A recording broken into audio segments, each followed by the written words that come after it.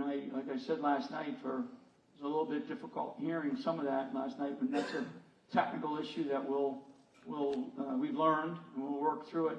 But this is about dialogue, and I just said to one of the gentlemen that are here that in human history, and I've written a lot about this, but in human history, war is the norm, is the normal state of existence.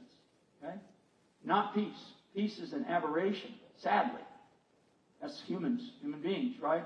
And when I think about my lifetime, in my lifetime, since frankly I was a child,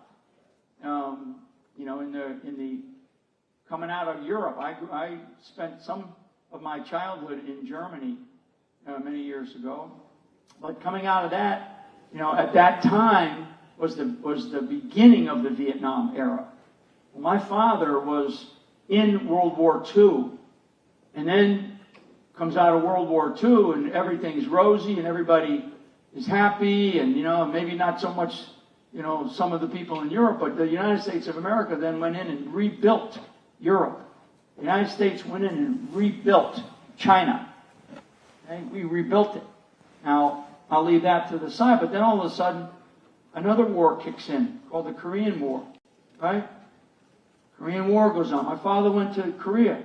Actually, he was moving my family at the time. I had 3 brothers and sisters at the time with my mother. They drove out to Fort Lewis, Washington State, the northwest corner. As soon as they got to Washington State, the Korean War broke out. So my father had to send my mother and 3 young kids back home to Rhode Island, which is where I'm from, up in the north here. And he went to Korea for 2.5 years. So he went into northern Japan. They went into the Busan perimeter, and then he fought from there for 2.5 years. And then my brother Billy, who's another older sibling, he then gets involved. Of course, a few years later, the Vietnam War starts. The French resistance in Vietnam, so on and so forth. And then we have the Vietnam War for, I don't know, it probably lasted 15 years, right? 15 years at least, from really the early days of the late 1950s into the early 1970s. So I could go on and on and on about warfare, but we got to figure this cycle out. And I'm not going to sit up here and tell you that I'm going to control human history. But I do think that in this day and age, with the ability to communicate, we have an extraordinary ability to communicate these days and to understand various cultures. Okay, and we had 50 different countries represented last night, and we'll have over the course of the day the same thing. That's 50 different cultures, right? I mean, everybody's slightly different, but when you sit and you talk to somebody, it's like, yeah, we got to figure this out, right? I'm not about selling anything. What I'm about is building things. Okay? And this is really, really important. And I know that, I'm one person with a great team of people that we do have. And we have a great, wonderful team. And you'll hear from some of them today that are essentially on the same ticket, the same train, trying to figure out how to influence not just the United States of America and the government of the United States of America, but also trying to, do our part in this time of human history to say, how can we get out of this cycle of madness? Because it is very, very chaotic, very complex. Complexity is another norm in human life, in human history. So, I could go on and on here, but I will get up and talk in a little bit. But I want people to understand a couple of things for today. We are live streaming this. Last night with the stream that we did just from downstairs, I had some great feedback from people that I know that were watching that I asked to watch. I asked them, hey, watch from afar. We probably had about 250,000 people that were watching last night. Over the course of today, we will have probably at least that number, maybe more, because people will pop in on the live stream, and that's what you're seeing behind me here, right? I think, yeah, so I'm up there, and that's what they're seeing, and that's what they're hearing very clearly, because this mic is tied into a feed, because this facility allows it, and we are doing that. So I know that those nations that are going to be speaking today, you know, like me, I'm not speaking for President Trump. You know, I speak for myself, but I speak for a lot of Americans. I definitely speak for a lot of Americans. And if there's one thing that I have learned in life, especially with the experiences that I've had, you know, operating around the world, I've learned a lot about the different cultures, and I've studied the cultures of the world. That's my thing. And I have deep respect, but I will also challenge those to operate in a world where cultures have to mix and blend, right? And we don't want to be overly antagonistic to each other. What we really want to do is kind of figure it out, right? I mean, God, I could spend all day talking to you about the history of the United States entry into World War II alone. You know, there's a great book called The Day of Infamy. And that's, you know, part of it is we, the United States of America, and this is where I'm definitely, you know, I'm speaking for myself, we have to take responsibility for some of the mistakes that we have made, yes, right? That we have made. And there are many. There are many. And so I think if we are able to understand that and own up to it, but it doesn't, for some of you and some of the folks that I know that we've spoken to, it's difficult in some cultures to take responsibility. It's actually difficult in our culture to take responsibility. You know, that's what your mother teaches you, right? You do something wrong at home, your mother or your father maybe teaches you, take responsibility for whatever mistakes you made, right? That's a teaching, that's a lesson for children, and we do it for a reason, and we need to be able to do it as nations. Okay, we need to be able to understand what are the responsibilities that we have as a great power in this world, and again understanding the cycles of history that we are experiencing. So, you know, the main point there is that we are going to be we are live streaming this, and there's a lot of people that are interested in the things that are going on. And so, like I said, over the course of the day, people will pop in and pop out about what is happening. So, so with that, let me turn it over to you, Boone, and we'll get on with this. Okay. Thank you, General Flynn. Good morning, everybody. I'm Boone Cutler. I'll be one of the moderators for today. Welcome to the importance of strategic partnerships. That's what we're here about today, about building strategic partnerships, a global security and diplomacy conference. The first person up today, I'd like to introduce the president of the Gold Institute for International Strategy, Ellie M. Gold. He is a seasoned foreign policy strategist, bridging practical political leadership, scholarly analysis, and bipartisan diplomacy. As president of the Gold Institute, he unites global leaders and policy-making bodies to craft strategic solutions on defense, alliances, and democratic resilience. Ellie.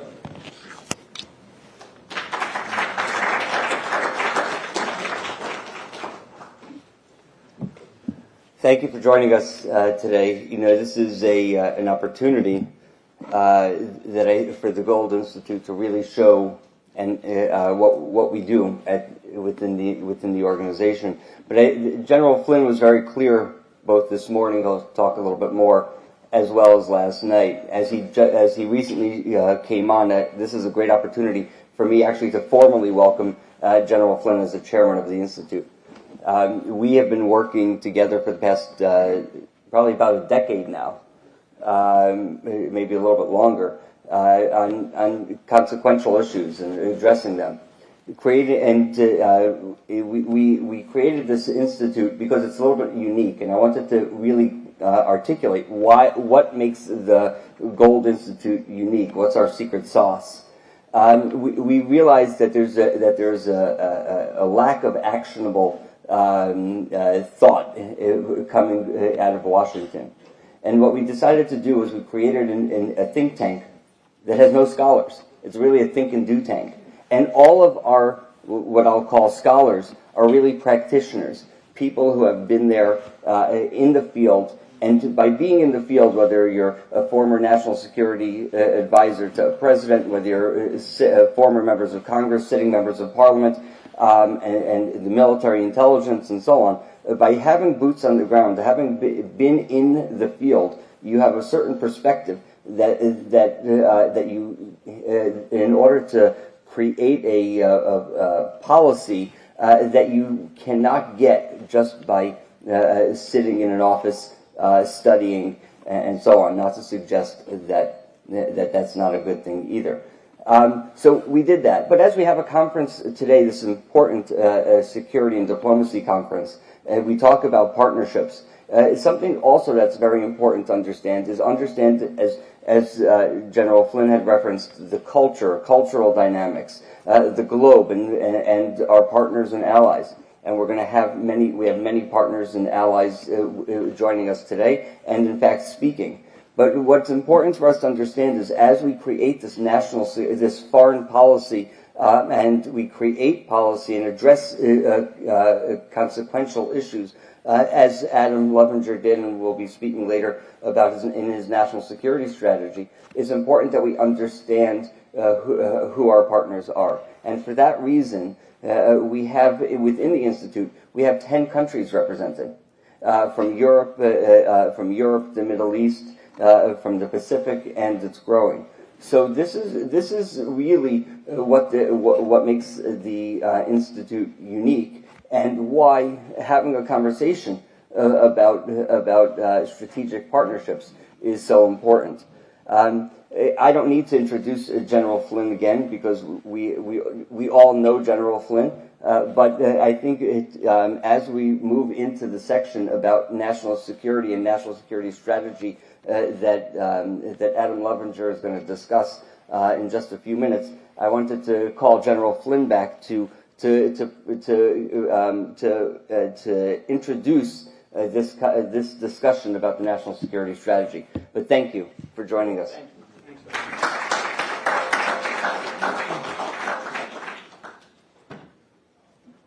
Okay, you get enough of me today.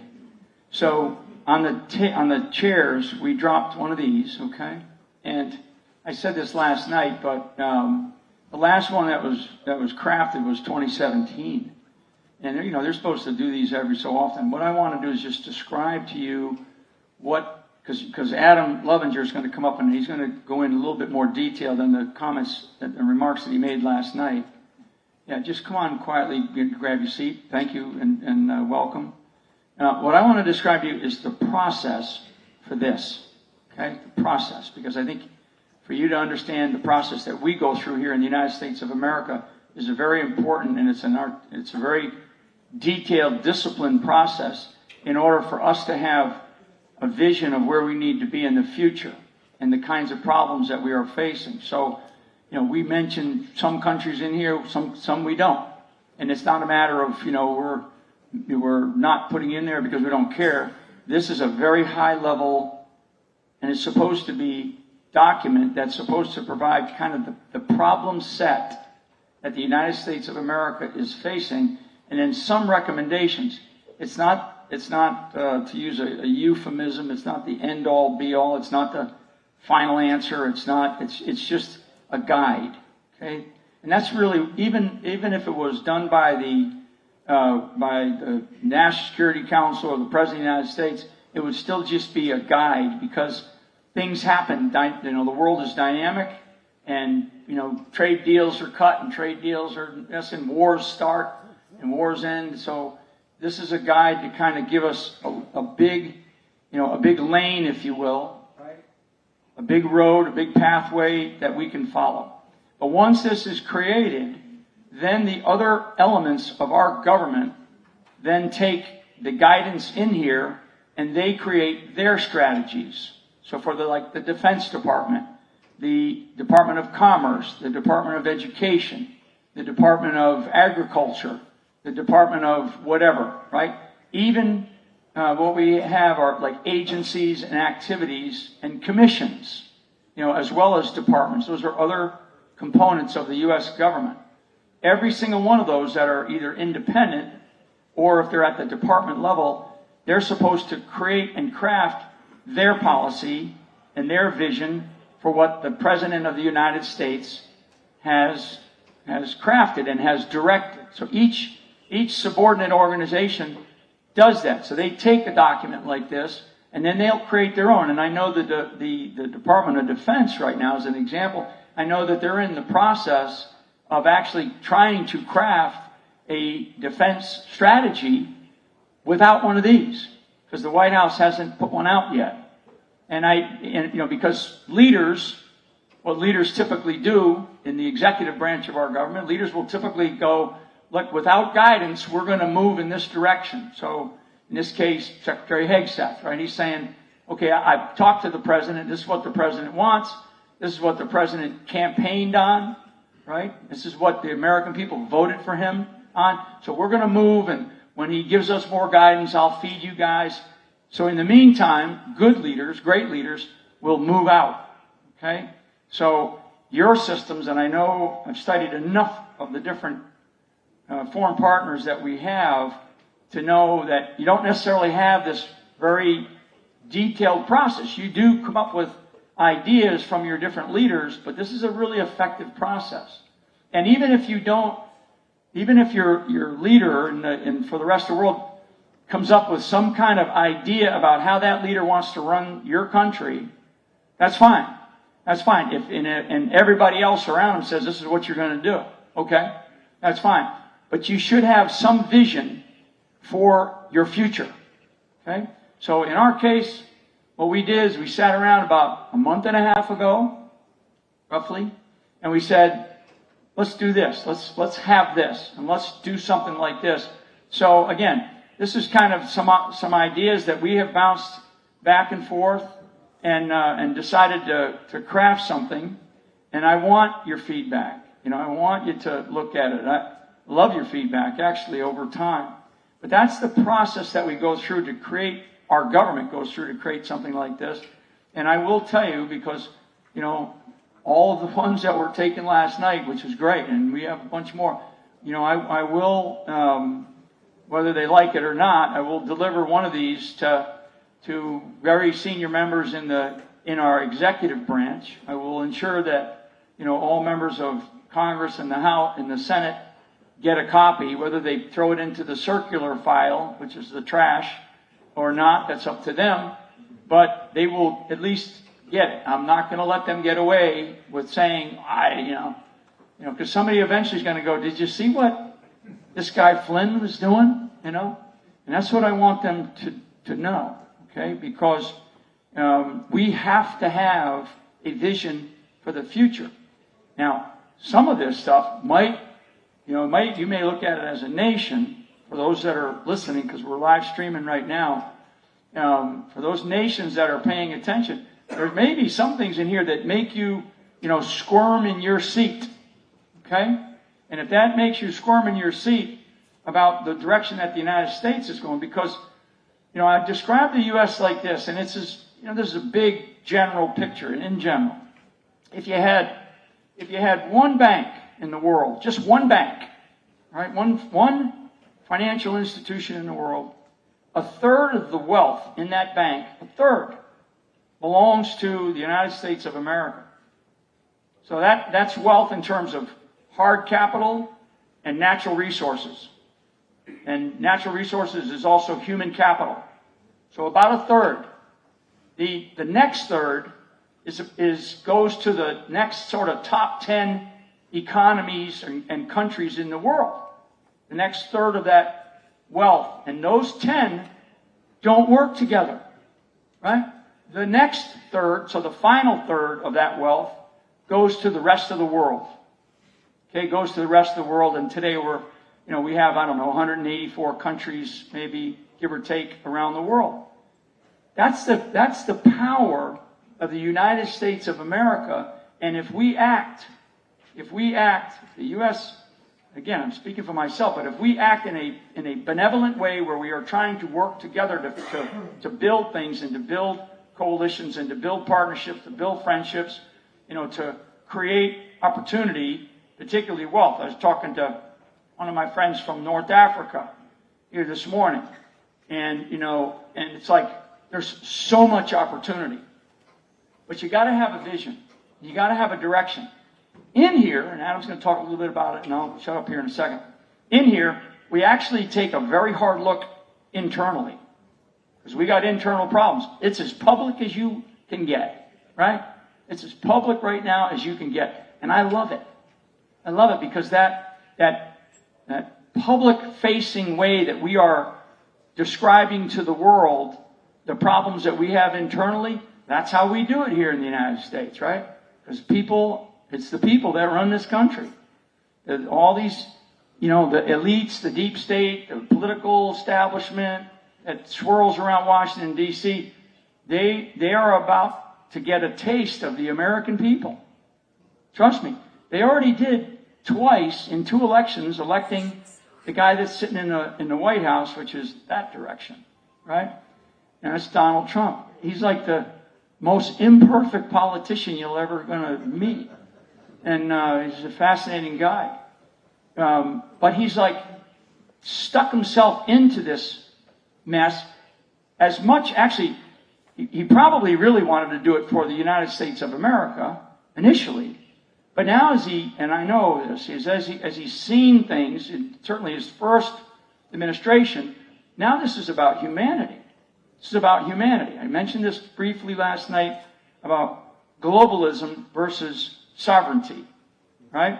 So all these nations that are represented here, you want your sovereignty. You want your culture. You love your country, right? Just like I do. I want my sovereignty. I want my country. I love my country. But we got to figure out how to work together because it is a vastly much more multipolar world. Okay? It's not this East versus West anymore. That changed 25 years ago. And 35, right? At the end of the Cold War. At another war. So, anyway, I'm going to turn it over to Adam, who I have, Ellie, who's the president. Adam, I mentioned briefly about Adam last night and how he and I connected over time. And he's going through his own personal pain of facing like what I faced, right? But the 3 of us up here that are sort of represent, the leadership as well as others that you're going to meet today, and some of our fellows that are here, we're not giving up. We're not giving up, and it takes, a lot to stand in that fire that we are still going through. But trust me, it's like I said to people, if you're gonna have a coup, you better kill the king. Right? They tried. So anyway, okay. So with that, I'm going to turn it over to you, Adam. Thank you very much for everything you've done. Thanks, everybody. Well, thank you, General Flynn and Ellie. It's an honor, privilege to be your colleague. And I know that everyone in this room is very busy. You have lots of important things on your plates. And it is my job, our job here, to make your time here very worthwhile. And I think it is a wise investment because what we're going to be talking about today is actually very important, not just for the United States, but also for our allies and partners. We crafted this national security strategy, which each of you should have a copy of in your seat, because we live in really unprecedented times. And I know that many people say that, and it's almost a cliche, just to get sort of an audience's attention. And then they go into something which is actually not very remarkable, and they ask themselves, why did that speaker say we live in unprecedented times to get my attention, to get me excited, only to leave me deflated?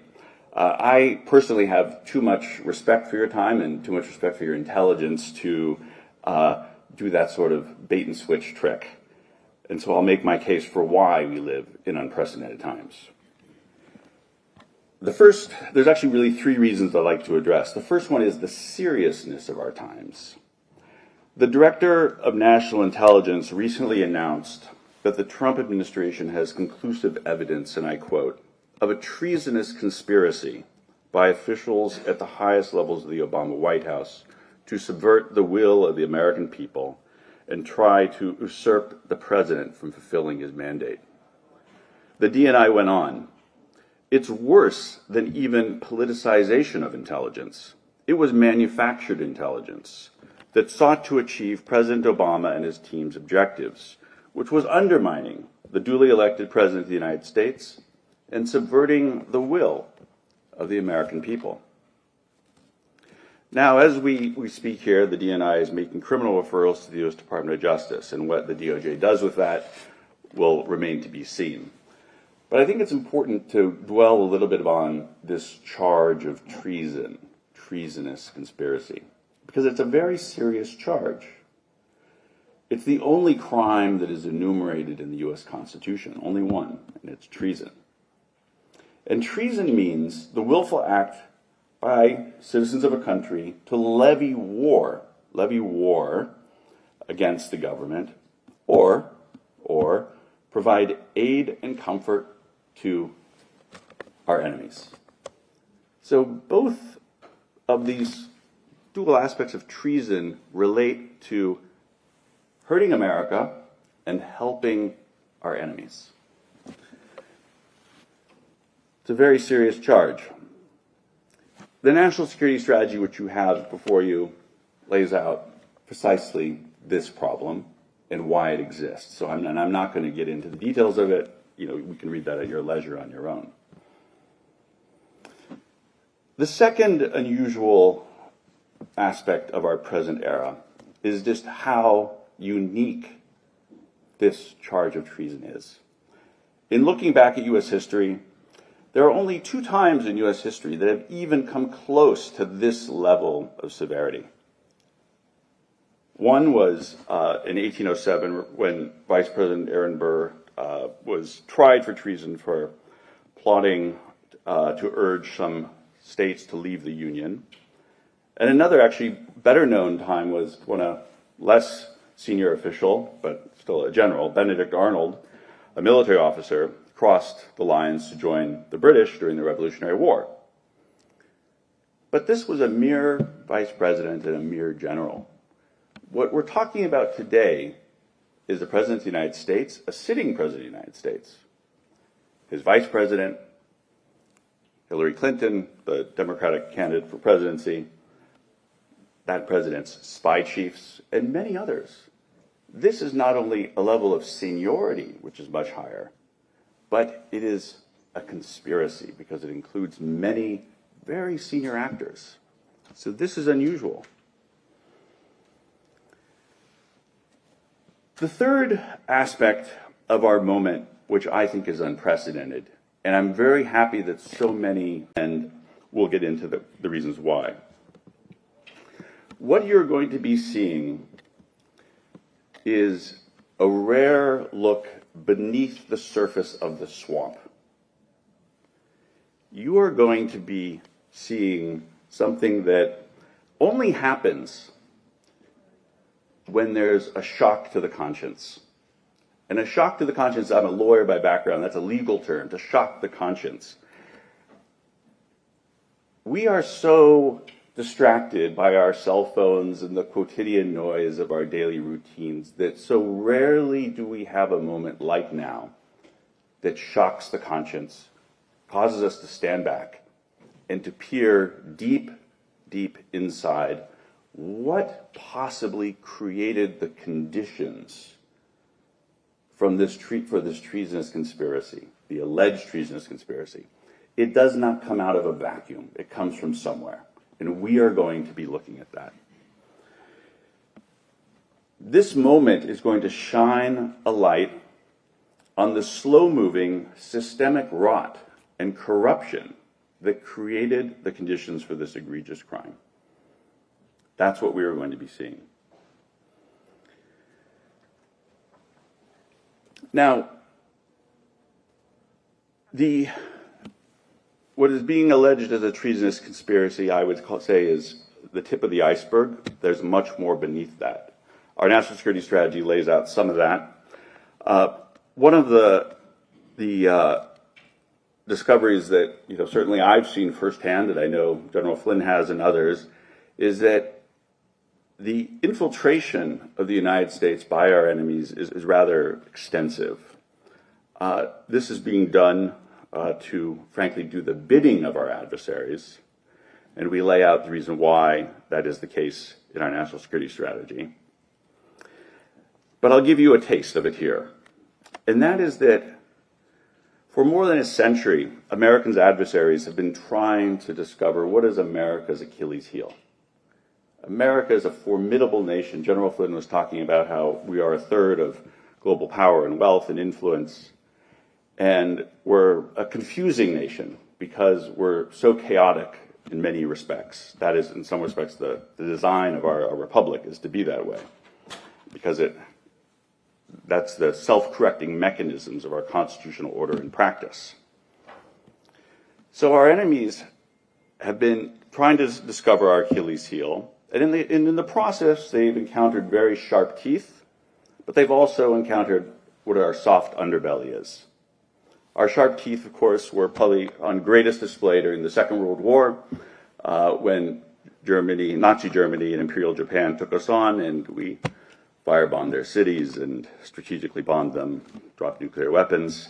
That was a very harsh lesson not to take America on head on. That's a mistake that our enemies have learned the hard way a few times in our history. Regarding America's soft underbelly, to our enemies' pleasant surprise, it's actually easier and frankly a lot cheaper to achieve strategic victory over America by taking an indirect approach. And that is, they have realized that America is unusually open. Our institutions, our government, our borders are very open to outside influence and, of course, subversion. A friend of mine, and a brilliant man, J. Michael Waller, wrote a book called Big Intel. I encourage you to read it.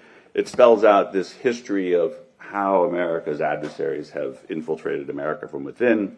He traces it back to 1917 when a young Leon Trotsky arrived in New York City to spread revolutionary socialism and to pack crowds in Brooklyn and Manhattan.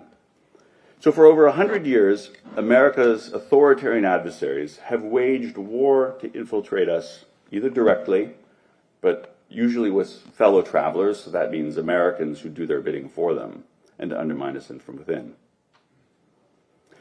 And once inside, they're delighted about how easy it is to buy influence. Every institution of strategic significance in the United States they discovered was corruptible. They've made great headway. And indeed, this is, if this shocks you, you haven't been paying attention. This theme of adversary corruption of American institutions is so prevalent that it's really not even newsworthy anymore. Nothing is shocking because the level of foreign subversion is so extreme. I'll just give you a few examples just from the past couple of weeks. Hamas and the Islamic Republic of Iran openly brag for many months, years now, that they have agents on all of our college campuses. And really nobody seems to care. Most of these Ivy League protests are funded and by foreign adversaries. I hope none of you have children going to these schools who are actually being the tools of America's enemies.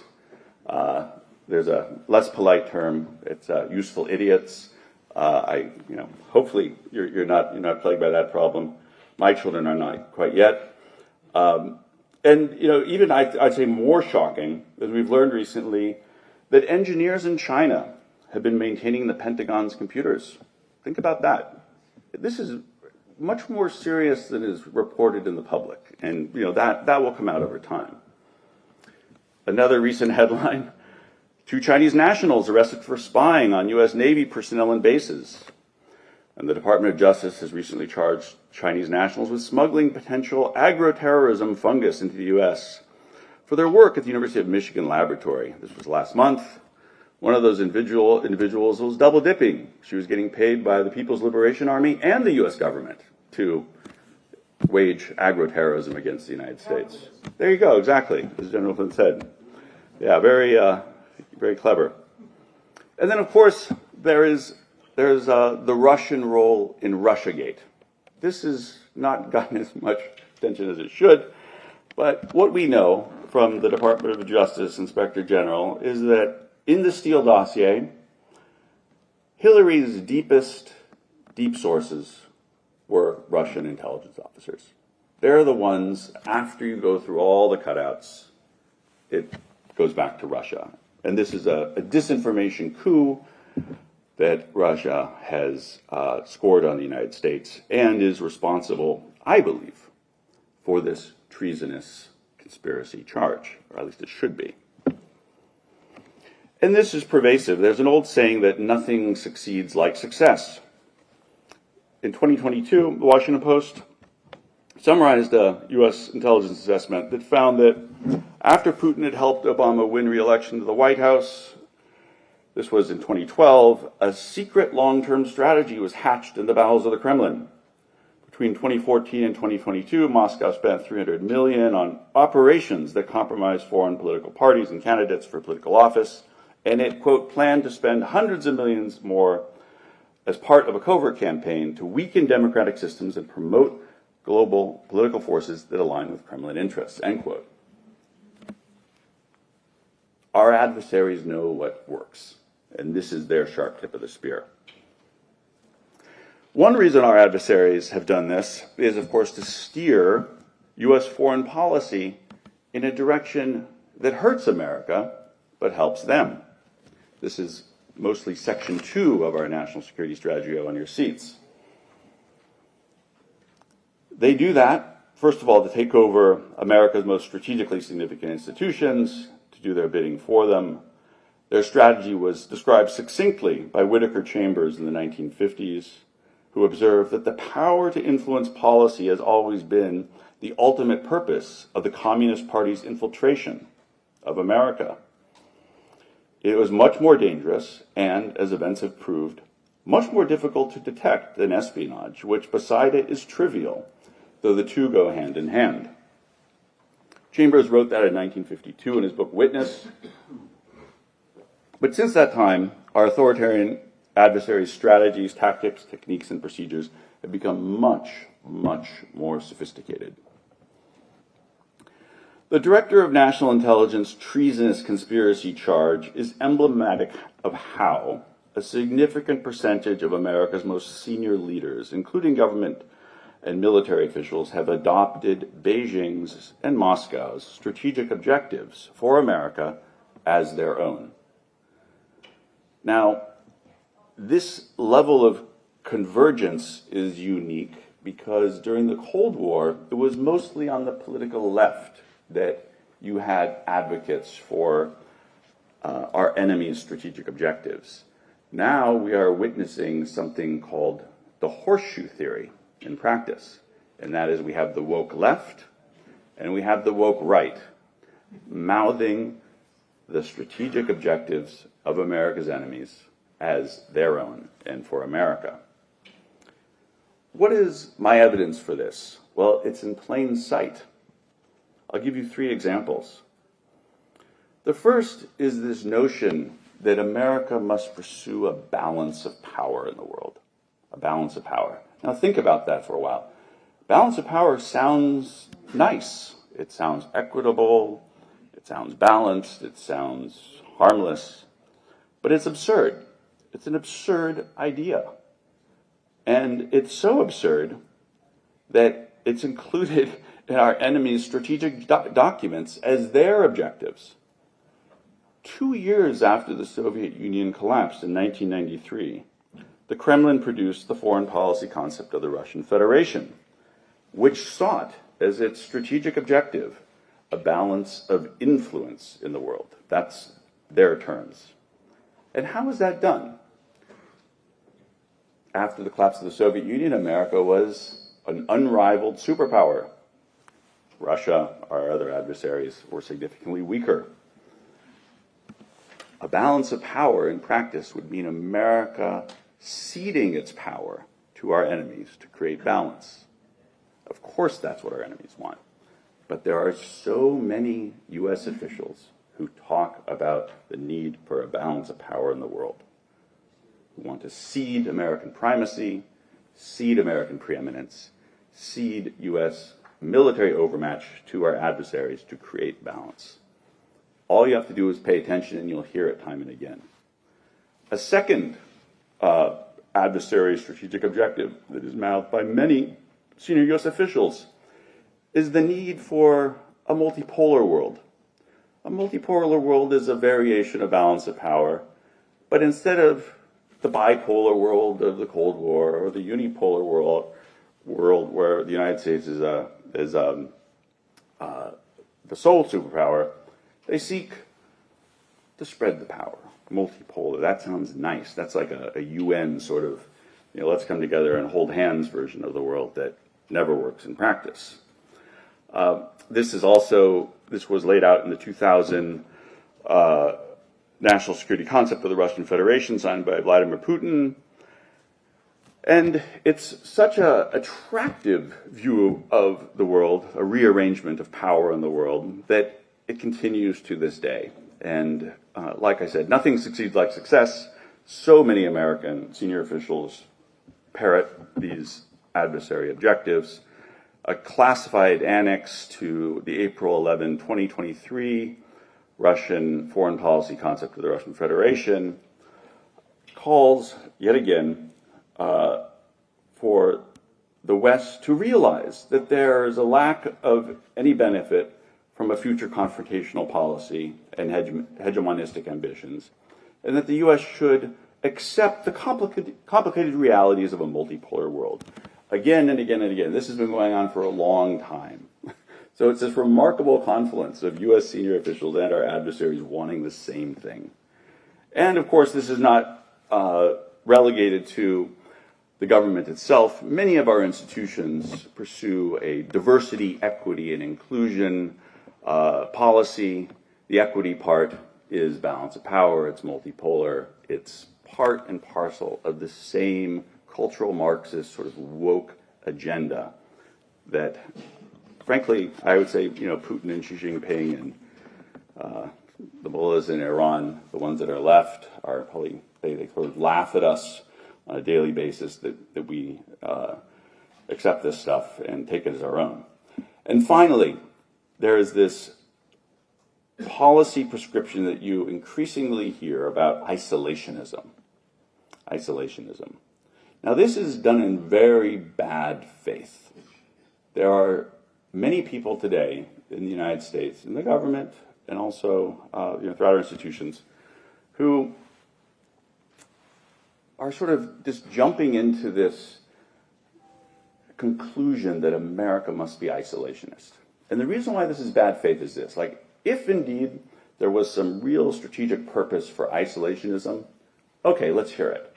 But as we talked about last night, as General Flynn mentioned, as I spoke in my comments, America's strategy capacity, we no longer produce the precursors for our national security strategies called net assessments.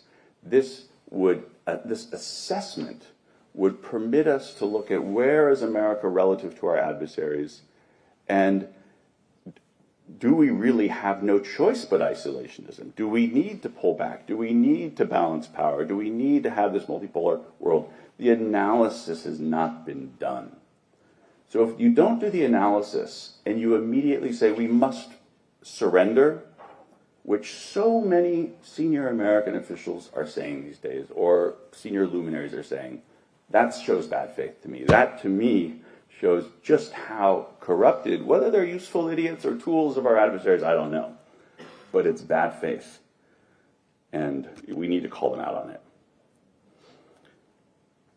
A classified addendum to the Russian foreign policy concept called for precisely this: for Russia to disrupt the domestic politics of the United States and European countries through propaganda campaigns supporting isolationist policies. So think about that for a while when you hear these talking heads talk about the need for America to be isolationist and cede our preeminence or overmatch or primacy. This goes on, and it's not relegated to the United States. It's relegated to many other countries as well. I am personally, heartened to see, however, that even though I don't think President Trump has all the best advisors, he himself recognizes the need for American preeminence, American primacy, and overmatch. I don't think this balance of power, multipolar world, or isolationist tendency has infected him, and thank God, because that would be a problem. I think he's wiser than that. Instead, he's adopted a policy of deterrence through peace through strength, which was a very sharp break from the Obama and Biden administrations, which genuinely did adopt the strategic objectives of Moscow, Beijing, and Tehran for their own. So we've been talking about treasonous conspiracy and U.S. officials, but there's really something deeper going on, and I'm not going to talk about too much because it is in the national security strategy. But the reason, the purpose, the issue is, why are our enemies doing this? Why are our adversaries doing this? And frankly, it's because they're scared. They're scared because they know they're failing. The Russians know they're failing. The Chinese know they're failing. I'm not one of these people to say that to downplay the threat they pose to the United States. They do pose a very severe threat to the United States, in part because they're failing. But they know that they're rotten from within, and that their only hope is they can't reform, because they know that. They don't have the flexibility for that. Their only hope is to tear America down. And the reason why they want to do that is not for external purposes, but for internal purposes. Their greatest fear are their own people. They don't fear the United States. They don't fear other countries. They fear their own people. And they fear their own people because their people look to America as a beacon of hope.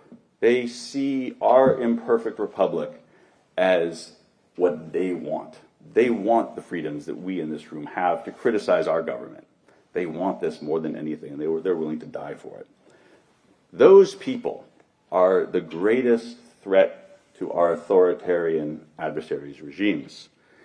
The data is obvious. You look through Iranian history, it's these street movements that go into the public square, that when there's like sort of an uprising, this overthrows Iranian governments. It's also the reason why in the People's Republic of China, that the domestic security services inside China are 3 times larger than the People's Liberation Army. The budget is bigger, even though the Chinese are building an indigenous aircraft carrier and lots of other weapons. Beijing is so afraid of their own people, and that is why they're trying to make America more authoritarian, more like them, so their people will have no hope. And we spell this out with more detail inside our national security strategy. These brutal regimes, they fear their own people than the U.S. or the Western country, because the freedoms the U.S. has are a beacon of hope. They know that their only chance of long-term survival is to distinguish that hope. And to do that, they need Americans to lose faith in our government, in our most prominent institutions.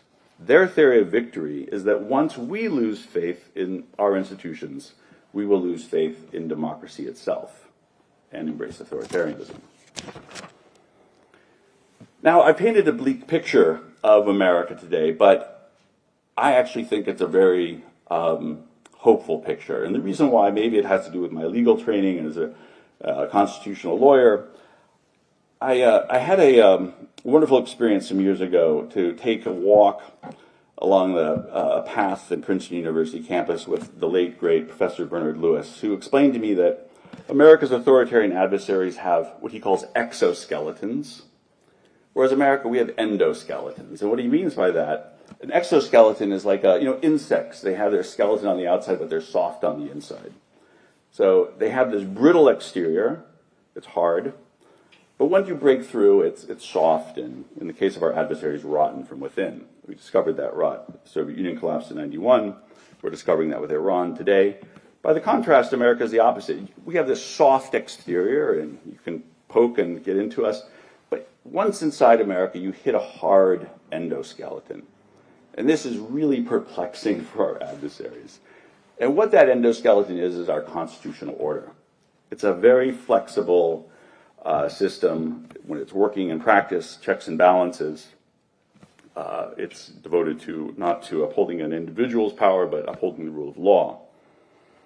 This was no accident. Our endoskeleton was in place by design. At our founding, John Jay warned a young America that our openness to new immigrants and foreigners, as well as trusting national character, this was a great reason for our success. It reduced commercial transaction costs in ways that are unimaginable to other parts of the world, but also exposed America to great threats. Now,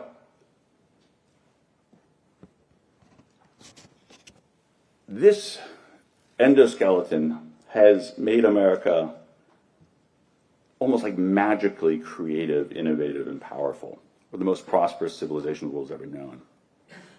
And just when our enemies think they got us, we bankrupt them, or we overtake them by changing the rules of the game. A wise man who's actually sitting in the front row here, General Flynn, once told me when I was joining to work at the NSC, Adam, we want to make sure that we have the greatest number of options at the very last minute. That was his writ to me.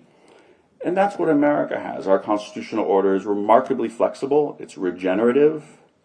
And frankly, one reason why I'm hopeful, despite all of this doom and gloom I've been talking about, is because when our enemies do attack us, when we have treasonous conspiracies afoot, the constitutional ordered process of the rule of law to sort that out, to expose it, as we're doing here, with our allies and partners, seated here today, is a regenerative process, and it's our opportunity now to demonstrate just how resilient we are. I will end my talks by talking briefly about part 3 of our national security strategy, which is about allies and partners, and this is where you come in. The problems I've been discussing that take place in America are maybe more extreme than anywhere in the world, but they're not relegated to us alone. A dear friend of mine, who was also the commander of British forces in Afghanistan, Richard Kemp, recently just wrote an article titled, "Putin's Spies Have Infiltrated Every Section of British Society." So this is a pervasive problem. This presents us an opportunity, and it's an offer that we are extending to you seated in this room, those listening, our allies and partners in the United States, to work with us together. This plague is infecting all of us, but it presents us an opportunity to address this common threat together. I'll conclude by stating that next year is America's semi-quincentennial. As we argue in the National Security Strategy, we've succeeded this long because 250 years ago, our framers bequeathed to us a practical, wise, and elegant constitutional order. Respect for and adherence to the U.S. Constitution has kept Americans freer for longer than any other civilization in history. Something similar was said about the Roman Republic, but that was before the erosion of its republican principles and rule of law gave way to the law of the jungle. Hopelessly corrupt, weak, and despotic Rome, by then a rump of a once great power, was overrun by barbarian hordes, as American Ivy League campuses are today, and Rome collapsed. But what put the final nail in the coffin was when Rome's unprincipled leaders normalized what we see today, the commission of treasonous conspiracy. Writing over 2,000 years ago, Marcus Tullius Cicero explained why. A nation can survive its fools and even the ambitious, but it cannot survive treason from within. An enemy at the gates is less formidable, for he is known and carries his banner openly.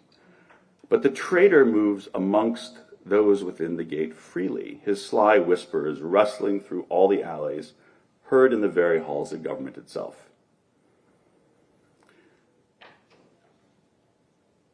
We know what our enemies are trying to do. They're trying to do the same thing to you as well. Please join us in rooting out this rot, in ending this evil, and in perpetuating all that is dear and important to us for future generations. Thank you very much.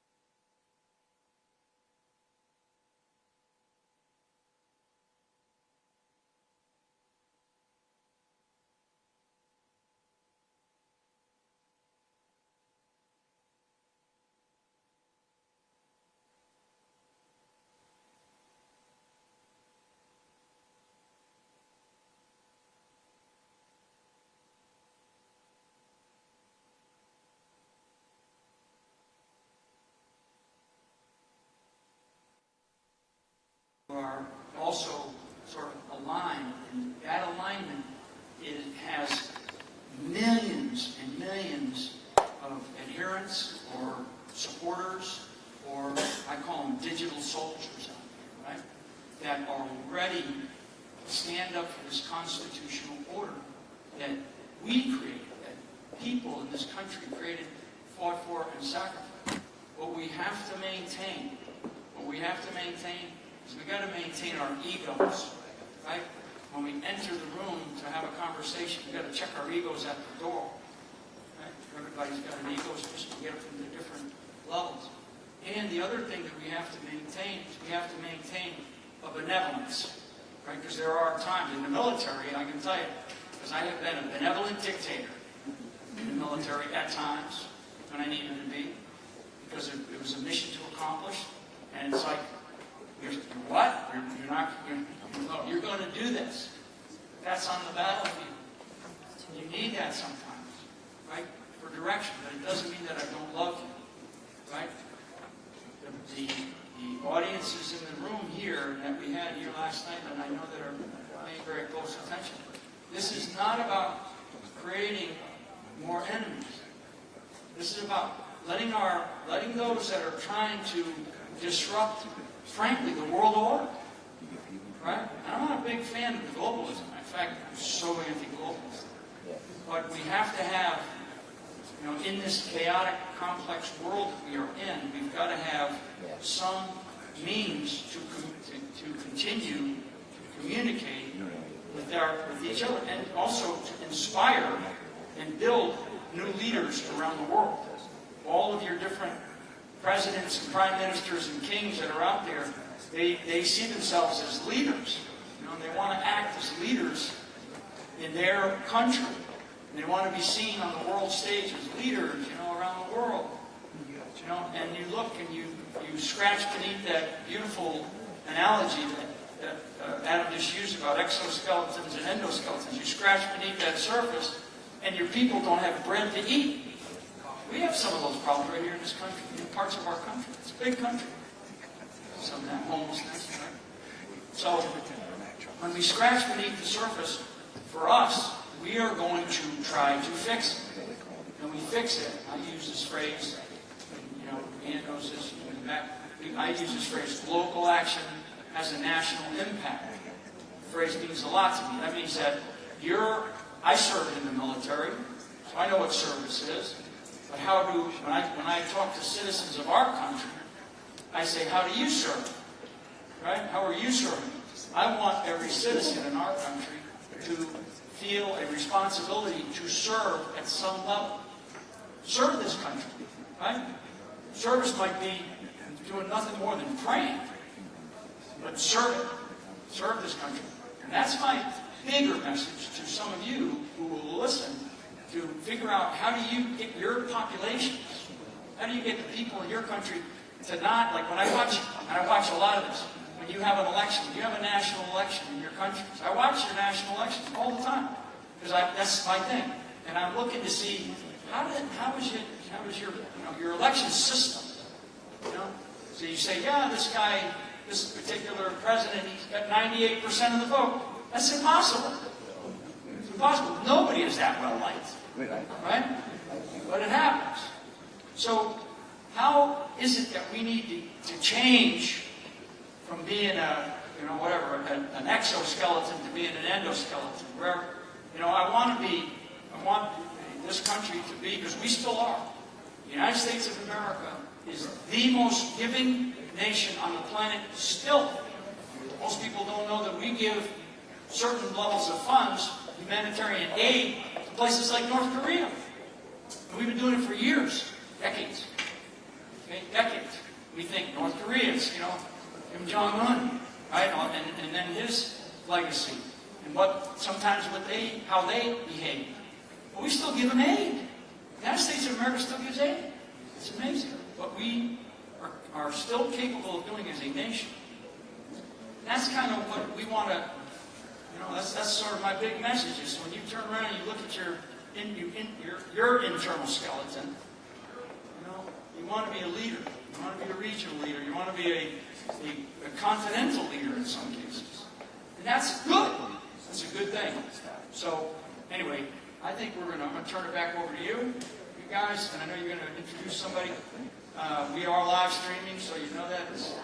I'm going to go actually back and right in the back here and do a big interview with another probably 2-3 million people. So we are open kimono here for the Asian population, right? We're open. And you know, there will be times when we will be able to ask questions and stuff like that. Maybe during some of the, I know during some of these things. So, you know, engage us and let us know how you begin to see things.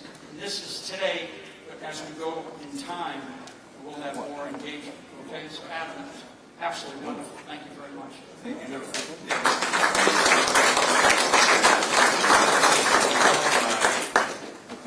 Pleasure, privilege, honor to introduce a very dear friend of mine, a very valued member of the Golden Institute, Congressman Trent Franks, a former U.S. representative from Arizona who served 7 terms in Congress. He is currently chairman of Liberty Petroleum Corporation and a distinguished fellow at the Golden Institute for International Strategy. Congressman Franks is known for his work on national security, energy policy, and constitutional issues. He was chair and co-chaired several congressional caucuses. Congressman Franks.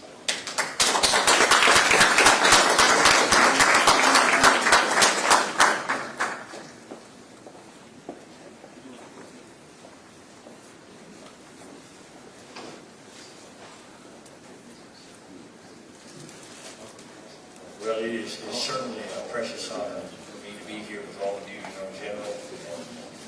I guess he's already gone back, he's already doing the job. Thank you, Ellie, for all that you do to put these things together. Wouldn't any of us be here without you. And Adam, you're kind of the brain trust of the outfit, I'm glad you're here. And there's so many friends I have out there. I love you all. I only want to mention one because he had either difficulty or the honor, whatever you might want to call it, of being a fellow member of Congress. That's Joe Barker, Texas. Great guy. Respect. You know, I'm a little embarrassed because just about everything that I was going to say to you this morning has already been said by much more eloquent people. And, you know, they say that there's nothing more encouraging than to hear your own convictions fall from another's lips. And I've certainly heard that this morning. You know, especially the whole idea that, you know, it's the water on the inside of the ship that sinks it. And as we talk about partnerships, you know, all of us know that each of us need friends. And partnerships are vital in America, capitalist America. We have learned that we have to let each person do what they are very good at. And that together we can work together and be very productive. We compete with each other. Competition is sort of the foundational premise of our economy. Many people say, I would suggest to you that there might be even a more important one, and that would be related to the legal construct that we have, in that we pledge mutually to keep our promises to each other. We have contracts and agreements, and under a certain rubric of legal framework, we enforce those for the rest of us. So everyone is kind of on an even playing field. And without that, I have to tell you, the competition would be chaos more than it would be competition. And finally, we recognize that without a secure environment, without national security, there can be no prosperity, there can be no real economic security. And I would always suggest to you that we sleep safe in our beds at night, because rough men like the Flynn family stand ready to visit violence on those who would do us harm constantly. So we are a blessed nation, and we recognize the importance of working together, and that certainly applies to the world outside. We appreciate all of the countries that are represented here today. One of the great constitutional scholars that I have often quoted talks about how America's Constitution is central to many of the challenges throughout the world. He said, hold on, my friends, to the Constitution and to the Republic for which it stands. For miracles do not cluster. And what has happened once in 6,000 years may never happen again. So hold on to the Constitution, for the American Constitution should fall. There will be anarchy throughout the world. And there's no arrogance in what I just said. There is an invitation, in a sense, for us all to join the the basic ideals that really are part of being a human being. And I think that in a global environment now saturated with technology and weapons that were unimagined 100 years ago, it is more important than ever for those who hold to these foundational ideas that we're all created children of God, that we're all equal in His sight, and that we all have the right to be free and to own property and to pursue our dreams and to lay hold on the miracle of life and to be able to do those things that all of us in our souls want to do. And if we want to have partnerships, I'm convinced that commonality around those basic principles is vital. Apart from that, unity in itself can be defined as this common consent of idiots. I mean, we can all get together and be unified over nothing. But if we really want to be partners, if we really want to be unified, we have to be committed to certain basic principles together. And I am convinced with all of my heart that if we are the noble nation that we started out to be, if we hold these truths to be self-evident, that we're all created, and if we are the most dangerous enemy that anyone would ever come against, and the most faithful friend that anyone would ever want to have, I believe those are the basis for the partnerships that we can see desperately. And I believe if we do that, like the poet said, that the nobleness that lies in other nations, other hearts, will rise in majesty. So I'm going to stop there and introduce some of our people that are going to be coming up and visiting here this morning with us. Now, I know that we all have these little paragraphs of what we all do, things like that, and Adam was so kind to be brief. I wish my mother could have that impression. But for the sake of being able to get through these next 50 minutes, in time for you to be able to ask questions or whatever, I'm just going to kind of just introduce these folks and hope that as they come up that they'll say, but they're all really smart. Every one of them smarter than me. That may not be a high bar, but I was born very time. So, Dirk Jen Epnik, as a member of the European Parliament, just a really good guy. Major General Kyung Soo Shin, Major General in South Korea. Herman Tersch is also a member of the European Parliament. Ambassador Omer Ayin, good friend. Professor Erdogan Hussan, and I'm hoping all of you, as we mention your name, will go ahead and come up and approach the group. And we're looking forward to hearing from all of you. And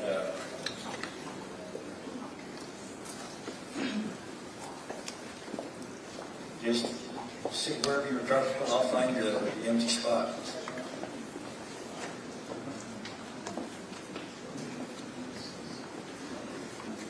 And you can either come to the podium if you're opening your remarks, or you can stay where you like.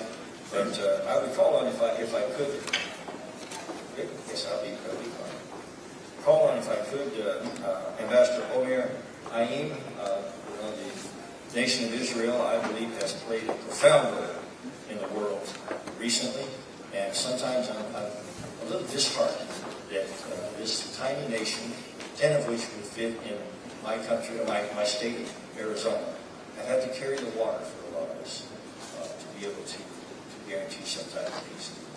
So with that, Ambassador Ayin, I'd love for you to come forward. Good morning, everybody. Thank you for having me. Not the master, just Israel Minister of Defense Representative.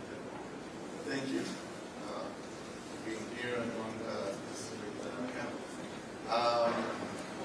Israel is facing great, big challenges and threats. But if you don't mind, sorry, I'm less going to talk about Israel, specific Israel. It's a threat and threat. It's supposed to be in the middle of war, in the middle of operations. We're still waiting to release our hostages. I want to talk about something that is a little bit more wider. Okay? Heard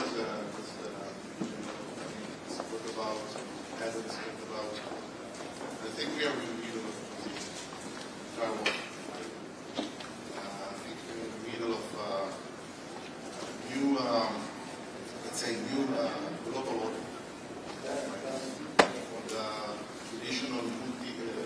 let's say, just to borders right now that we have the old, let's say, Cold War Russia and the United States, talking about right now, regional.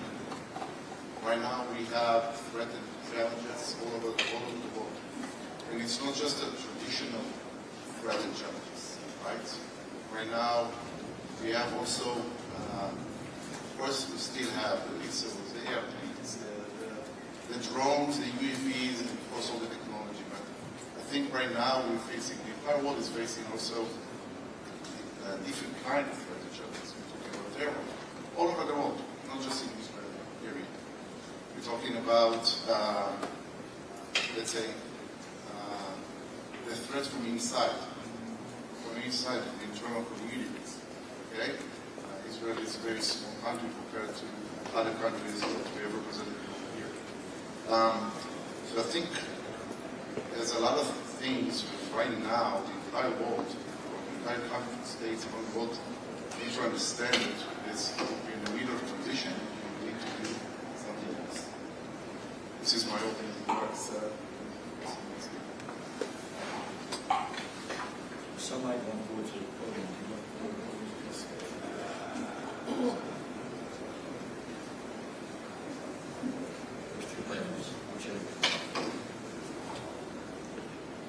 Thank you very much. My name is Dirk Epping.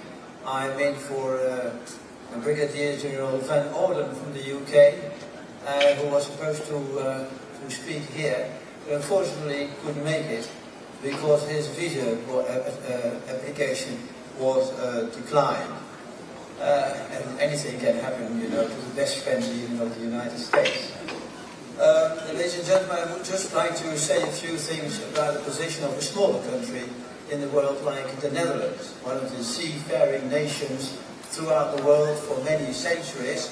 And we have always been part of any coalition that keeps the navigation of ships open in the world, and that's one of the reasons why we are involved in the actions in the Red Sea, in order to make sure that the Houthis make less trouble. And we do that together with the United States and with the UK and other countries that experience with boats. Now, there are some ideas in Europe that we should have, instead of NATO, a European army. I can only disadvise that idea because the European army will not work. It will be an army of bureaucrats led by committees, always in meetings. So nothing will happen, and we do not scare any opponent that way. In fact, you invite an opponent to act against you.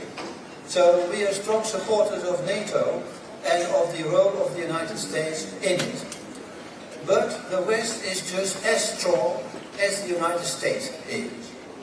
I have a good friend in the Netherlands, his name is Mark Rutte. It's now a familiar name throughout the world. He's Secretary General of NATO. And before I left last year to Brussels, I told him, whatever you do in Brussels, there is no alternative to NATO, no substitute to it. And the West is just as strong as the United States is. Europe cannot replace that position. And if we look in the world now, we see that the geopolitical shifts in the world are now happening. We call it the period of transition. But the most dangerous situation in the world is a weak America. Over the past 40 years, we have seen it. And once America tends to fall asleep, other people wake up. And unfortunately, we've seen the invasion in Ukraine, which is of course an important point in Europe. But I agree with President Trump that if he had been President of the United States at that moment, Putin would not have made a bet to invade Ukraine. He would have been afraid, because he will make a calculation, it's too risky. Let's either wait until there's another president, or let's not do it. And what we have to deal with is therefore a strong United States. And we are facing a Russia that is a Russia that has to overcome a certain bitterness, because the Soviet Union is not existing anymore.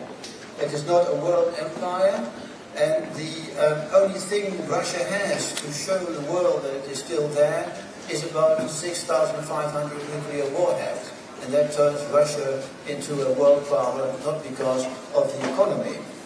And thirdly, we have the rise of China we have to cope with. China, in 40 years ago, as a student, I went to China the first time.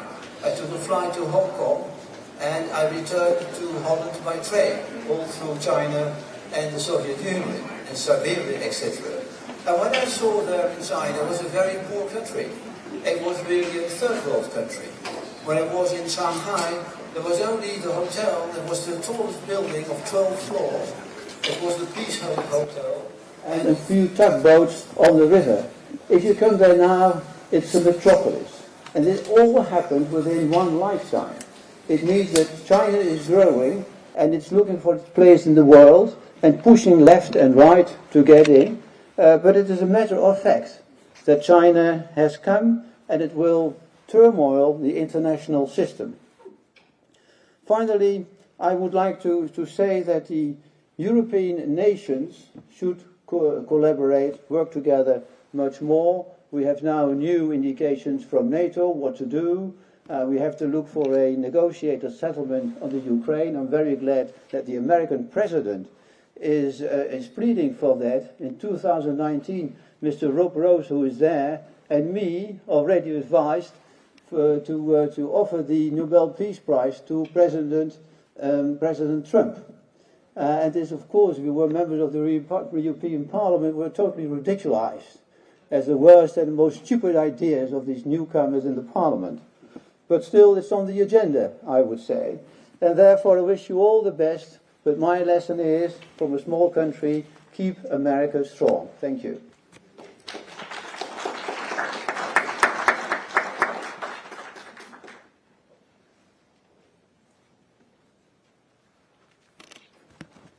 Good morning. I hope you forgive my very strange English accent, and I'm speaking English once a month. So this is the first time this month.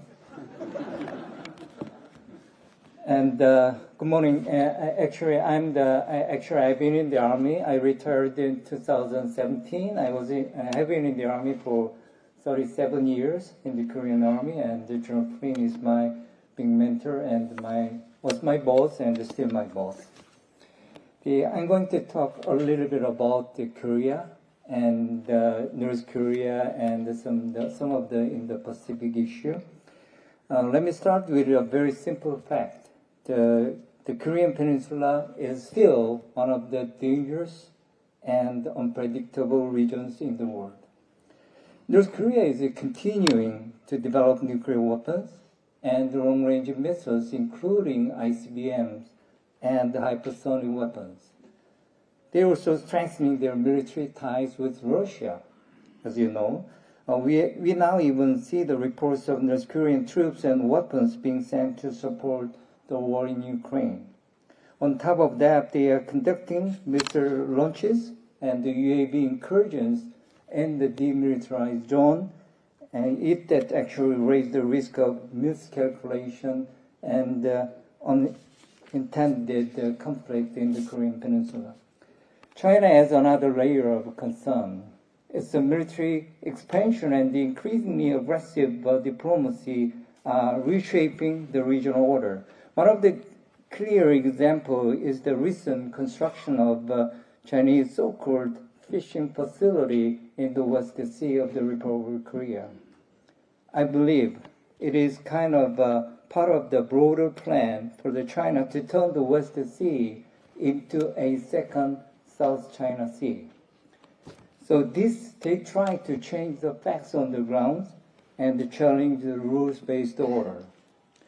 South Korea is not that actually sitting still. We are pressing forward with defense modernization, acquiring F-35 stealth fighters, upgrading the preemptive strike capabilities, and building a layered missile defense system. And also cyber readiness is also improving rapidly. Just as important, our combined exercise with the United States troops remains strong, showing our shared resolve and readiness to the region. and trilateral cooperation with Japan is growing steadily, and it helping us to deter any threats from every direction. Our new administration has been very clear. Korea's security and foreign policy will stay firmly grounded in the Korea-US alliance. At the same time, we are enhancing cooperation with Japan and engaging with the regional players based on realism and the national interest. President Lee has stressed the importance of maintaining a strong defense posture, firmly rooted in the Korea-US military alliance to deter North Korean nuclear threat and provocations. And this approach, I believe, aligns closely with President Trump's foreign policy direction, focusing on strength and the national interest. That's why a future summit between President Trump and President Lee could be a great opportunity to build even more common ground between Korea and the United States.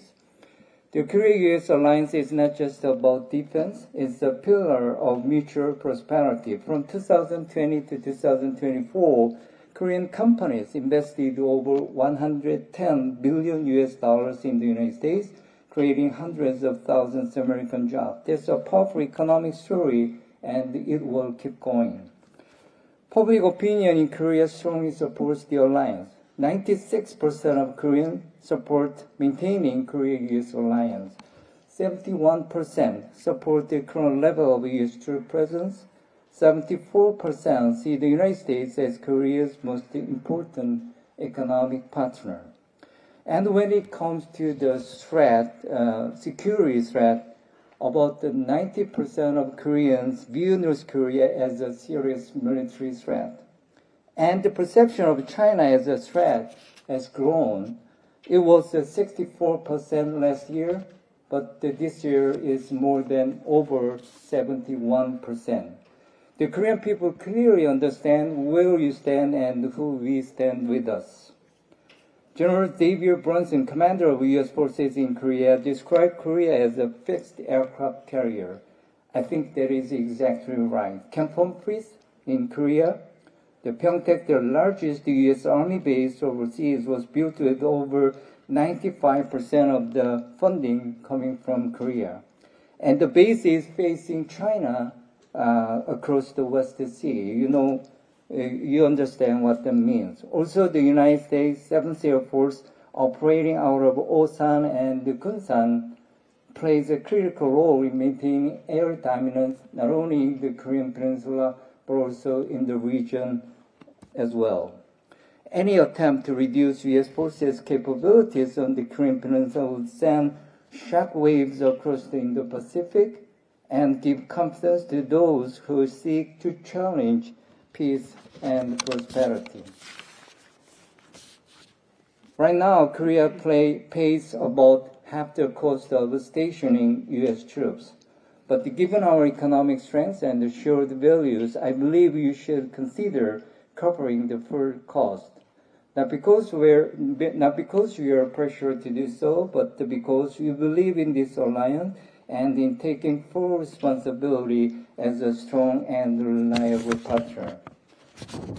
The Korea-US alliance is not a relic of the past. It is a living and evolving partnership. It was built on the shared sacrifice not only in Korea, but also in Vietnam, Iraq, and Afghanistan.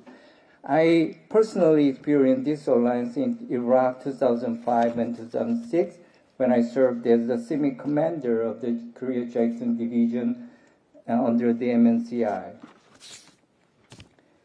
A timely summit between the two Korea and the United States leaders will provide an opportunity to resolve trade issues, reaffirm alliance commitments, and set forth a bold and long-term vision for mutual benefits.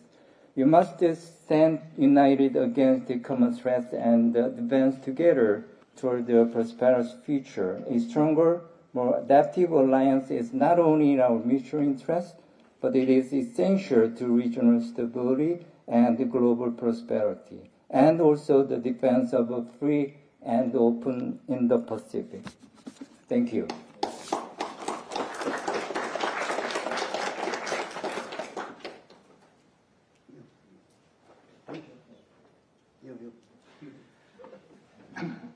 Good morning, ladies and gentlemen. I'm French. Nobody is perfect.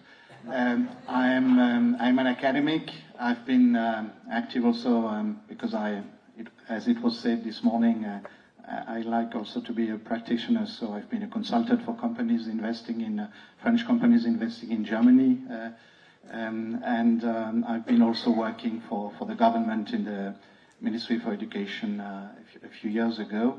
But mainly my main activity has been commenting and analyzing and advising the development of French-German relationships and of the European Union.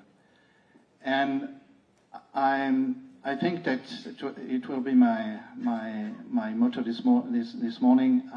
I think that the European Union, as we know it, has failed as a project, and I will try to explain why in a few sentences, and then I will tell you why I think that Europe is necessary, that a sound transatlantic dialogue is necessary, but on another basis than it is currently done or undone now. Well, I would start with a remark from our greatest modern statesman, General de Gaulle, in 1962. He held a not so well-known speech about sovereignty. He was speaking in front of an African audience. It was just after the decolonization. And he told his audience, well, you know, it's not enough to be independent. You must be sovereign. And what is sovereignty? Sovereignty is taking responsibility in front of the world for your independence. So I think this is what General Flynn said this morning already, but I just wanted to quote General de Gaulle because he had very clear ideas about that. And I think that one of the main problems we have currently in the European Union, as it is functioning, is that nobody is taking responsibility. That's the problem. If you want to be free, if you want to defend the constitutional order we are speaking about, you need a sovereign state, a nation state, but you need also a state where the politicians will take responsibility, where the democratic vote will be respected, and where you know that at the end there will be a new election where the people will be able to say we agree or we disagree with what has been done. Let me take a few examples of why the European Union currently is not functioning well, in spite of all what you can hear and beautiful speeches and now President Macron speaking about European sovereignty. But European sovereignty, it doesn't make sense. Why? Because Europe is not a nation, it's not a state, it's a coalition of nations, if it's something. So the question is, to know whether its nations are sovereign states working together towards a goal which has been defined together and which is being implemented together. And that's the problem we have, is that nobody is taking responsibility. There is no European strategy. We were speaking about a strategy. There is no strategy of the European Union. That's the problem we have. I'll just give an example. I've always been very agnostic, if I may say so, as far as the European currency is concerned. The euro, good thing, bad thing. Well, if I take my country, it was not such a good thing as we had thought. Why? Because thanks to the low interest rates which were allowed by the sound German economy, the President and Prime Minister of France, they said, well, we can create more debt because we can borrow at a low rate. It's really fine. What was the result? Is that now the French indebtedness is a catastrophe. Why? Because we have indebted ourselves more than we should have if we had kept our national currency. So it's just an example of how irresponsible statesmen can become if they don't think nationally, if they don't think as heads of or a prime minister of a sovereign state. I will give another example. I don't want too much French bashing in French. So I will take the big neighbor, the Germans. You know, we love them in France, and the reconciliation between France and Germany after World War II was essential to rebuilding Europe, on one side. On the other side, I must say, these last years, I didn't understand any longer what the Germans really want. Do they have a national vision? Do they know how they will contribute to Europe? Just an example. They thought they would be able on their own to compete, economically speaking, with China. Wow. I mean, second economy in the world and developing, as has been said, just been said, very fastly. And the Germans said, well, we don't need the other Europeans. We will do it on our own. Well, then the other Europeans said, well, you know, maybe it could be wise to have some tariffs protecting Europe from unfair concurrence or competition or so on. While the others, the Germans said, no, we don't need that. Free trade as an ideology, that's what we are following. Well, and you see the result today, is that we have no protection, trade protection towards China, and the share of imports, for instance, electric cars, Chinese electric cars to Germany is getting higher and higher every year, and then you have the Germany automotive industry saying, well, what is happening? We are losing the competition. Well, guys, if you had listened to the others, if we had worked together, it would have turned another way. So this is another example. I want to come now to finish my short presentation to somewhat historical aspect. What was the big strength of Europe at the end of the Cold War? We had strong United States, but we also had strong European nations. I mean, even if President Reagan didn't like it always, but when Britain said something, or France said something, or West Germany said something, well, it had weight. Why? Because these people were speaking in the name of their nations. And I think this was the strength of the Western alliance in the 1980s, which helped overthrow the Soviet Union. It was that this was an alliance of nations. And everybody was speaking. You knew that the US were stronger than the others, but the US were respecting the French view, or the West German view, or the British view, or the Italian view, because there was something like an Italian nation, a British nation, a West German nation, or German nation in making a French nation. I think the problem we have now is that you don't know what Europe, the European Union, is fighting for. And when you are asked about having this or that strategy, then they will say, well, ask Brussels, you know? But that's not an answer. As Henry Kissinger said once, well, the problem with the European community at that time, it was not yet European Union, is that I don't have their phone number. Whom should I call? So I think it hasn't changed. It has gotten worse because, unfortunately, after the Cold War, the victory in the Cold War, we forgot the lessons of the Cold War. And my pleading, just to end this presentation, would be to say, well, we will be strong together again if we are an alliance of nations, of sovereign nations.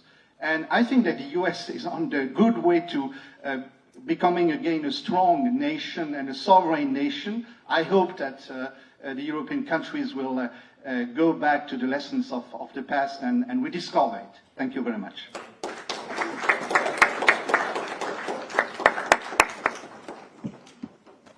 So, thank you very much. I will present myself. I'm Germán Terz. I'm from Spain. I'm a member of the European Parliament, and I'm the Vice President of the group of the Patriots for Europe. That's the third group in the European Parliament. First of all, chapter of thanks. Thanks to Ellie Gold, who invites me and who made me fellow in this great assembly of wise people. Thank you to Mike Flynn, who is an American hero, and I'm very proud of being here with him.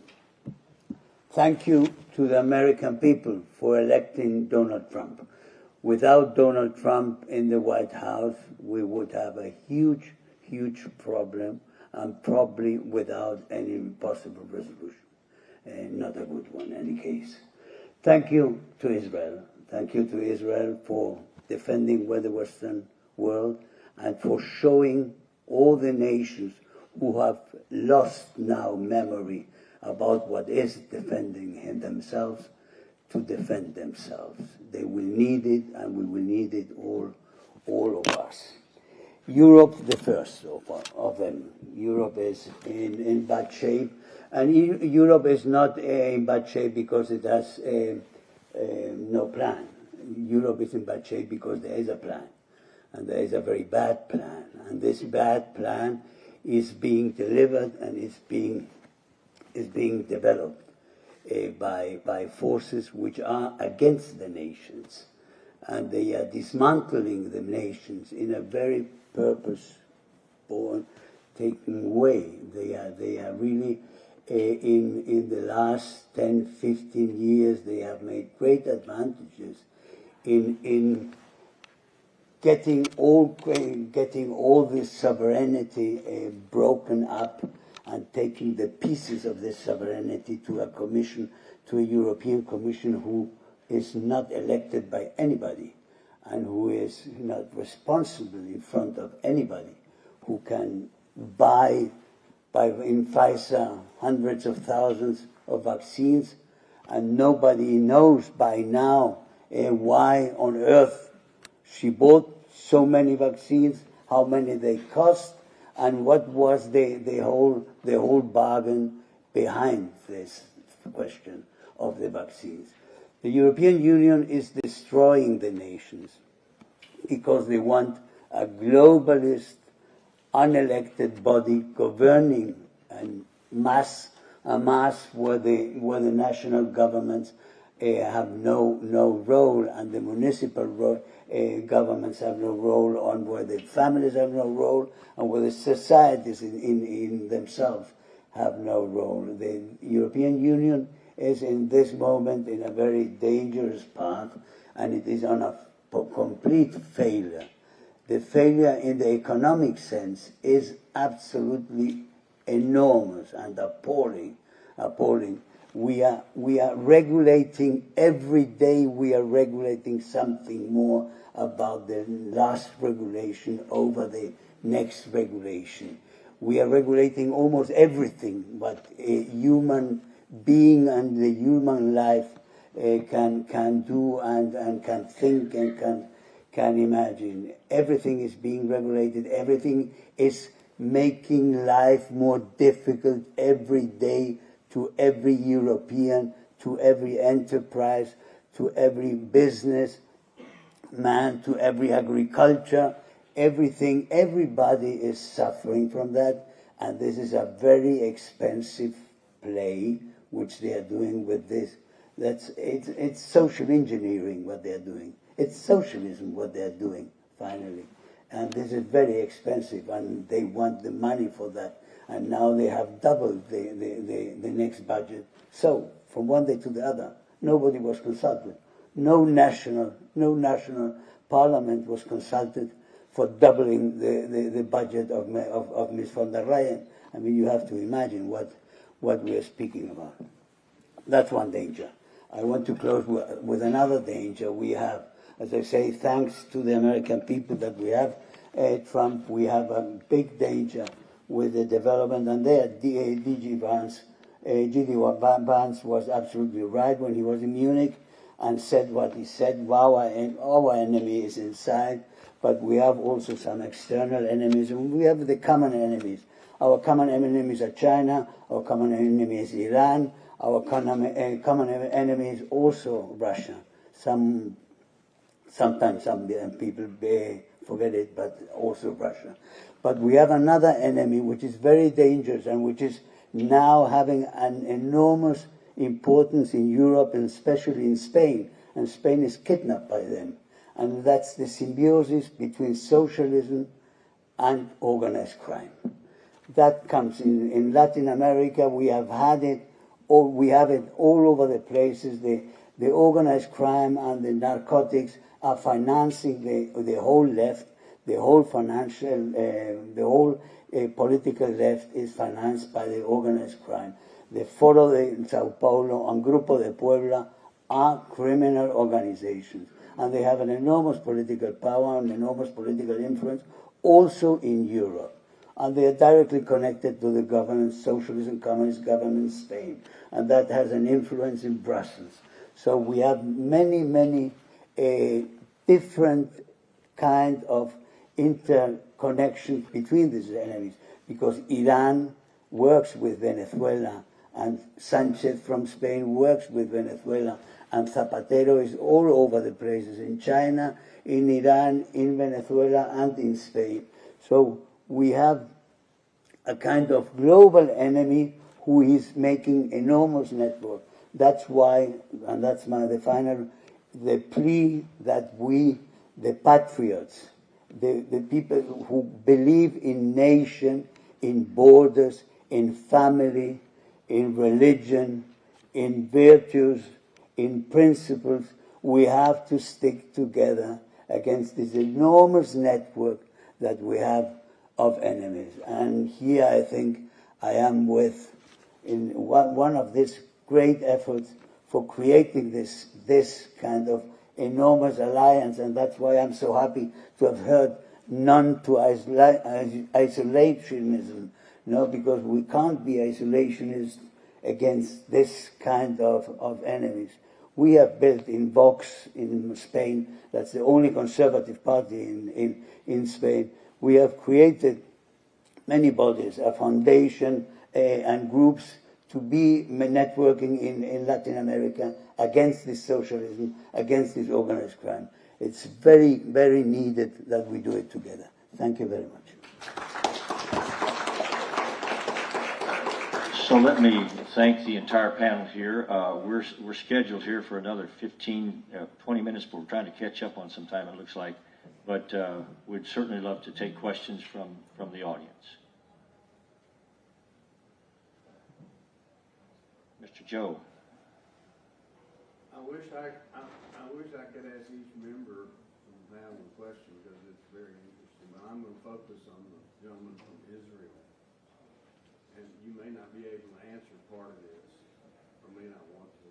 I would love to know the assessment of Israeli intelligence and defense about the effectiveness of the bombing on the nuclear facilities several weeks ago, number one.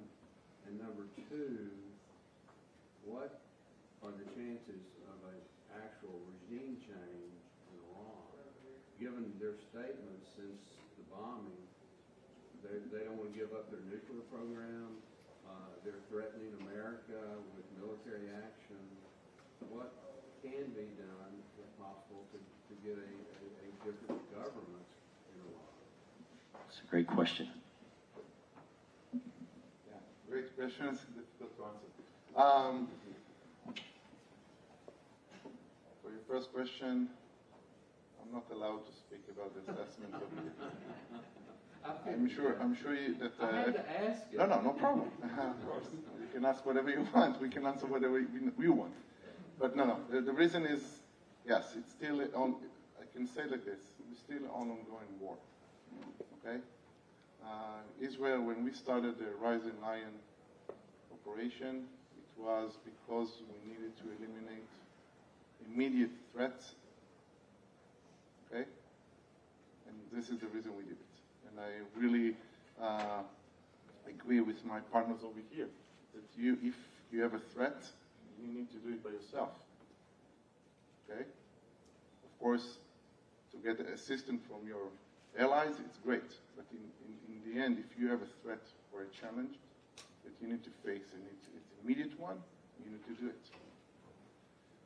So when we did this operation, and we succeeded in some of the goals that we put in our, what is the goals for our operation, and this is what we did. About the assessment about the nuclear program, if there is intent, if there's still capabilities, yes. Okay? We did what we did. In some point, as already published all over, yes, we stopped some of the nuclear capabilities. By the way, it's not just the nuclear itself, it's also the military capabilities to deliver this threat. About the assessment, still ongoing cooperation between the United States and Israel, and I'm not allowed to speak it over here. About the regime, I can say that we are not, from our goals in this Rising Lion, we are not trying to change the regime. It's not our goal. It's supposed to be internal goal of the people of Iran, if they wanted to do it. It's not our job as outside of Iran, okay, to do this change. No. It has to be done, though. So if the entire world think about it, but internally in Iran, the people doesn't want to do it. Okay, but this is their. But I agree. We're not going to say no to this. Yes, I know. Sorry, but more to follow. Got about 10 more minutes here. Anyone else? In the back, please.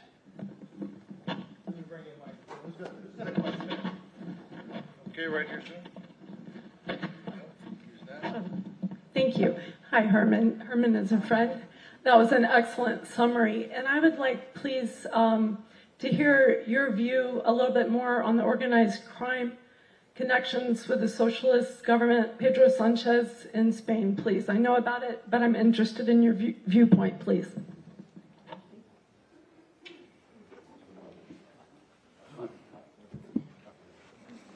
Well, the connections are long-standing connections. They come from the times from Zapatero. The whole question of PDVSA, the corruption of PDVSA has been so huge. That's the oil company of Venezuela. It has been so huge, and it has many, many connections in the Socialist Party, and not only in the Socialist Party, also in the Communist Party, these little parties which were created actually by Hugo Sanchez for moving the Spanish political spectrum with success. There are many courses we have this kind of the Venezuelan oil breaking embargo in the last decades, over going to República Dominicana, changing and mixing also with the Iranian oil that is being done by people from let's say the entourage. Let me say it in this way, of the entourage of the Socialist Party, with the complicity of many of these people in the Foro de Sao Paulo and Grupo de Puebla. It's as I say, it's a crime syndicate. It's not a political organization, or mainly a crime syndicate.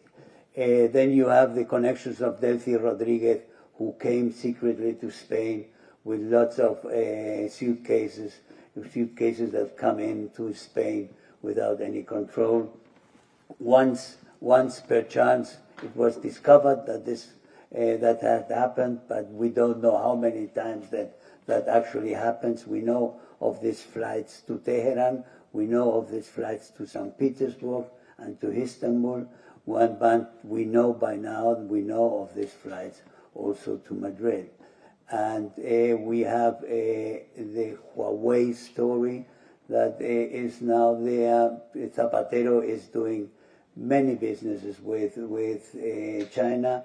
The recent visit of Sanchez to China was organized by Zapatero. The Huawei stories, now we have discovered, the Spaniards have discovered that the data of the court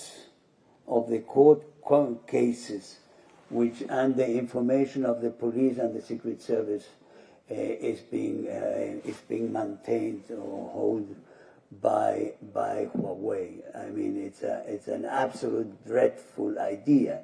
It's a monstrous. It's something incredible, but the thing is done. They made another contract, and with this contract, it was discovered that they already were there. So we could go hours. We could go hours because the connections with all the narcotics groups which are in Bolivia, and with Petro, of course, and with Maduro and Diosdado Cabello, and with our friends of Mexico, of the cartels of Mexico, and Morena. The Socialist Party has signed an agreement now of cooperation with Morena, and which has signed as well one with Russia. Morena controls the cartels in many ways. So, as I say, it's infinite. Thank you, sir. Gentleman in the back here. Hi, everyone. My name is Nishant Motwani. I'm with the Australian Strategic Policy Institute. I'm a senior fellow and director there, looking at all things to do with deterrence in the Indo-Pacific. My question is addressed to our European friends. What steps, measures are you taking place in your national discussions about countering the threat from China? And I say this in the context of looking at your economic trade between Europe and China, where there's a significant trade imbalance of more than $600 billion. As we know, China looks at trade not as trade, it's leverage. That leverage can be politicized and also serves as, can be weaponized. So I'd like to hear from you what measures are being taken, conversations that you guys are having on addressing the threat by China, because this discussion is taking place in the United States. It's certainly taking place in my country, in Australia. Thank you.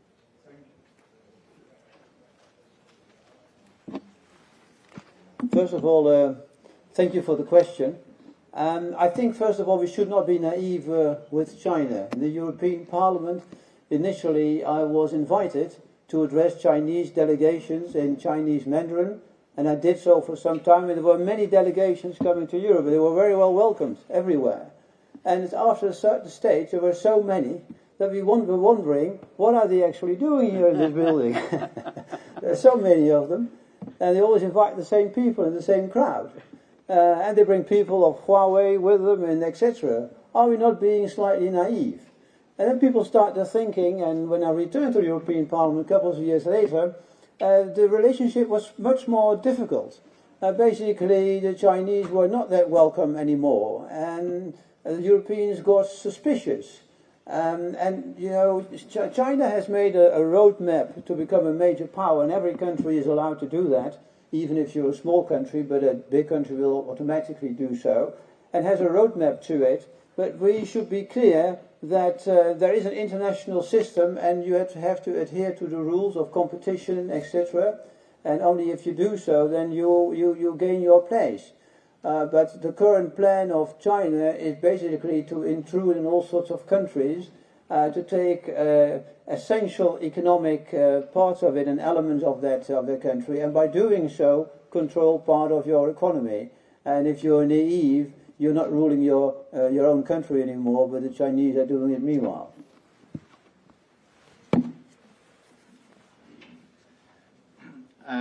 If I can answer very shortly your question, if I see that from the French point of view, as you know, we have territories overseas in the Pacific, so this is a real concern, I would say, for every French patriot thinking about defending our territories. I hope, let's say it like that, I hope that our current government is really aware of the threat. I hope so. But you have think tanks and groups working on it in France. Another aspect, as far as the European Union is concerned, I think you're right. I just evoked the question of tariff protection. I will just give an example, very short example. 10 years ago, you know, there was a huge problem with the Greek debt, and unfortunately at that time, Germany had a very harsh course, which was unilateral, and the Greeks just had to pay their debt back. I agree that everybody should pay its debt back, but for any reason they were forbidden to fund themselves, to pay it back by a better exploitation of their oil reserves in the Mediterranean. I cannot know why. This is a very interesting topic. But what was the consequence? Is that because the Greeks were really in such a state, back to the wall, as we say in French, who came? The Chinese, with their money, and said, we will help you. So you see, I think there is a real challenge of internal strategy inside the European Union. We have to think ahead. We have to think about what is the consequence of having very ideological views of how the member states should behave. If the consequence is that we bring the main competitor, if not the enemy, inside. That's a remark I just wanted to add. We're going to take one last question in the back, and then I have a question for the panelists. Thank you so much. My name is Freedom Rahmani from York University, professor of sociology, still not the 51st state.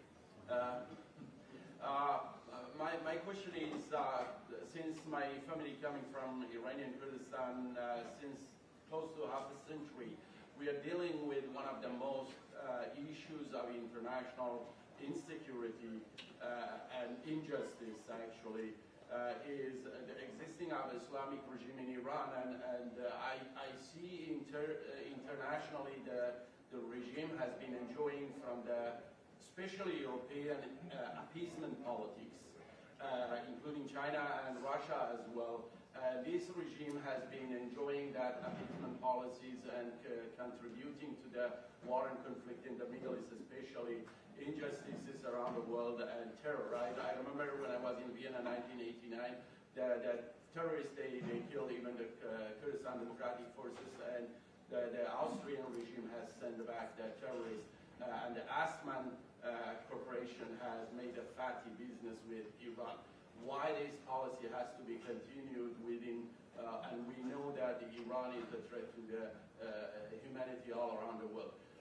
Is this not an issue still for Europeans and outside world to stop this? And the war, unfortunately, What was your question, sir? Target the head of the issue in Iran. Thank you. Which one of you thinks you can answer that the quickest? Omer, you would like to take a shot at it? Okay, for the Europeans. We've got to have the Europeans. That's right. Mr. Tersh, would you?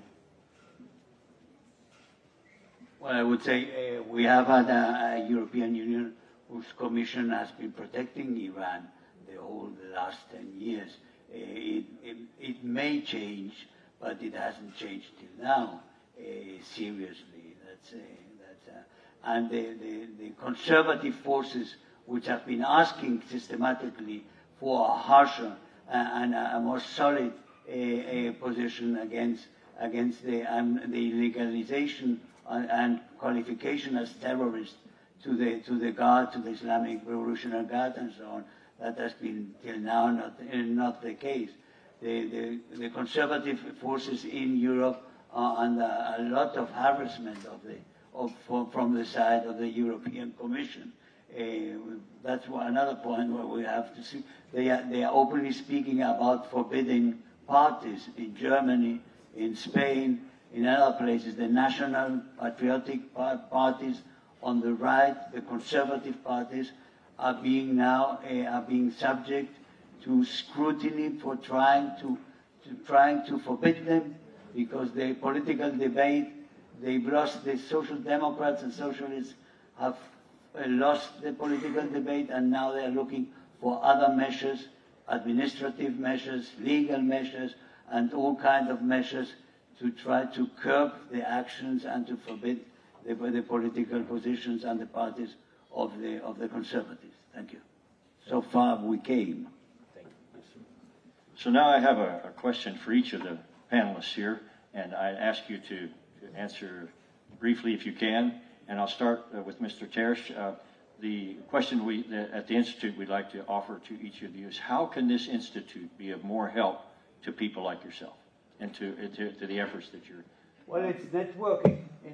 We need to mobilize everybody against our common enemies, and we need to mobilize everybody and to be aware about our common enemies and the networking of our enemies.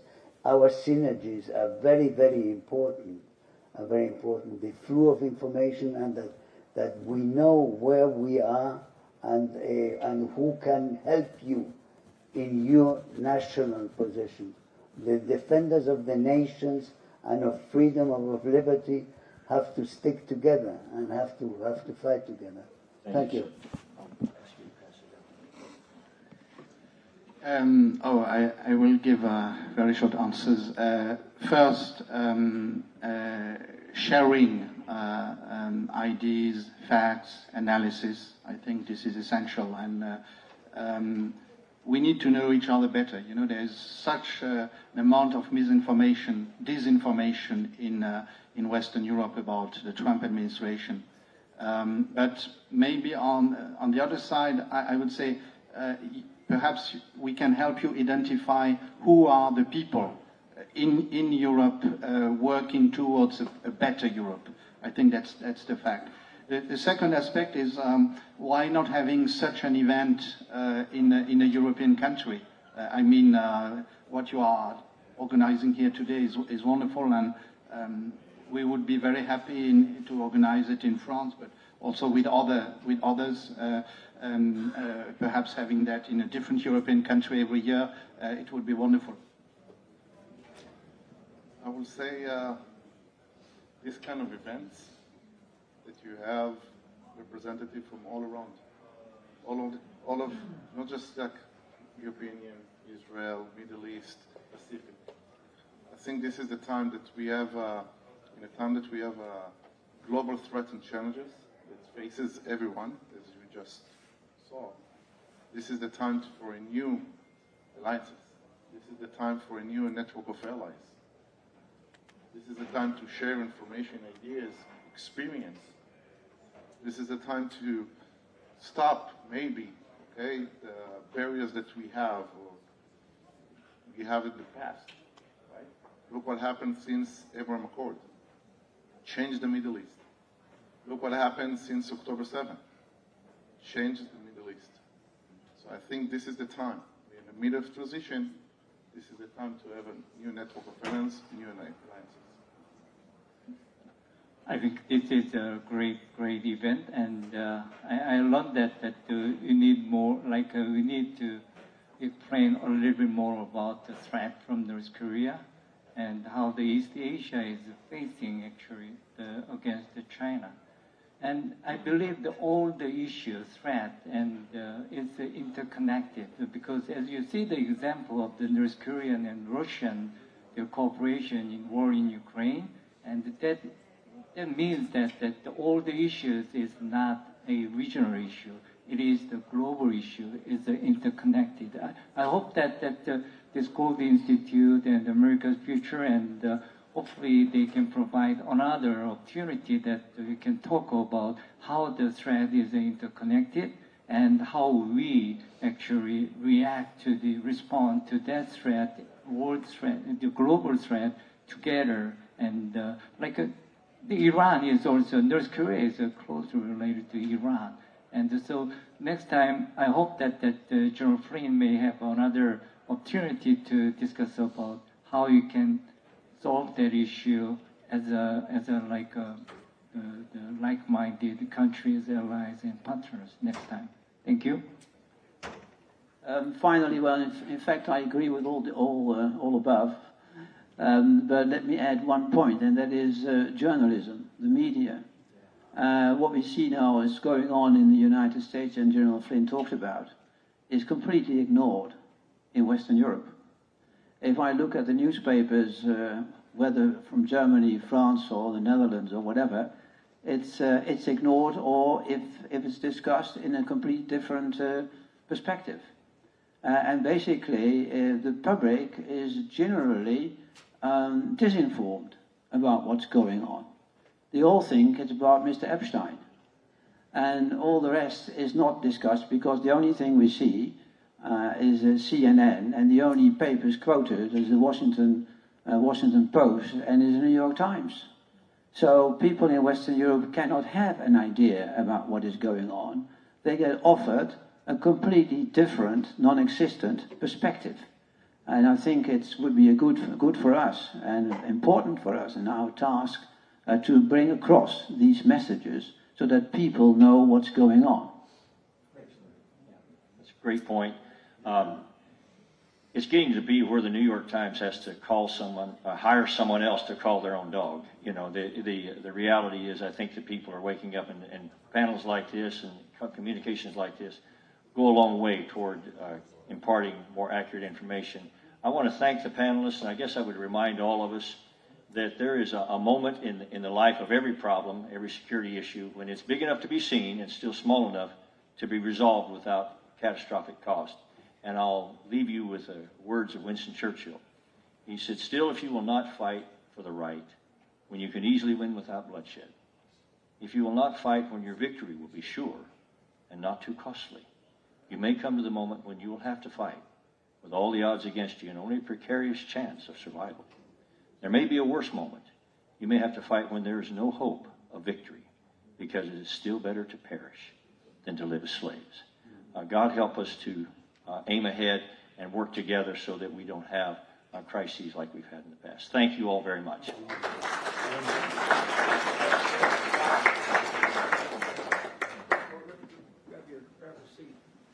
We have, this is great. I mean, this is really good. I just want to give you a little bit of an update. And we have a special guest here that's not only a good friend, but is going to be taking on a huge role in our government. So we've been, since we started this morning, we're averaging about 55 to 60,000, because this last comment from our friend from the Netherlands, I believe.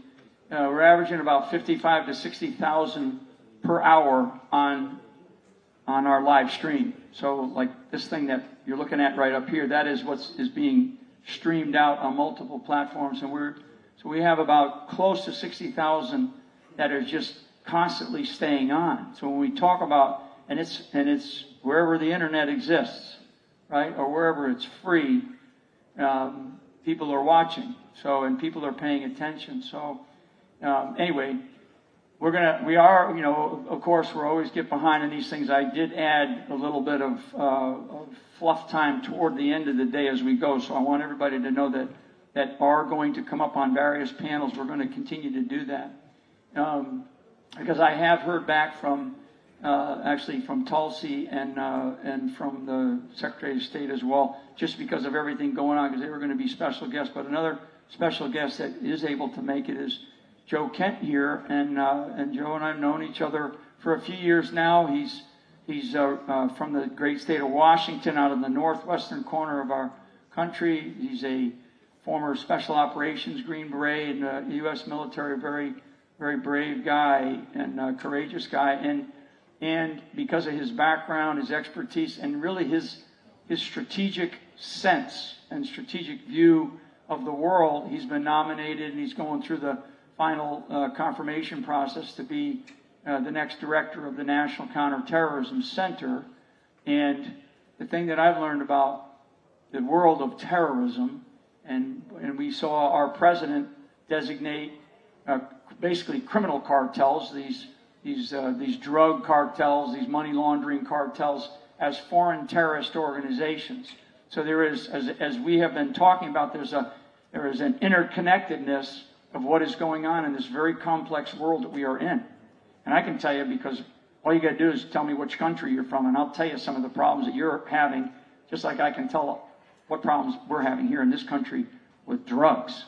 Just drugs alone, never mind the thing I did, the interview that I just did. I just talked about child sex and slavery trafficking. Okay? And I'm embarrassed to say that the United States of America is number one in that, and number one in the consumption of illegal drugs. Right? It's crazy, but it's just the way it is. And so it's embarrassing on one hand, but I'm standing up here to tell you that we have a leader that has decided to go after these things, connect two things, because when you think about criminals, we always reacted to a crime, right? Crime occurs, we have the law enforcement come in, they investigate, they try to find the criminal. When you're a terrorist, and you're a designated terrorist, you can be very proactive. Very proactive. I know that world well. And that means that you can look at intelligence, you can look at the different things that are going to happen, and you can be far more proactive in getting inside of these organizations and destroying them. Not being kind to them, destroying them. And they have to be, and they exist in all parts of the world. And you guys, you know, I'm preaching to the choir, but, you know, we're part of that choir, right, these days. So anyway, so I'm blessed here that Joe was able to take some time to come in here. He's a very busy guy. He's still a key advisor to Tulsi. And so with that, Joe, I'll turn the mic over to you. Thank you. Thank you. Well, thank you so much, General Flynn. It's a true honor to be here. He probably doesn't remember this, but a little bit over 20 years ago, he was leading the intelligence effort for the Joint Special Operations Task Force in Iraq. And this was a really critical time. We were attempting to run down the al-Qaeda network that was there, al-Qaeda in Iraq. And we had a bunch of different units from the military and the intelligence community who were all kind of operating in different siloed elements as opposed to working together to get after the common enemy. And so with General Flynn's leadership, we started to put together these small teams of analysts and operators to get closer to the targets. And once we were able to do that, we were able to actually crush al-Qaeda in Iraq. And that set the template basically for how we do counterterrorism nowadays. And that ties into exactly what he was just saying about the threat that we have from the criminal cartels that President Trump designated as terrorist organizations. Now, President Trump designated them as terrorist organizations for one simple fact. They are killing Americans in absolutely unacceptable numbers. We've had anywhere between 50 to 100,000 Americans killed per year for the last few years by these cartels. So President Trump took decisive action, declared them as foreign terrorist organizations. And now we're able to leverage the full scope of U.S. power from the intelligence community to the military to our law enforcement partners against these terrorist organizations. And that's what's taking place right now. And it ties directly into what we were doing 20 plus years ago, where we were getting different elements from the military and the intelligence community to cooperate. We're doing the exact same thing right now from ODNI, from the National Counterterrorism Center, getting law enforcement and the intelligence community to work together to identify not just the networks here on the south side of the border, or on the north side of the border, but also on the south side of the border as well, and how they all tie in together. And so collaborating with each other within the federal government is a critical part of that. But also working with our partners throughout the world is going to be critical. We're working hand in hand with the Mexican government. We're working hand in hand with many South American governments as well. And because the product that the cartels produce, these narcotics, whether it's cocaine or whether it's fentanyl, methamphetamines, because it's a business and there's a massive demand for it, as we secure our southern border, which President Trump and the Secretary of Defense have done so effectively, we're seeing a balloon effect of a lot of that fentanyl and the other narcotics are going to other places. So we're working hand in hand with Five Eyes partners, partners in Asia, partners throughout the entire world, because there's such a market for these narcotics that we're seeing the cartels continue to be able to sell those products. So the interconnectivity of everything, I think, is absolutely essential. I think conferences like this, where we can network and we can find like-minded folks, whether they're here domestically or they're international, I think it's absolutely essential. So I'm looking forward to hopefully my confirmation. I'm honored to be a part of this administration, and really, General Flynn, I'm honored to be here and speak with you all today. So thank you very much.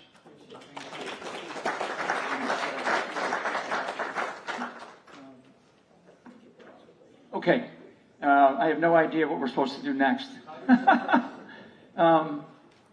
ahead. Okay. Trent, you got it? Good. Okay. Thank you.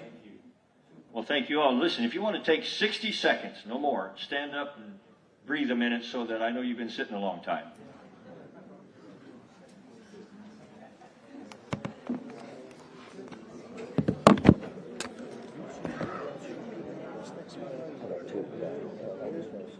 We're going to be talking about, when I turn it back over to you again, that's when I'll say something about it. Yeah, you don't even have to say anything. I'm going to say, don't cover, I'll come up with it. It's okay. Okay, it's all right, it's all right. And so you'll have this one, and just give me that one, and we'll go back and forth real quick. Yeah, this should be one we can make up some time. Because there's just a smaller group. I don't know what time is scheduled for it.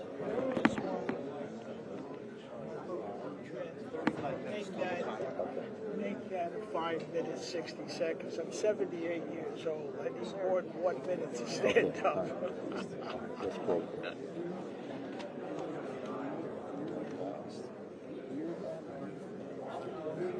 How are you? Urav Shrivastava.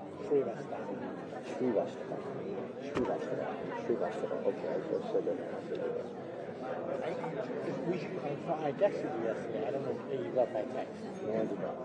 That's all right. We'll talk about it. Congressman. How are you? I'm doing great, brother. How are you doing? Fellow. Yes, sir. Cyber guy. He's been in meetings. I hope we can. But as talk I'm a sitting little. here, I had an idea actually. Yeah. So I was wondering if you're going to be here all day.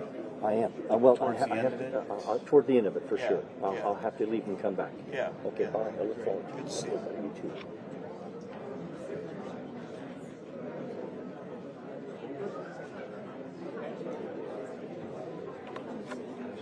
All right, can we have your attention? All right, can we have, well.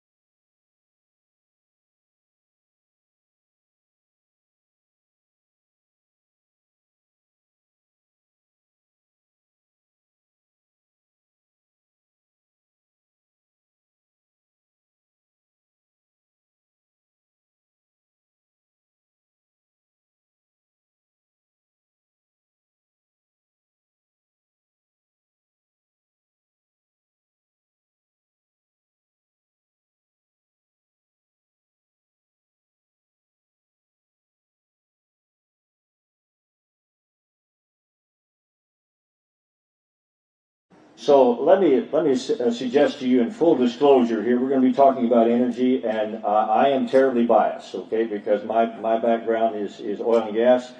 Some of my very first memories in life were looking up at an oil rig out on the northeastern plains of Colorado in the wintertime, holding my dad's hand as a little boy. So I am not neutral related to some of the energy discussions that we have.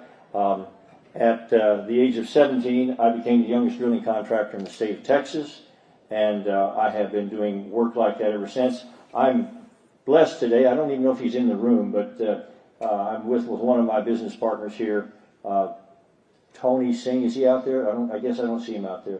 But in any case, we do some work in Australia.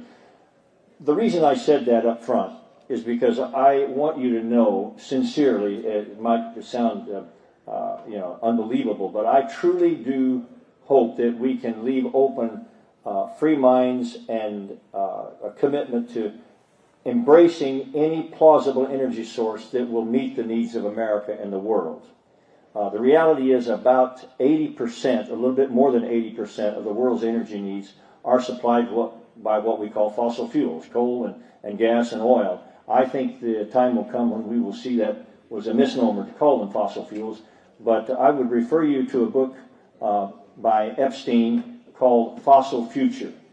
There's nothing in my mind that would give you a better perspective of the energy challenges that we have. I'm convinced that we are going to need more fossil fuels, more energy than ever. There's a lot of reasons for that. But one of the challenges that we have is we have nothing that can replace fossil fuels for the moment. I know there's a lot of sincere people that want to see us have green replacement, and I'm all for it if we can make it work. But the only thing that even comes close to being able to meet the energy needs of the world right now, with all of the output and the growth that we have, is nuclear energy. And right now, the same people that are against fossil fuels are also against nuclear energy. And it's just kind of a matter of physics. We've been waiting on cold fusion. We've said it was 30 years away, 30 years ago. And now cold fusion has become sort of an exaggeration in our nomenclature, and I'm convinced that we're going to have to move more toward hot fusion and neutral beam injection, some of the things that really do hold out hope for some hydrogen fuels. A lot of possibilities are there. And America and the free world, with free minds and a commitment to a free market approach, we can meet the energy needs of humanity. But without machine energy, without the energy to be able to do the power industry, we're back in the days of caves, and I can't express to you how significant that is. So I'm not going to go on and give you a lot more insight on that, if you want to call it insight. I'm going to turn now to Mr. Rob Roos, and Rob is a friend of mine. I think you were a member of the European Parliament for a long time, and and Sri Servistavasta. I probably said that wrong. So, You can say it. see, I started to say it right, but if he got the emphasis on the wrong syllable. And I can say my name. so listen, if I could turn it over to Rob here, and you have an opening thought here. Great.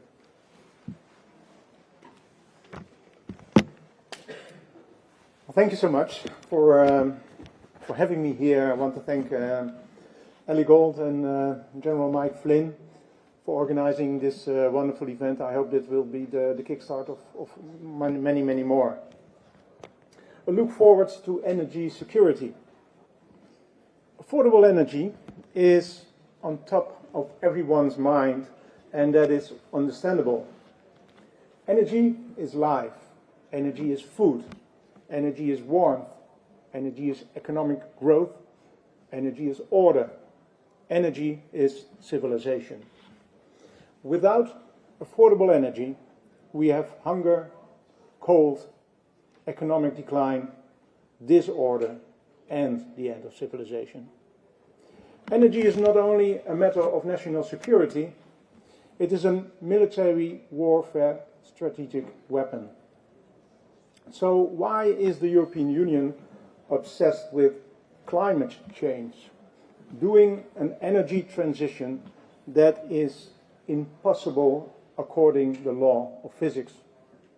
To be honest, I really don't understand. I'm still puzzled. Carbon, CO2, is not poison like the left liberals want us to believe. CO2 is the very fertilizer that feeds our crops. It is the food of our food. And the EU is responsible for only 6% of global emissions. So we don't make any impact, and we still spend trillions of euros on it. In my view, it's less about environmental necessity or more about advancing a broader UN-led agenda, the Sustainable Development Goals. Unelected bureaucrats seize even greater power, and a small circle of green tech investors reap enormous profits, paid for by the hard-earned taxes of ordinary EU citizens. But that is, of course, a conversation for another day. The European Union relies heavily on imported natural gas. 88% of its 2024 supply came from non-EU sources.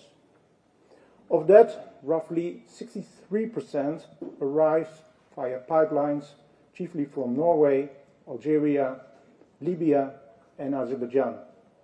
The remaining 37% is shipped as LNG, half of which originates from the United States. So why didn't the EU member states scale up on time? Former NATO Secretary General Rasmussen warned the West in 2014 already about sophisticated information and disinformation operations of Russia. Russia engaged actively with German environmental NGOs working against shale gas to maintain dependence on important Russian gas. Unfortunately, no one listened, and Russia was very successful. In 2020, Russia exported nearly 3 times more gas than Europe produced. What is amazing is that Europe increased its reliance on Russian gas even more after Gazprom repeatedly suspended pipeline exports to Ukraine. Germany's response was to build the Nord Stream 2 pipeline to make itself less dependent on gas flowing through Ukraine. But then we had the Biden administration. Was it an ally or was it an enemy? The US fracking boom after the late 2010s had created a massive surplus of natural gas, causing the Henry Hub spot market price to fall below $6 for a megawatt hour by the early 2020s.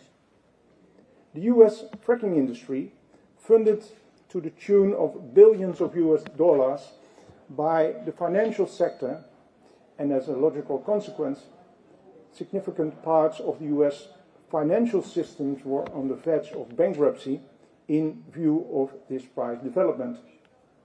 This is because these investments were made with minimal equity but large amounts of debt.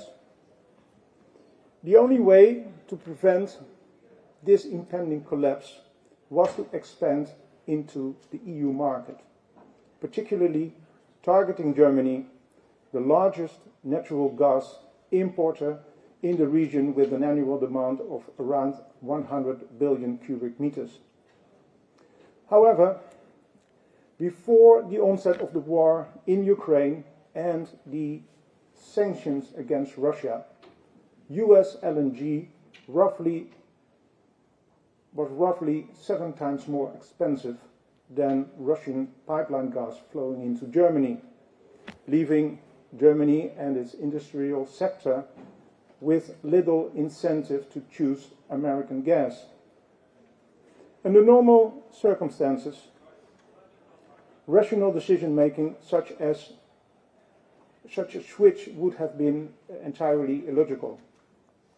The Nord Stream 2 terrorist attack changed that completely. So there was, let's say, a motive for the US to sabotage Nord Stream 2 pipeline. Biden himself also said he would do it if Russia would invade Ukraine. And then it happened. In comparison to the $6 per megawatt hour in the early 2020s, as of mid-December 2024, the spot market price in Europe for natural gas in the EU reached a peak of more than $350 per megawatt hour, almost 60 times more expensive. I don't have to explain what the impact is on our economies and our competitiveness. That was a peak. The price has come down, but it's still way more than it was before the attack on the Nord Stream 2 pipeline. Meanwhile, the European Commission embraced energy austerity, which increased the crisis. Europe is squeezed. Policies aimed at reducing both production and consumption have driven costs upward, spurred industrial flight out of the European Union, and raised the spectre of blackouts that were once unthinkable. And it happened already in Spain. My view on the situation is that we must chart a course that balances affordability, reliability, and sustainability. The situation in Europe is really bad. Heavy industry is leaving Europe, steel production, chemical industry, etc. And we need to explore short-term relief, reopening mothballed fossil and nuclear plants, as well as long-term strategies. A true nuclear renaissance is needed. We need technological neutrality in energy choices with market-driven innovation like small modular reactors. The fact is that the European Commission's communist idea of energy austerity is a myth. We need much, much, much more energy than we can imagine, and the reason is AI. It's time to move beyond ideology and climate hysteria, to follow facts and free market ingenuity rather than rigid mandates. Only then we can secure energy that is quite literally the lifeblood of our societies, and look forward with confidence rather than fear. Thank you very much.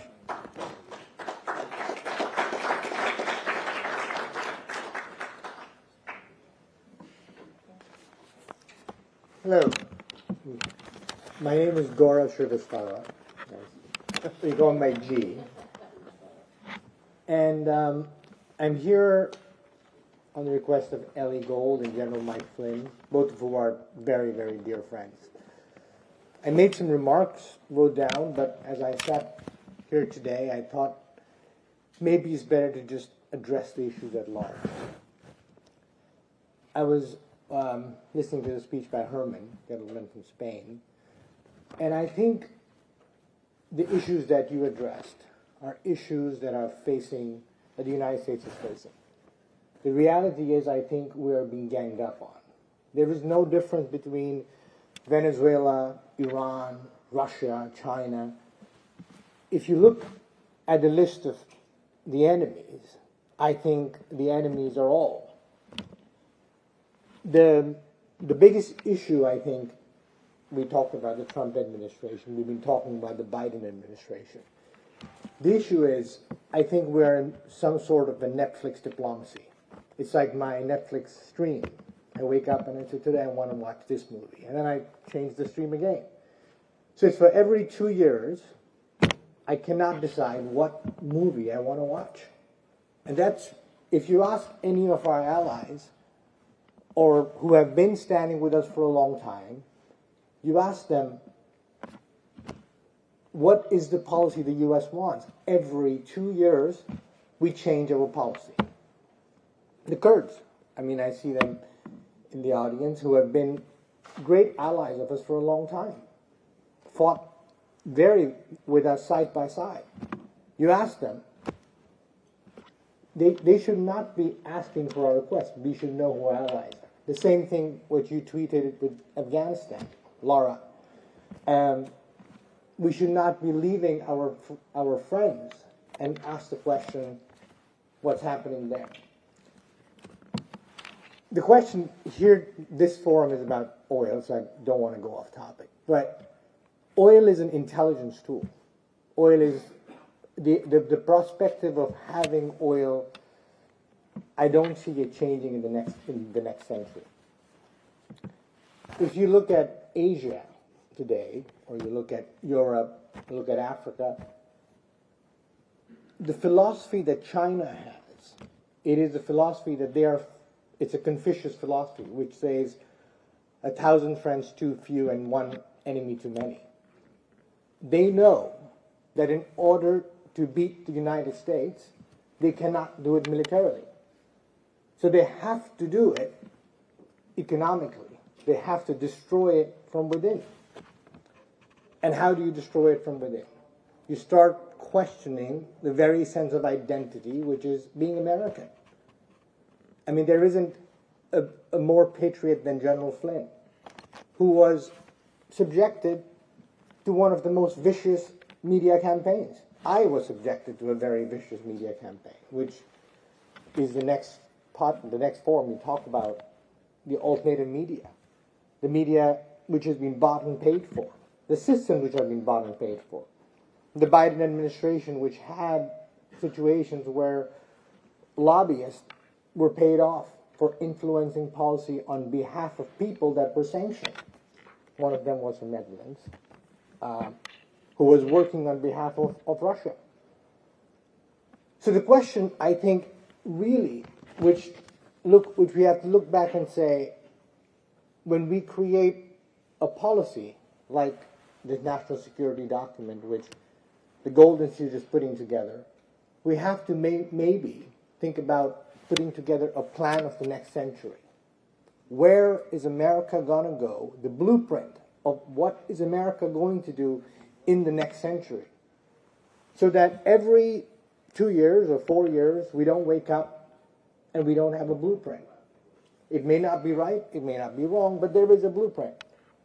And having a forum like this allows you to have that kind of a dialogue. You know, the elephant is one of my favorite animals. And but having an elephant is it's benevolent, it's mighty, but you don't want it in your kitchen.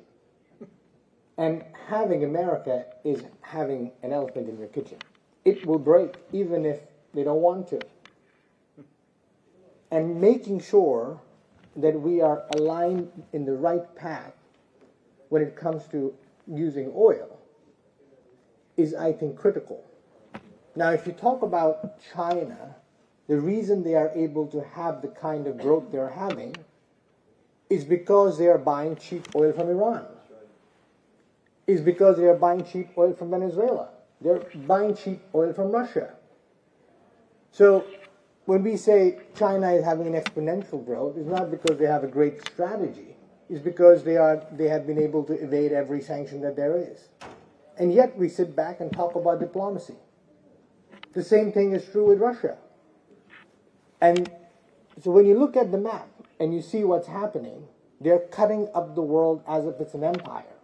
Russia has its empire, China has their empire, and you talk about, Africa, everyone's creating an empire.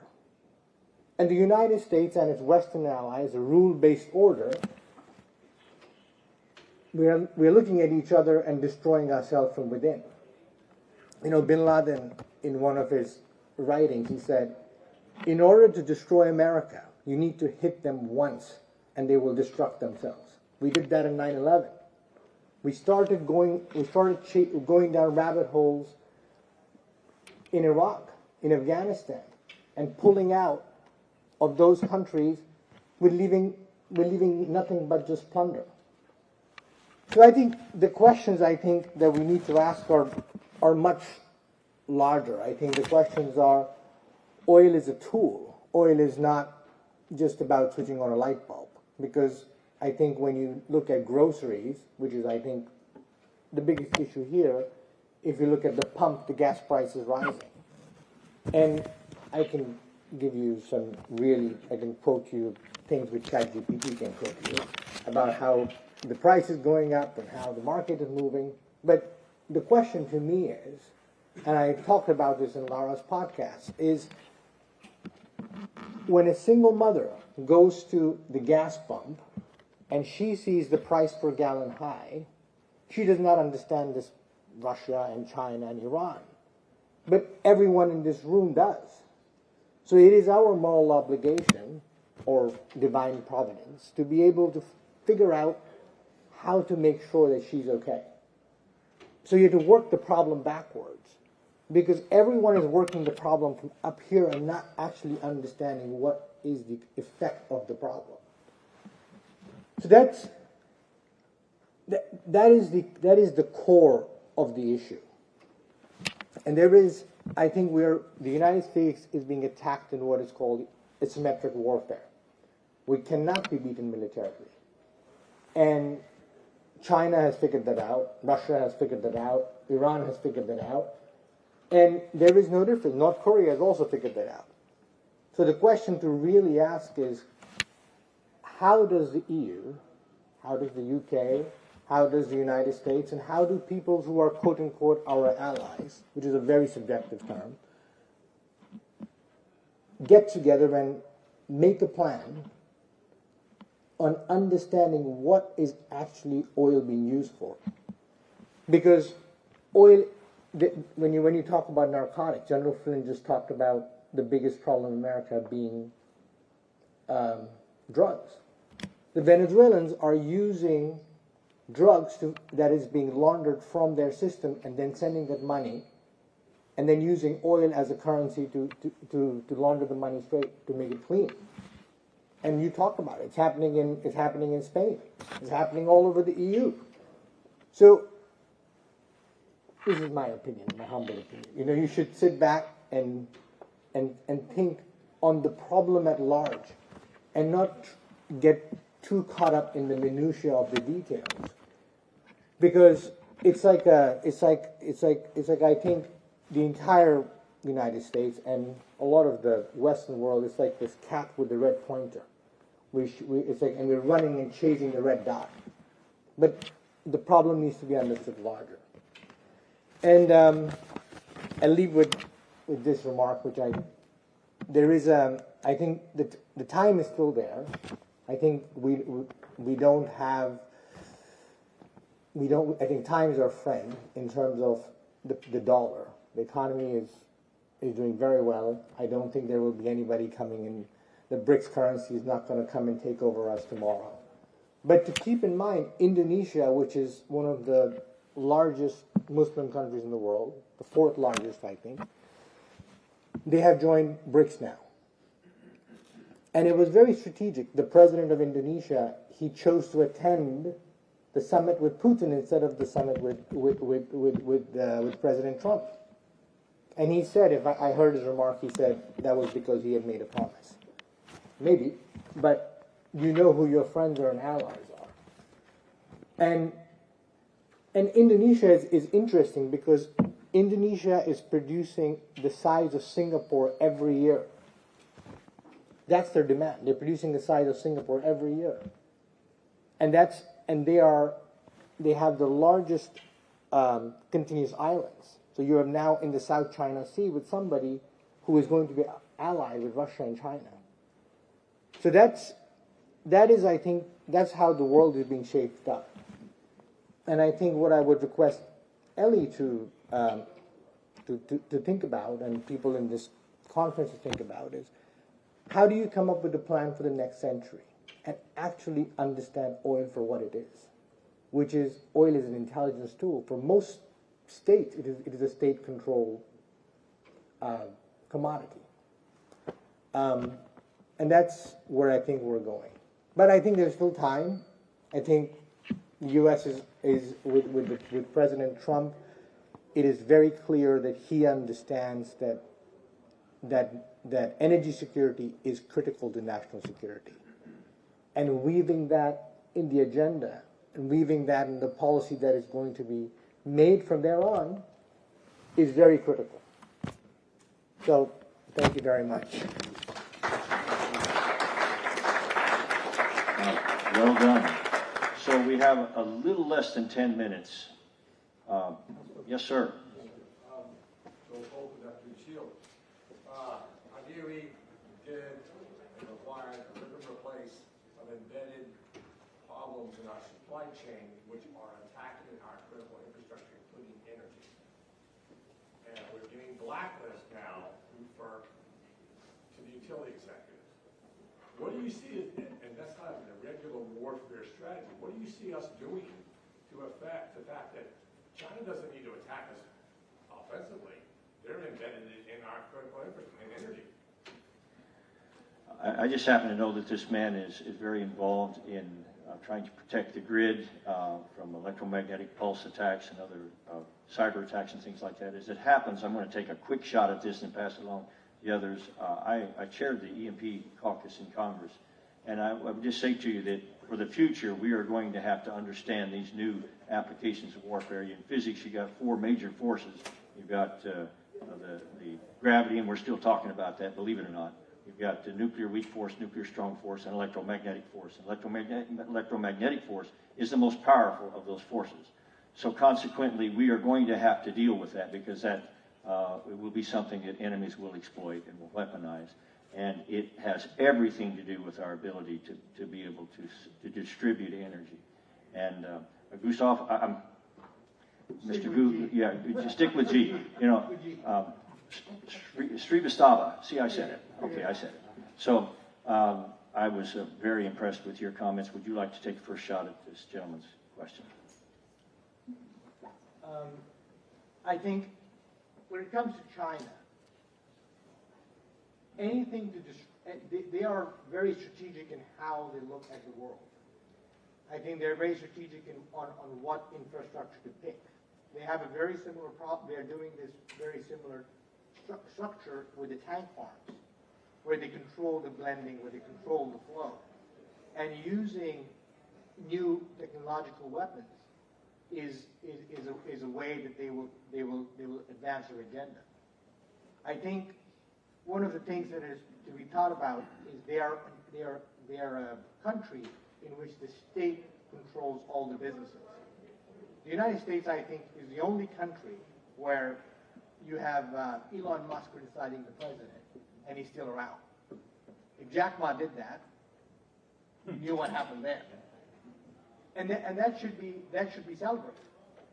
So I think the more it is talked about, the more it is discussed in these forums, and using media, not the one that's paid for, but media, to get the word out, I think is the best way to advance that forward.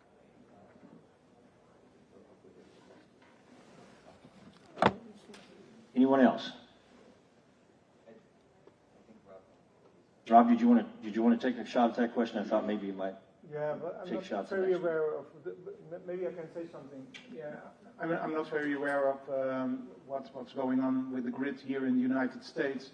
My background, I'm an electrical engineer, and I designed this grid when I was a young boy after my study. I can imagine what it does, but we have. I think it was 2 months ago that it was discovered that China was creating all kinds of backports in the grid facility in the United States.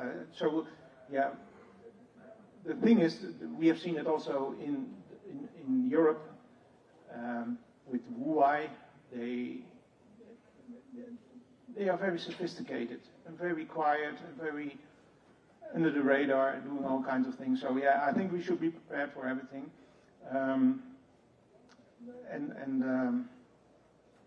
Yeah, they are really up to no good. And it, of course, energy is a strategical warfare thing that they can use.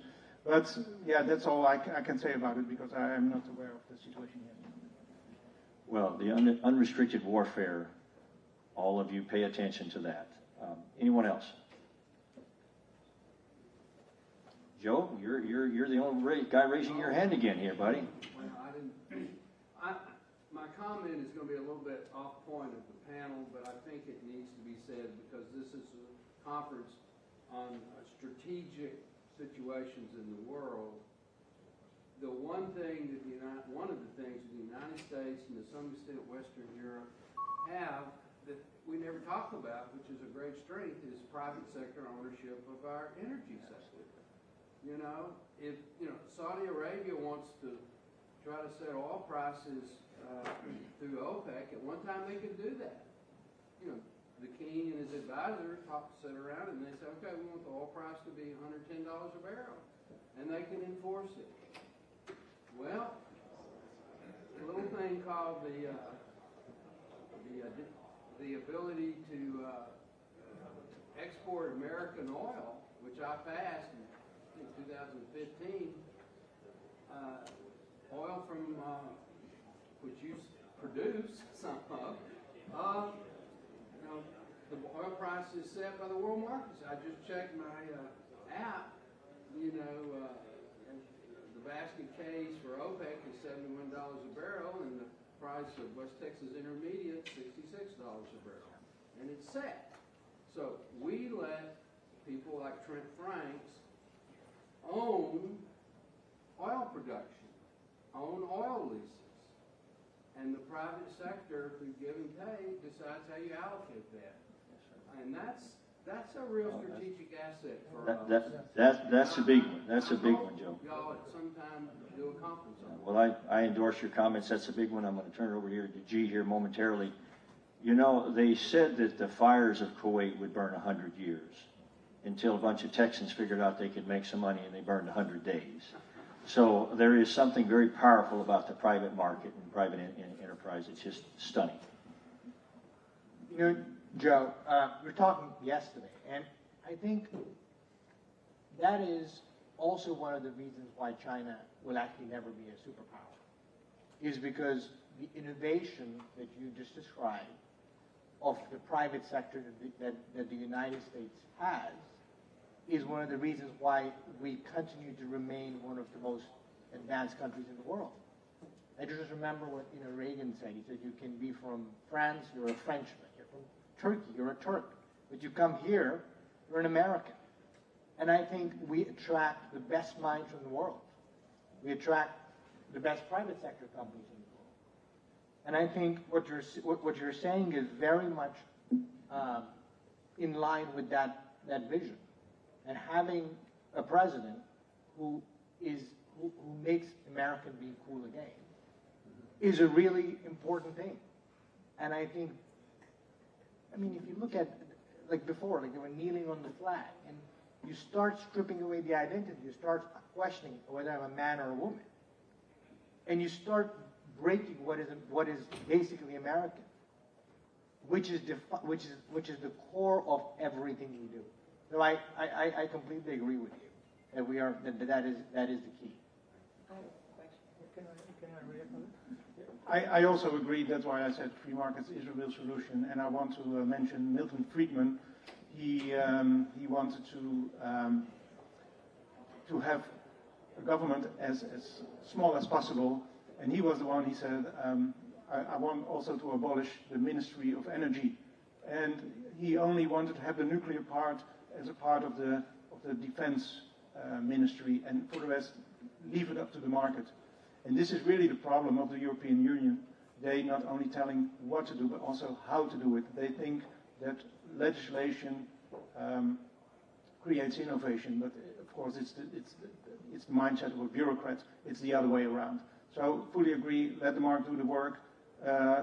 Technological neutrality is really the solution, and markets will come up with great solutions. Very short question. Yes, ma'am. Oh, I'm sorry. You got it.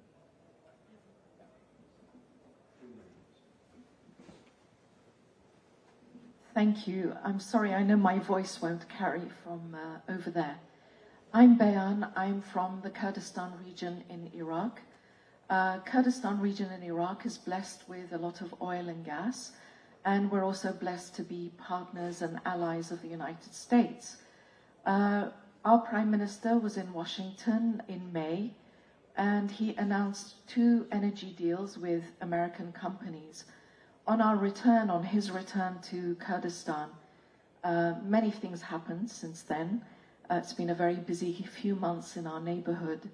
But very recently, in the past week or so, we have received many drone attacks across the Kurdistan region, but significantly, 2 American oil companies that have been operating in Kurdistan region were hit by drones. As a result, we have lost 200,000 barrels a day of production. This is what happens to American allies in the Middle East. That's all I wanted to say. Thank you.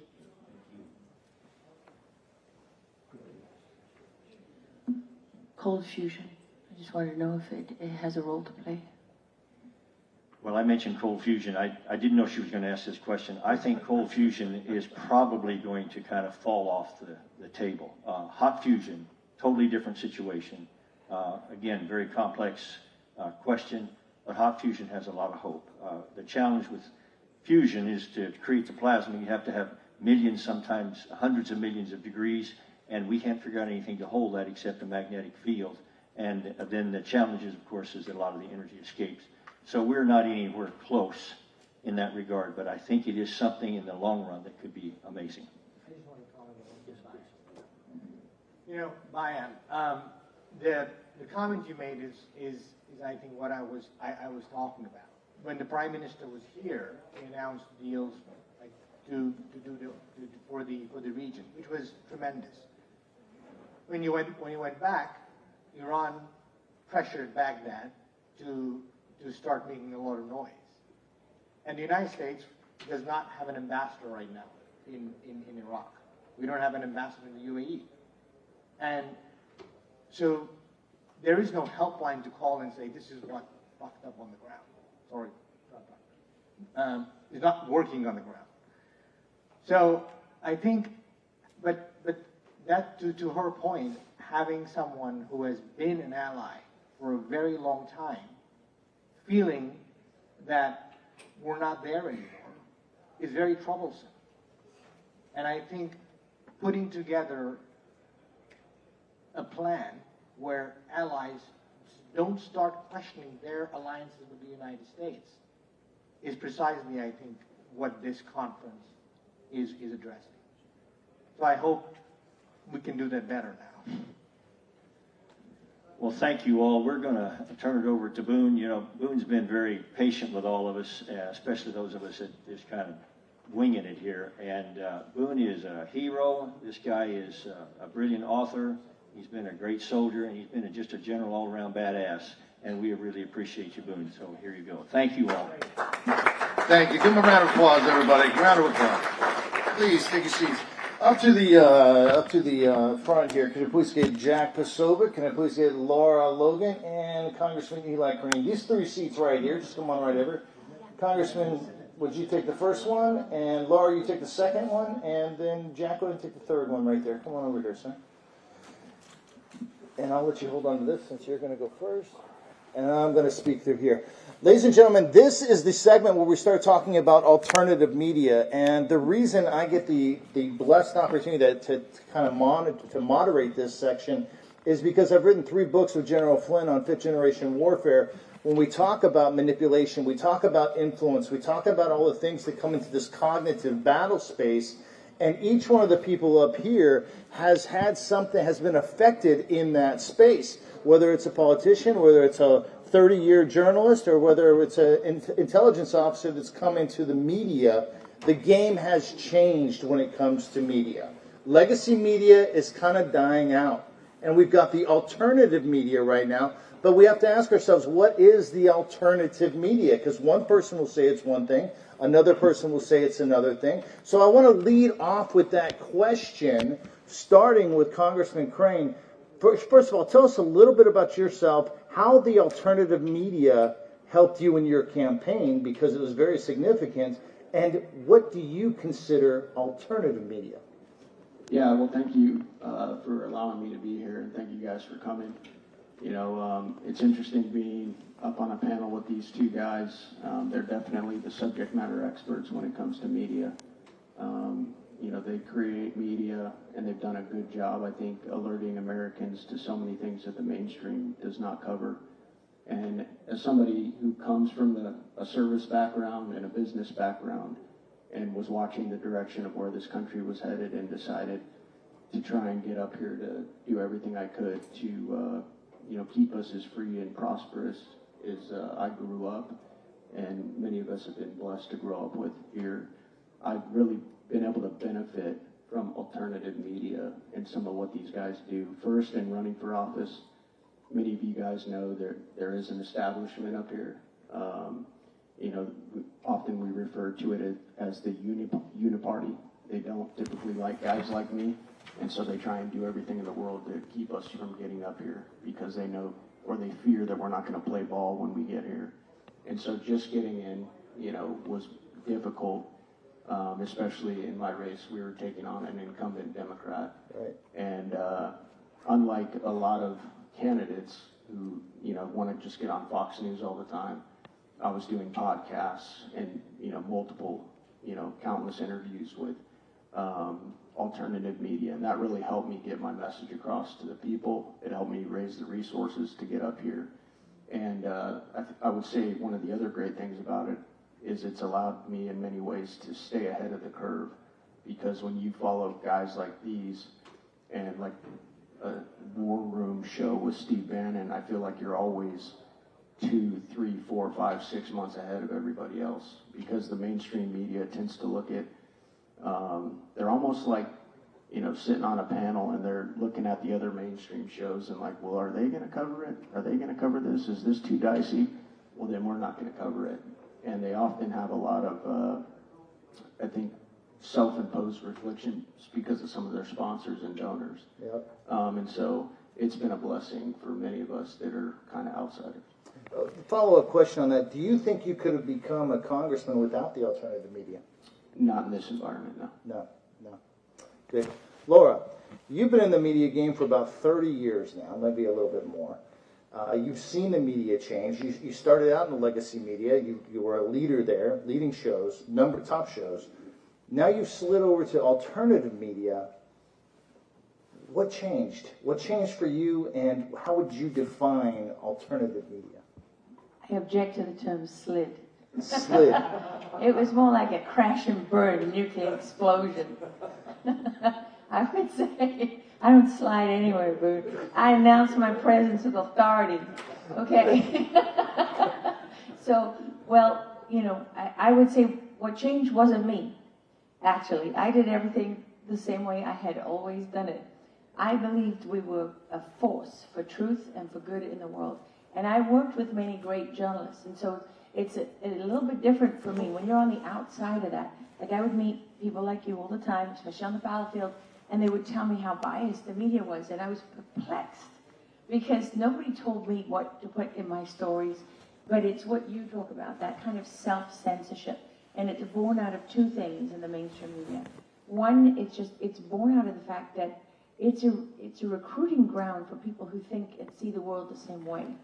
So most people within the mainstream media, I would say, before the election of Donald Trump, if we can look at the media in terms of pre-2016 and post-2016, I think that will help you understand the shift in the media environment.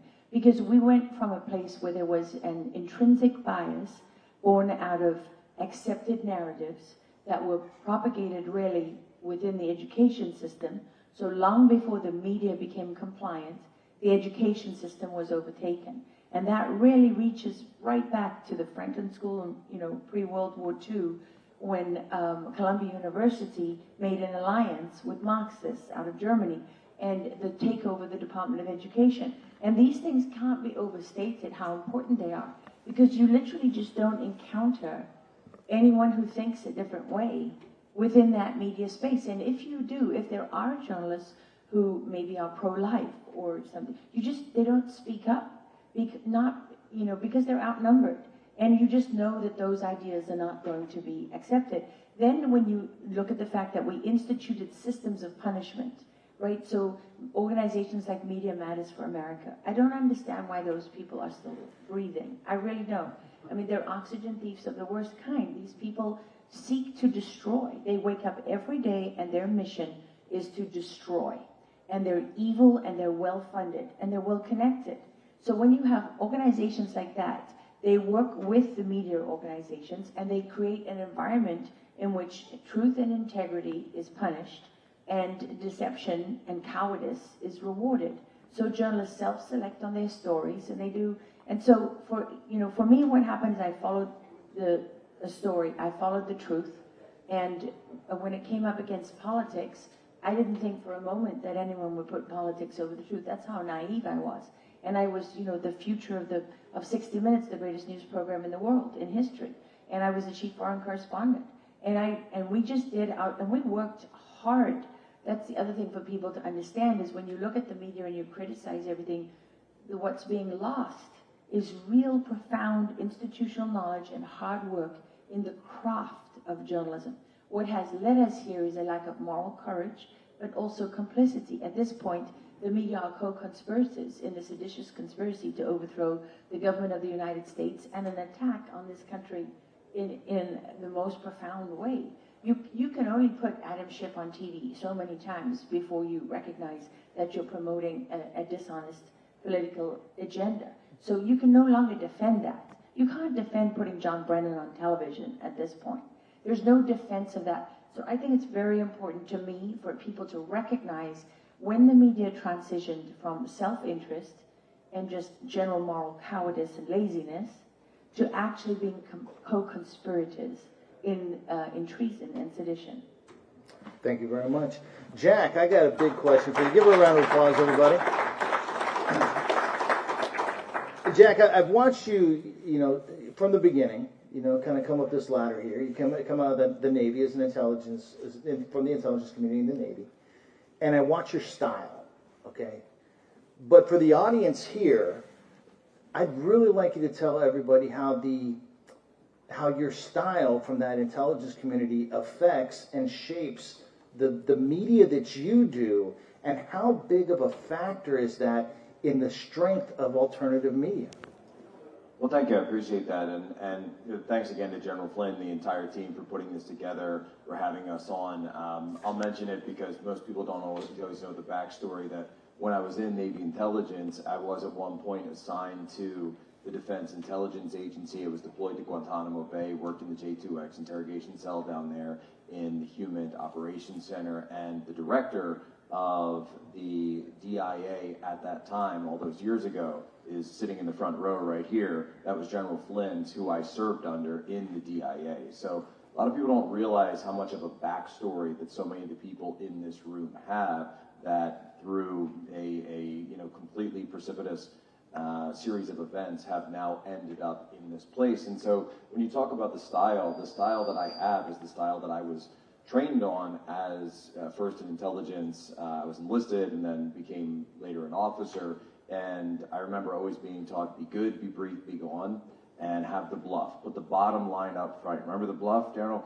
So it's you've got to have that big headline, you'd say headline in today's parlance, but it was, what's the so what? What is the so what? I could put up a briefing slide in front of you and walk you through all of the different net connections and all of the different background on any specific problem set, whether it be a terrorist cell, whether it be a Chinese Communist Party influence network, whatever it might be, smuggling, etc.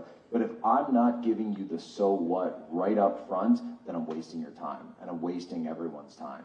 And so when I bring my approach to whatever it is you call I do, independent media, that's something that's always deeply ingrained in my mind. Be good, be brief, be gone, and be clear. If you're not speaking with clarity, then you're not properly communicating, because effective communication begins with that. And it's so interesting looking at, as you say, this journey from being inside the intelligence services to now in independent media. I took my children to the International Spy Museum, which is just a few blocks away here, for the first time ever, this new one they constructed.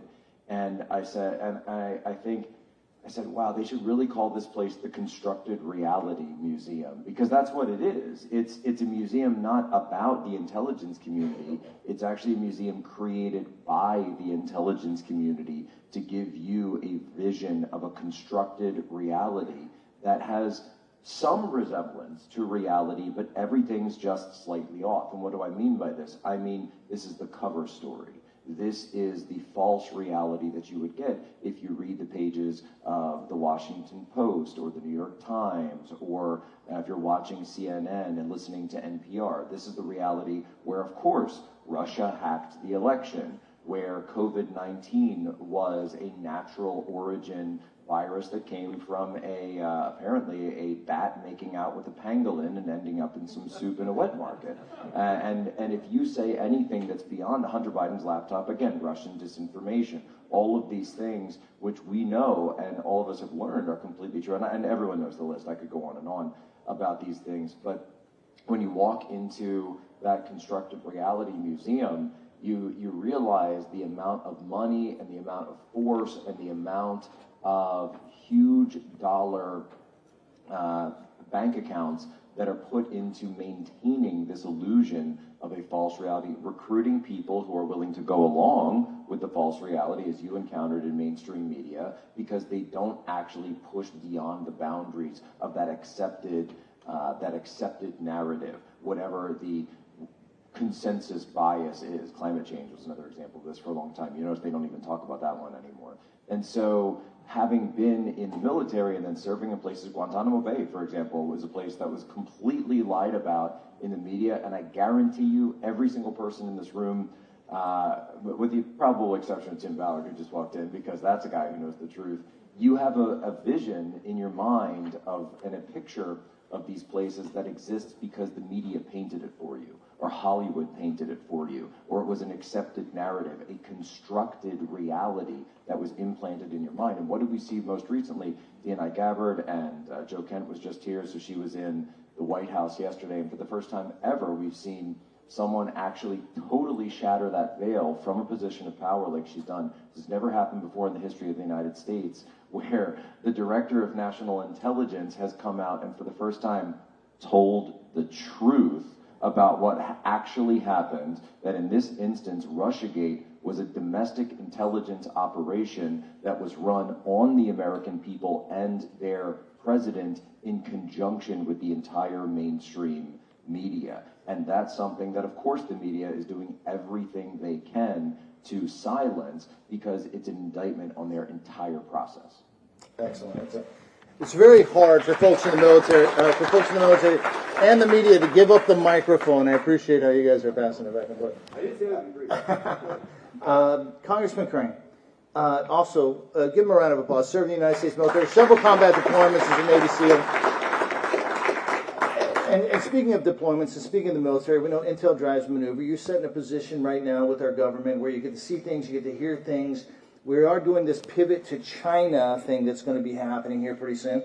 But while that's happening, what message do you have to the alternative media to not take their eyes off of any certain direction and be only focused on China? What else is happening out there that people need to make sure they don't forget about? Yeah, thank you for that question. I realize many of my friends and allies in the room are, very focused on China, and they have very good reasons to do that. They are definitely a threat to the United States, and Jack and Laura can go into great detail on some of the reasons why. And I agree with them. They are a definite threat to the United States. But one thing that I will say to everybody in this room is, don't take your eyes off of radical Islamists, okay? I've studied their theology, I've studied their eschatology, and I think they often get underrated for a few reasons. One of them is when we look at threats around the world, we often look at nation states, we look at their economies, we look at their resources, and we also look at their weaponry and their military capabilities, and that's an area where I think they often get overlooked because they don't rank high when it comes to a couple of those things. When you study their theology, and some of these young kids are being taught that if they are killed in the line of jihad, they'll go to heaven and get 70 virgins. That's really dangerous. And when you compare it to some of the other nation states that we often rank high on that list, they're not fighting for the same reasons. They're not fighting because they believe that, it's divine and that God will bless them, for fighting infidels and, toppling the West. So I think that it's important that we do not take our eyes off of radical Islam. And when you look at that list, you're saying some don't rank as high as others. Where are we at on the top of that list that people should make sure they don't take their eye off? Which country, which group, which organization, which terror cell, where at?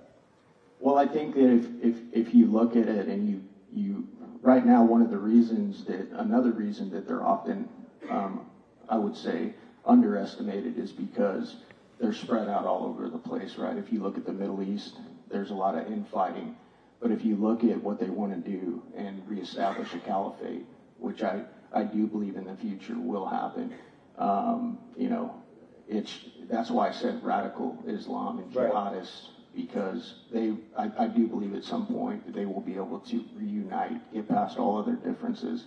I could make a biblical case for it as well, but this is one of the dangers I see, is that I think as we pivot. And again, I understand the reasons why, but I think that, there's going to be a focus taking off of radical Islam. And I think one of the other dangers to it is that the United States of America, because our military is so strong, our military is built to take on nation states, right, not necessarily fight insurgencies. And so I think it's one of the reasons that radical Marxism, communism, and socialism have been so effective and so destructive here in the United States, because this isn't what our Department of Defense is built to do, right? And that's one of the reasons I think that radical Islam, it will be such a big threat in the years to come. Outstanding. Thank you. Can I add to that? Please add to it. I want to put that in the context of the media. So I said the shift started in 2016. I should really have said that the shift became apparent in 2016. Because if you actually look at Congressman Crane is 100% correct. But if you look at the playbook of radical Islamists, first of all, it's identical to the Marxist playbook in many respects. Unrestricted warfare is unrestricted warfare, whether it's done by the Chinese or what we call radical Islamists. But radical Islam is a term that is in itself created to deceive. Because having studied the Quran, you will know that it's not actually radical to fight for the restoration of the Ummah, which is the Islamic people and the Sharia throughout the world. In fact, it's as mainstream as Islam gets to believe in that as the established. So it's not a radical idea. It might be groups that use radical tactics, But we're the ones who gave it that name, and that's where the role of the media comes in. And if you actually look at the term Islamophobia, you cannot date that term prior to the Obama administration. It didn't exist. It wasn't a concept. So this is why history for journalists matters. So what happens with the rise of independent media is you get a lot of people that can grab a microphone and can grow an audience. And if they make a deal with a social media company, they can get a big audience pretty quickly. They can come out of nowhere. I don't know, they can come out of the CIA like Sean Ryan. And they can be very popular very quickly. And they can stay there as long as somebody else decides to keep them there. But what is it they're not doing? What are they not? We are students. Journalists are students, not experts. Any journalist presented to you as an expert is already lying to you, because we're not experts. I can do a series for 5 years. I can cover nuclear energy, and I will never have the knowledge of a nuclear scientist who's truly an expert. So what we are supposed to be is students of history, students of culture, students of modern popular, governments and who are the players of the time. We literally are students of everything. But journalists have stopped being that. Number one, daily news and immediate deadlines are the death of that kind of level of knowledge and investigation, but they're necessary. So it's important for journalists really to be able to transition beyond those things, right? You can be a daily news journalist for a while and really get hard news skills, or work for a news agency and have that instant hard news nose. But what you're supposed to build over time is context and knowledge. And that is supposed to be merged with principles. But what we have is journalists who are not curious. The reason you don't know the stories that Jack's telling you about is because our media lies by omission. So it's not just what they print that's not true, it's what they don't tell you. You get slices of the truth, because the best propaganda is built on kernels of truth. When you make something up, it's very hard to keep it there, because what happens, it's a lie that has no legs and it keeps collapsing on itself, and you keep having to tell more lies, and as you do that, you create what? You create a trail of guilt, which is exactly where we are with Tulsi Gabbard today, right, with what she's revealing, because the lie of Russia collusion had to be constantly propped up, and now that's crumbling, and there's an evidence trail to that cover-up. But what we as journalists don't do is we're not curious about where does Islamophobia come from? Who created that term? Well, there's an organization called D.C. Leaks, which is like WikiLeaks. You can't find this on the internet anymore, even in the Wayback Machine. There are people who can find it, but they're beyond my reach. But what did they leak? The playbook, when the Open Society Foundations created the playbook for the creation of the term Islamophobia. Exactly how they would define it, how they would proliferate it, what they would do to people who didn't adhere to it. So they created this what? As a cover.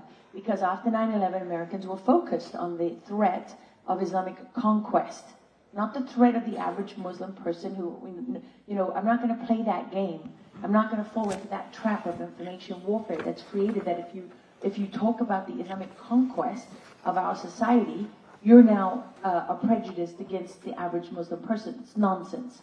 I've lived for many years, 5 years in Iraq, years in Afghanistan. Don't tell me about Islamophobia. I don't care about that. What I want to show you is that this is a made-up term that is a tool of control and intimidation. And it has operated as a cover while the Islamic conquest has moved not just across Africa, Nigeria, Congo, Ethiopia, across the Sahel, villages that we're now supposed to believe were always Muslim, where the Africans themselves are like, where the hell did this come from? This is not our history. We don't wear a bias here, but we're so uncurious as media about the origins of everything. We ignore it, and it's burned all its way across Europe, and it's right at our front door. It's in Canada. It's beyond that border. It's all over, and it's the same tactics. It's the same playbook, except that Islam is not a religion. We allow it to have the First Amendment protection because we don't know anything about Islam. And it's actually, I learned this from jihadis themselves at the Finsbury Mosque in London, which is one of the main command and control centers for the conquest of the UK and Europe.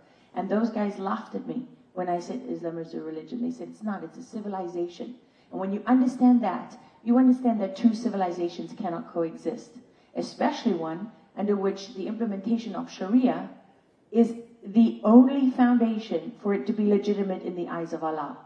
So you cannot have the Constitution of the United States of America and Sharia law coexist. There's one law of the land.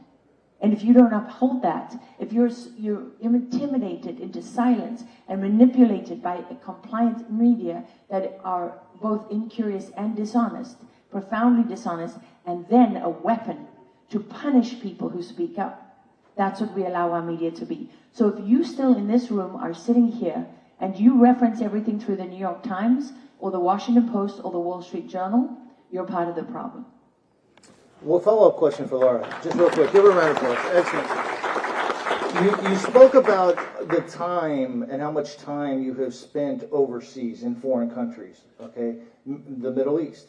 How much time have you spent in the Middle East? And when we talk about media, what was the propaganda you saw that was for them, against us, and how does it compare to some of the things you're seeing in the United States now? I think, Boone, for me, it's more about understanding that the obligations that Islamic people feel they live under if they are faithful to the teachings.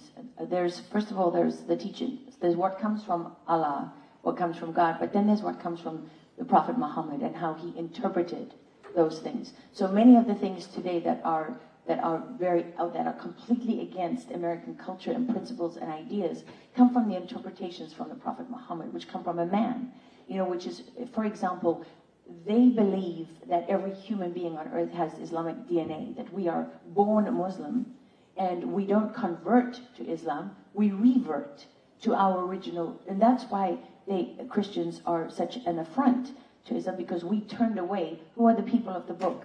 The Jews, the Christians, and the Muslims, right? So when ISIS rages across Mosul and ancient Mesopotamia, now northern Iraq, and they give Christians the opportunity to revert, right, and pay the jizya, but the Yazidis and the Kurds, they are enslaved, right? Because actually Muhammad believed that Jesus was a slave.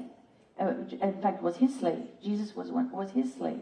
And so it's understanding that ideology puts an obligation. So when I was with Afghan commanders during the war with the Taliban, and I lived alone on the front line as a woman, and at the time when the Taliban controlled 95% of the country, and there were many commanders that I would meet with regularly because I would go everywhere with Afghan soldiers.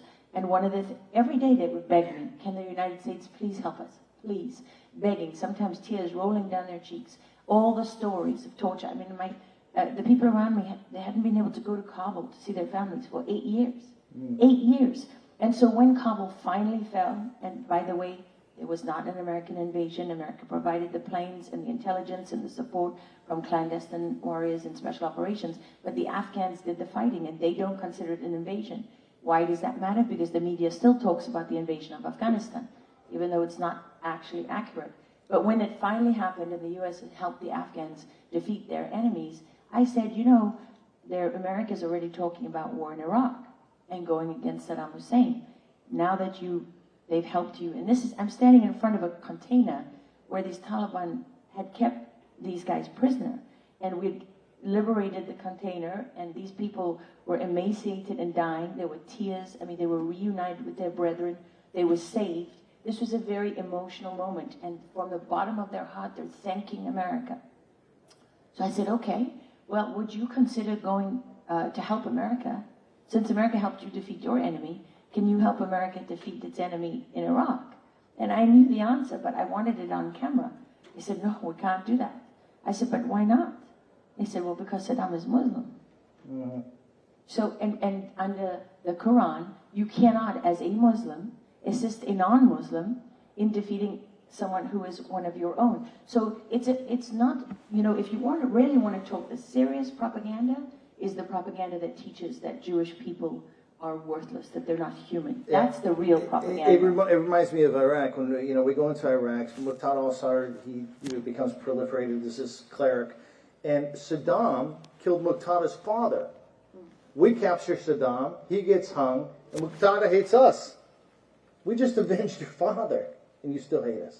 Yeah, but he's a product of Iran. Absolutely so. And we did what Iran wanted. We got rid of the enemy that they couldn't get rid of themselves. They lost 1 million people from 1980 to 88. Oh, this conversation could go on a long time, but we got to keep going. Over to Jack. Give her a round of applause. If you ever get that chance. And watch Going Rogue with Laura Logan. It's a great show. You get a lot more of this kind of stuff and just very, very exquisite. Jack, General Flynn always talks about digital soldiers. Digital soldiers. A lot of that is your audience. What is the next leg? What is the next thing that these digital soldiers, where should they be looking to turn? What should they be looking to do in this future where legacy media is dying out, digital soldiers, alternative media is rising? What does the future look like for our digital soldiers? That's a great question, and thanks so much to Laura for your testimony just there. But the issue with anyone who's involved in the online freedom movement, the online patriot movement, and this goes for anywhere in the world, is not just the United States, but anywhere in the West where they're fighting this. Obviously in the EU, there's so many issues with censorship there. So censorship has, by and large, failed due to the success of Donald Trump and the ability to move quicker with our systems and our distribution networks than ever. And a huge shout out, of course, to Elon Musk, because him purchasing X when he did with $44 billion of his own money provided that platform for truth to be able to be received. And I remember always saying, even having been a formerly, anonymous user, anon of Twitter myself, that we've never asked for any special favors. We just want a level playing field where then as he's digging under the hood of how Twitter was set up before, in the code, you would find that certain keywords and certain key phrases would get you downlisted, would get you shadow banned, which was completely real. That's another one of those conspiracy theories we were told about, or one of those things we were told was a conspiracy theory that became true. And if you accumulated too many of these words or the volume of the words in a certain period of time, well then your tweets, your posts would not be seen by anyone. So they wouldn't take you down. You wouldn't even know that you were screaming into the void, but they would have done that to you. So they realize that hasn't worked because Elon has stripped that off, and I applaud him for it. I absolutely do. So the next threat is this. We are going to run into a threat of over-information. What do I mean by over-information? I mean, if you can't censor information, then what's the best way to combat that? Malinformation, fake information, and the large majority of this is going to come about because of AI. So you will see AI generated, and I see it all day, I see it every single day, where there are not only AI generated posts and comments and sentiments, but entire AI generated bot networks, where the old bot networks that used to be paid by the likes of Media Matters and David Brock and American Bridge and all these different organizations, they used to be very clumsy and very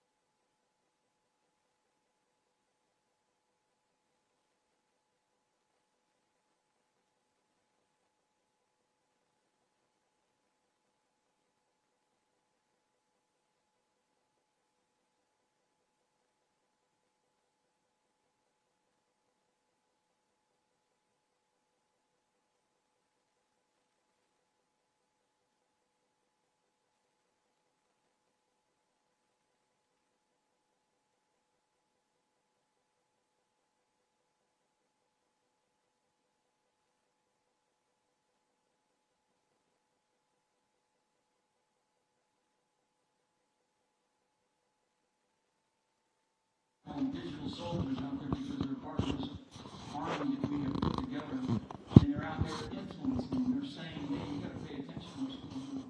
So we're gonna break for lunch, but before we do that, this national security strategy, because Lara said it, and it has to do with the media, and it has to do with the connection, because I've written a book on radical Islamism or whatever, and I've studied communism. I've studied my life in certainly in the military has always been about our enemies. I have had to study our enemies because that's my role when I go to present what we are going to face to a friendly unit that I've been assigned to, whether it's special operations or whether it's airborne forces or all the way up to the Army and certainly to the major force level, and had to argue all of these different things because they would say, well, how do you know that? And I'd say, because I've studied this, I've examined them, I've in some cases gotten to know these people, and I think about, I put my mind into their mind, I put my feet into their boots, and it's very, very important. So this is really key because we actually said this in here, and Larry used the terms like slicing up. They slice up the information, right? So we actually captured that, and Boone is the one that kind of brought this to my attention. And it's actually on page, if you got it, it's on page 8, and actually we have a picture. We have a picture in there, and you're probably not going to get it, but you have a picture in there of somebody slicing up a salami, right? And this is actually a Marxist. This is in the late 40s, I guess, maybe, if I get the dates right. And the guy's name is Matthias Rakoczy. He was a Hungarian in the late 40s. He basically used the phrase salami slicing. So this is how they do it in societies. This is how they do it in the media. This is a tactic that is very strategic when it's applied appropriately. We've been going through it for a couple of decades here in the United States of America. And because we love to argue inside the family, which is what we're doing here in the American family right now, we are having a massive argument right here in the United States of America with each other. And we can do it. We have talked about China and Russia a lot, and I don't know if look around real quick, but, we invited them. They were here last night, and they'll be in here probably today. Maybe they're here somewhere, but to speak, too.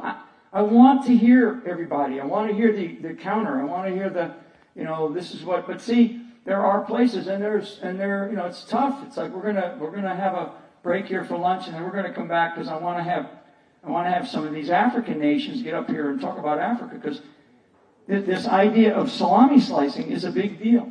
And Africa, in my studies of Africa, the continent, and the various countries, and we'll talk about it when we come back from lunch, that's actually the center and the hub of, scientifically, of human history. Okay? It's like if you look at the way the world evolved to where we are today, that's, you can go back and there's great books on it. And so I wanted to bring Africa in, and we'll take a break for lunch, but then we're going to come back. I wanted to bring Africa in because the amount of resources, one is a continent, two, it is a beautiful set of cultures, but it's under assault in its own way, right? I mean, I've studied sub-Saharan Africa, South Africa, middle of Africa, west, east, the various gulfs around the beautiful continent, and so we're going to hear a little bit about that. But this business of salami slicing, which is how to slice up a society, is how the media has sliced up our way of thinking and how we think. Okay, and it comes from somebody who was part of the Marxist revolution during the early part of the last century. And so it's not just some made-up stuff. This is really deeply thought about stuff. It's written about. They have studied it, and they have studied their foes to try to figure out ways to overcome our strengths. And so anyway, I just want to leave it on that note for now. We're going to take about, maybe 45 minutes, okay, 45 minutes. So what time do we come back? 1:30. Okay, so back here at 13:30, please. We have lunch for you out there. Take a break, and we'll see you back here at 13:30 for an Africa group. Go ahead. Thank you, everybody. I shut it off. Oh, okay. How's it going, sir? Good. Good. Excellent. Okay, here, I'll leave this here.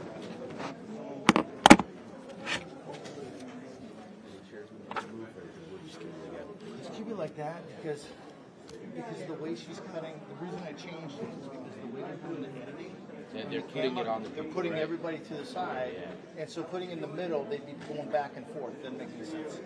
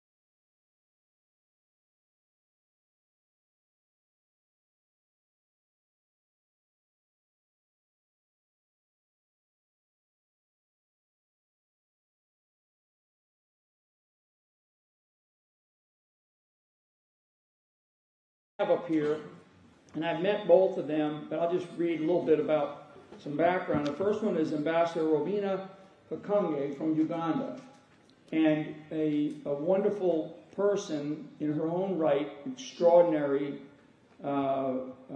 set of character traits, and just brilliant. Very, very seasoned diplomat and educated as a journalist, actually, and so I know that she probably took great interest in the digital forum that we had earlier. Now based here, obviously, in Washington, and promoting the kinds of things that the people of Uganda need. You know, there's tourism, of course, migration. We talked a little bit about that, and just some of the other aspects. I'm not going to take too much time going into long introductions. The one thing that I look for in people is not their political astuteness, right? Their ability to be politically correct. What I look for is leadership, because I think that we lack leadership. This woman that you're looking at up here is a wonderful leader. She is here in the United States of America because she has demonstrated extraordinary leadership skills. And on that note, Major General Mahmoud Hassani from Egypt is somebody who I have known. I definitely know many of his former bosses, actually. We talked about General El-Keshki and others. I have a great affinity for Egypt. I know President El-Sisi personally, and he and I actually served as counterparts. So when I was the senior intelligence officer at our U.S. Central Command, which is running all of these various wars in the region in the Middle East and Central Asia, at the time that I was down there, we actually had purview of 27 nations, and we gave up 7 of those nations to AFRICOM, but at that time El-Sisi was the head of military intelligence for Egypt, and so he was my counterpart, and I worked very closely with him. And then I watched all the things that took place in Tahrir Square and all the other things, and now he's the president. That's the way the world works, right? Very chaotic, very complex, but another strong leader. And I know that the type of people that he places here in the United States of America are also good leaders on their own right. So the fact that they're up here able to speak, because I'll talk about that before I finish up with this part of the day, about being able to speak, because being able to speak is a strength. Okay? Being able to dialogue is a strength. You don't have to go back and get permission. You speak for yourself. You speak freely. If I was working directly for President Trump, I could actually say in our system that I don't agree with that particular policy, but I'm going to fight tooth and nail because he said it. Okay? Because he said it. Because if I'm working for him, if I'm working in his administration here in the United States of America, we can do that. Okay? Many other countries can't do that. To avoid that in this day and age of information, as we just heard on the media side, you cannot avoid it any longer. I mean, we haven't even touched on artificial intelligence, which I am deeply, deeply involved in. Boone and I wrote a book on how to fight artificial intelligence. Okay? This is something that is another part of information and intelligence. So on that note, when I asked, and Ambassador, I'll start with you if you don't mind, and I'll give you the mic here in a second. I really just want you to talk about Uganda, but also priorities and how you see America and how you want to be seen as a leader in Africa, but also just from your perspective as a diplomat. So, please. Thank you very much. I'd like to start out by saying thank you for the lunch and thank you for the invitation. And I really want to just kind of have a conversation with, and I thank you for this opportunity. I think I would first like to say that I am a product of an American education. And I grew up in Phoenix, Arizona, by circumstances. Those were the days of Idi Amin. My father was killed during that time, so we all know that story. And that's how I got there, and here I am. Here we are.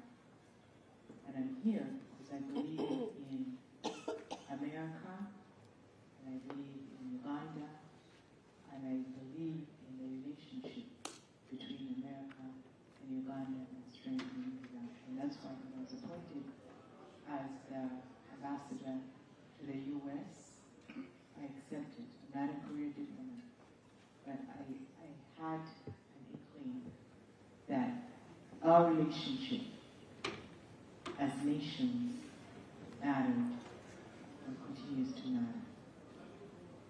Unfortunately, the minute I got here, we agreed to disagree on some key issues. We are a conservative nation. There's a way we see what a family looks like in our view. And the current administration at that time disagreed. So we found ourselves off the AGOA list. We found ourselves being invited and uninvited to certain things because of our beliefs. But we stood firm because that issue had gone through Parliament.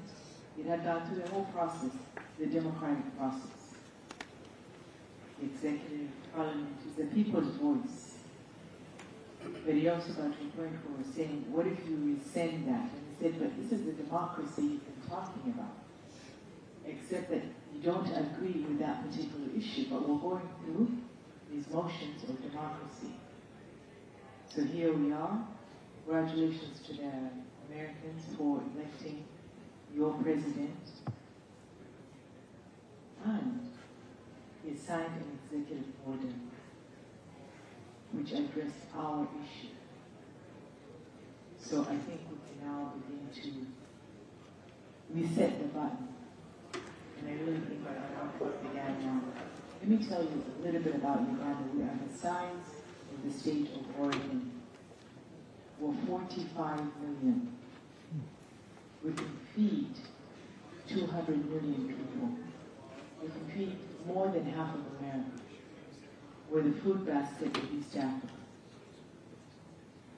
But our young people are selling their land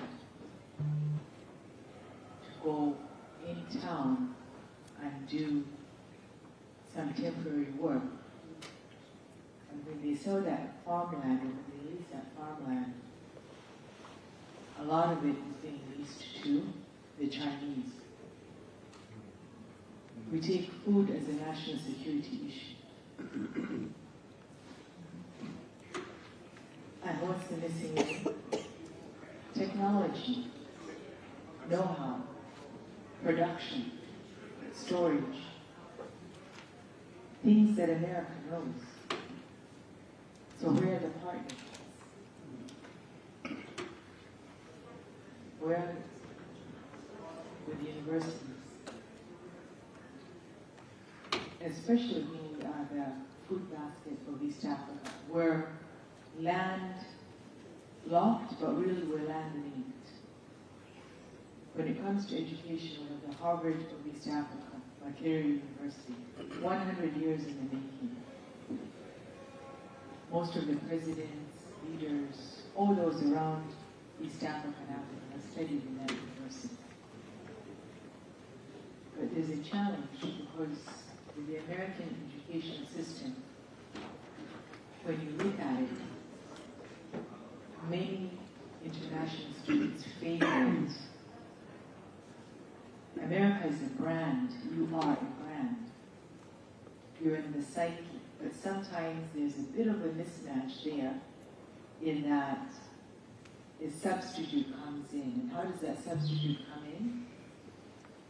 When our young people cannot engage or do not have the resources, they look for substitutes. So let me give you an example. You will find a young African selling t-shirts that say Mikey rather than Nike. Where do they get them? They're produced in China. So who's benefiting from your brand? Because ultimately that t-shirt, whatever it is bought by them. And young people are not patient. They may not remember how long, because they're what, in their 20s now, 30s? We're one of the youngest populations in the world. 70% of our population is under 30 years old. So they will not remember that our relationship is 60 years in the making. When they're looking for those scholarships, some even get full scholarships, full rides to American universities, but they don't get the visa. Then they get free scholarships to Chinese universities. So after they graduate, go work. And yet their children, their parents rather, may have gotten an American education. They have had American influence. We've talked about media, legacy media. That's one of the reasons why I pursued journalism, to tell Uganda and Africa's story.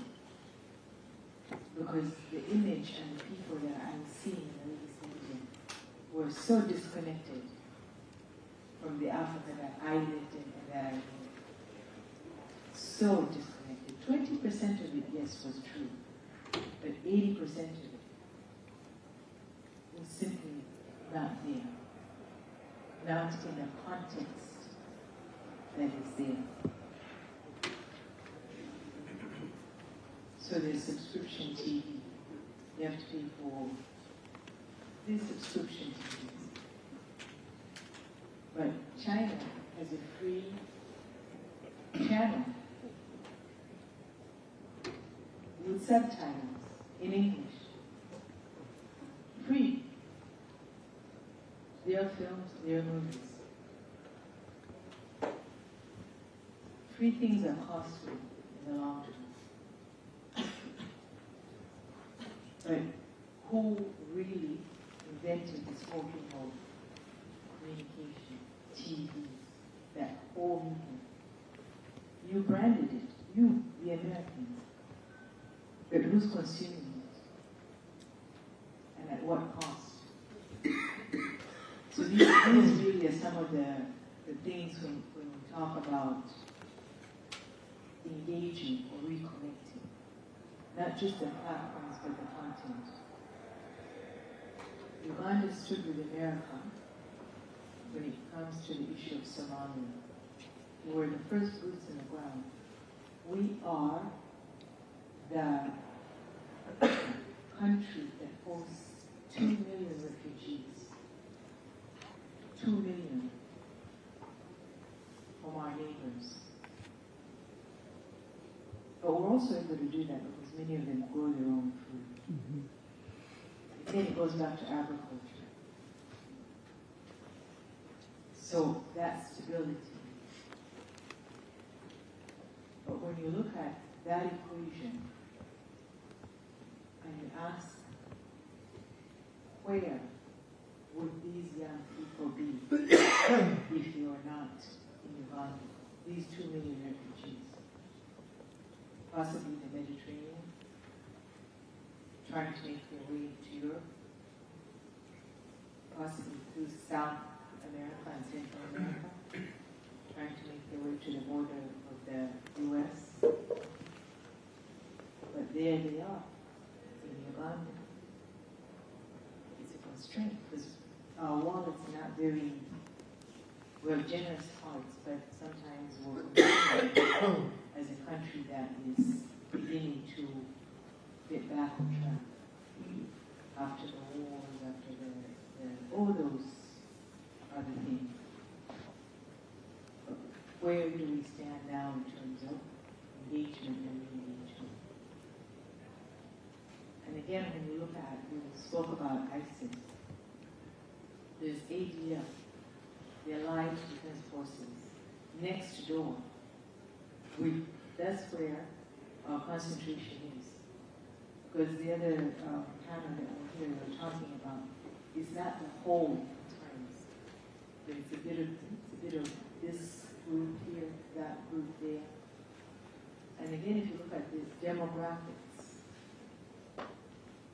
in that we were maybe 35% Anglican, maybe another 30% Catholic, and then they're in between. Maybe 2% Muslim. But if you look at the demographics now, you find that maybe the Muslim community is 11%.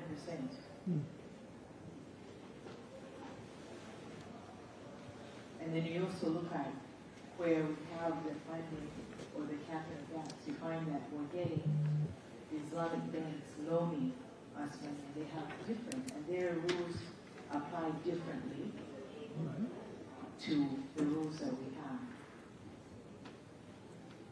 So again, where our priorities? We coexist. We are, in Uganda you can find on one street, you will find a church, a temple, and a mosque. So we coexist. But then again, how are we going to move forward with these new opportunities? And where is America our friend in that region? So those are the questions that when we're having discussion. But then we also have champions in Uganda, real champions. This year, the NBA is going to get 2 Ugandans, one from the Phoenix Suns, who is a refugee in Uganda at some point, and the other one is going to the Lakers. We have somebody who has 2 football rings, the championship. They played for the Bills. The Giants. I know the Olympics are coming here soon. Even the World Soccer. We hold the title, the gold medal, the 10,000 meters. But what resources are there when you talk about sports diplomacy? Many times these athletes, and your average American athlete, what do they have? They have a trainer, they have an agent, chef, an agent, a physiotherapist, a whole lineup. You will find that in Uganda, for example, the athlete may not even have the proper shoes. But where are the American companies, and where are the American athletes, and where are some of these partnerships that can be there? Even if it's just at college level, what are your young people doing during the summer? Why can there not be exchanges of some sort, engagements of some sort? Because if we continue to be in Uganda, the more that distance, the less the connectivity. We talked about leadership. We've had 2 women vice presidents. Currently, a woman is vice president. The previous one was 20 years ago. So when it comes to leadership, what are some of the things that we can learn from each other? Because we lead differently, but we have the common interest. For nations, for families, it's really the same. I can stop there for a second. Okay. Thank you once again. Absolutely, thank you.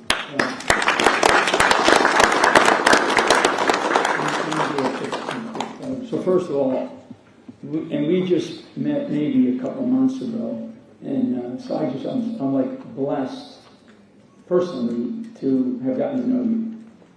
What you just heard was a demonstration of extraordinary character, strength, and courage. Okay? Spoken from the heart.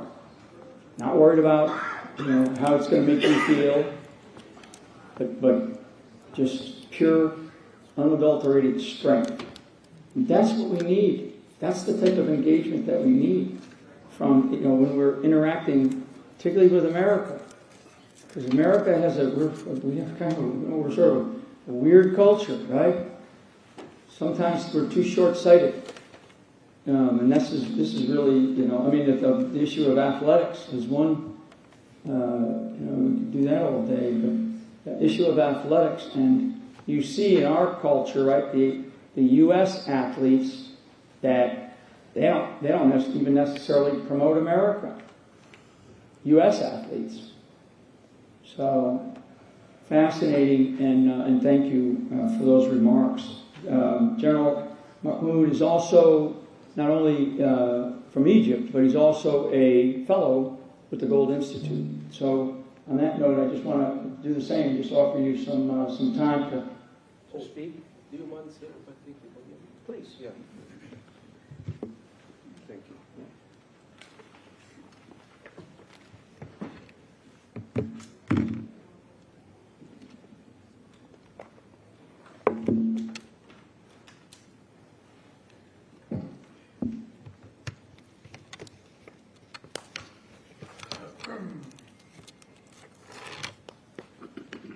Good evening. Good afternoon, ladies and gentlemen. So, thank you so much. It's a privilege and a great honor to be with this incredible gathering. So, talking in this extraordinary international conference for strategic partnership. So first I would like to express my personal gratitude and respect to the Honorable Michael Flynn, Lieutenant General, U.S. Army, Chairman of the Gold Institute, 25th National Security Advisor to the President of the United States, and so many other titles. So truly remarkable leader with outstanding vision. Thank you, sir, and I'm really proud about the kind words that you mentioned about my country and my leadership. Thank you so much. And also, it's my honor to share this panel with you.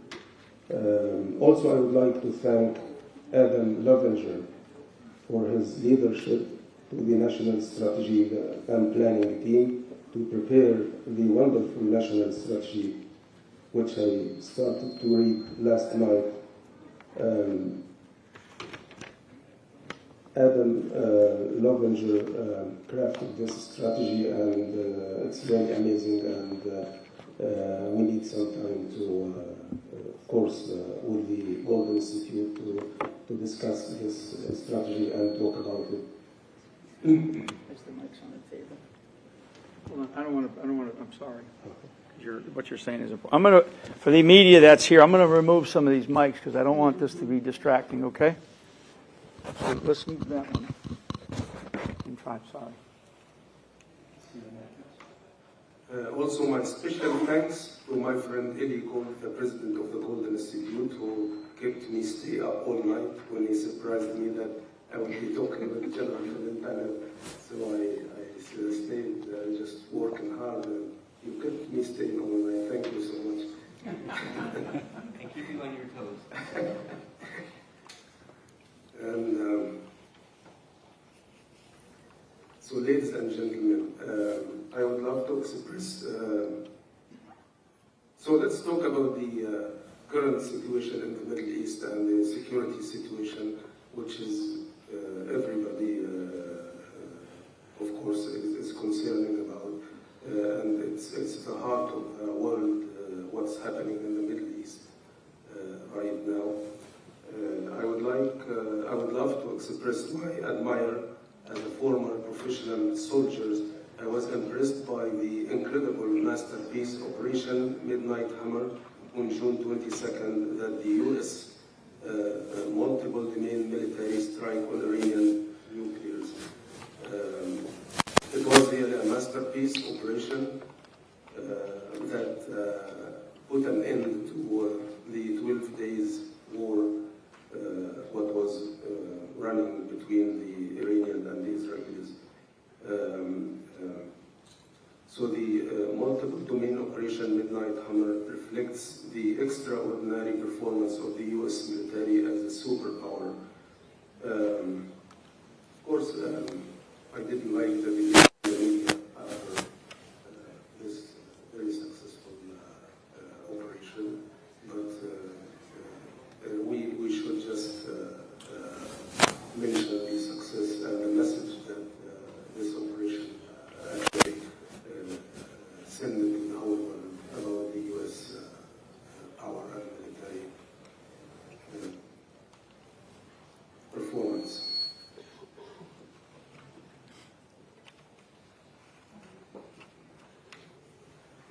So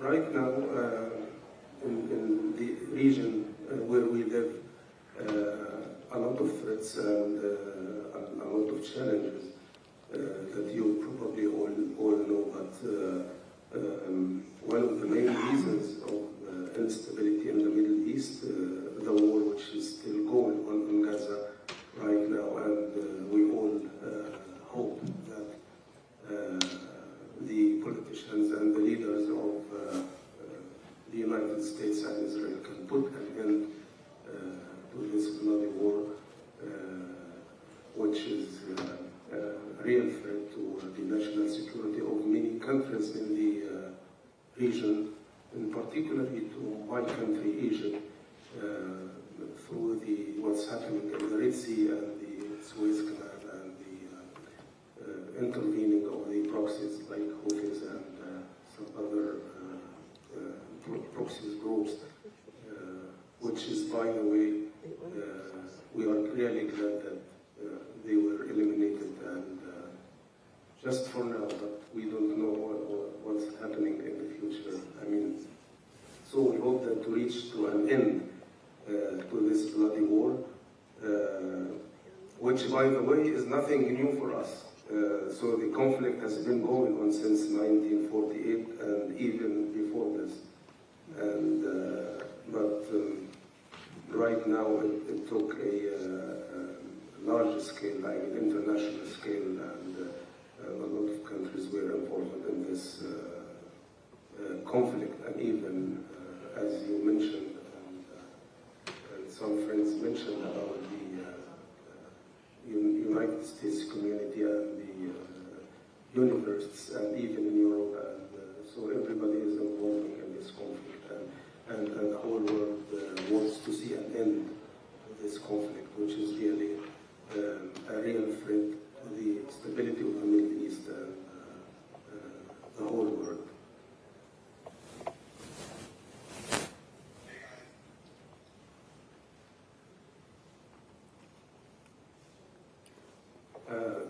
There's some thoughts that I wrote about this war through my observation to the situation.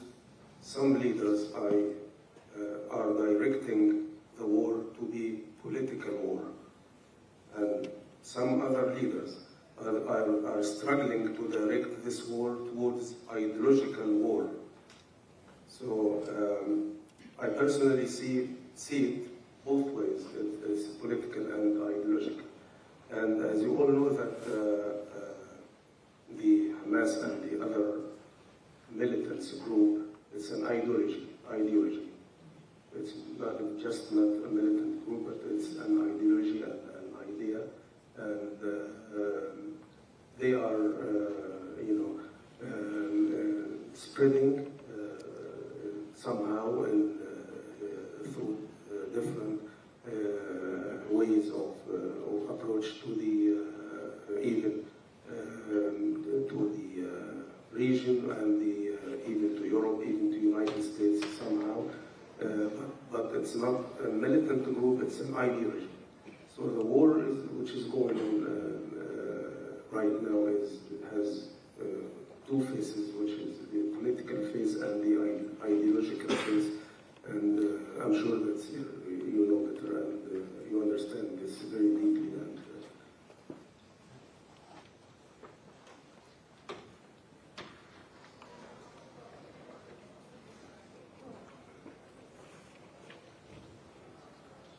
So by all means, this war must come to an end.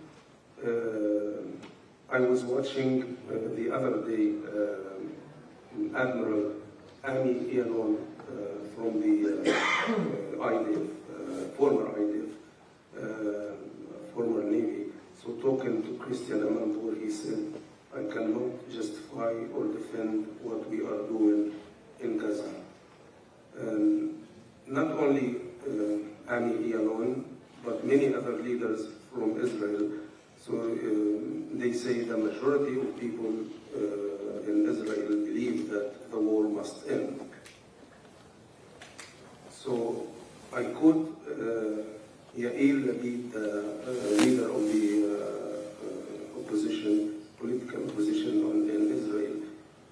He said one important quote. He said that what we achieved through peace with Egypt, we couldn't achieve it with war with some other countries. And what we achieved with peace, it lasted like half a century.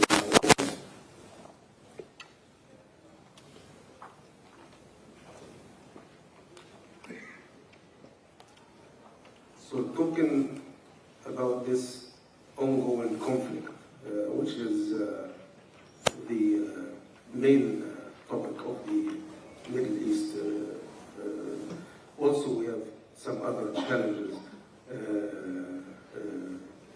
like terrorism challenges, particularly in the Horn of Africa, as Your Excellency mentioned, that the terrorist organizations are connected together. So from the Horn of Africa to the west of Africa, like Boko Haram and Al-Shabaab in Somalia and ISIS and Al-Qaeda and some other groups who are really connected together, and they announce loyalty to each other, and they are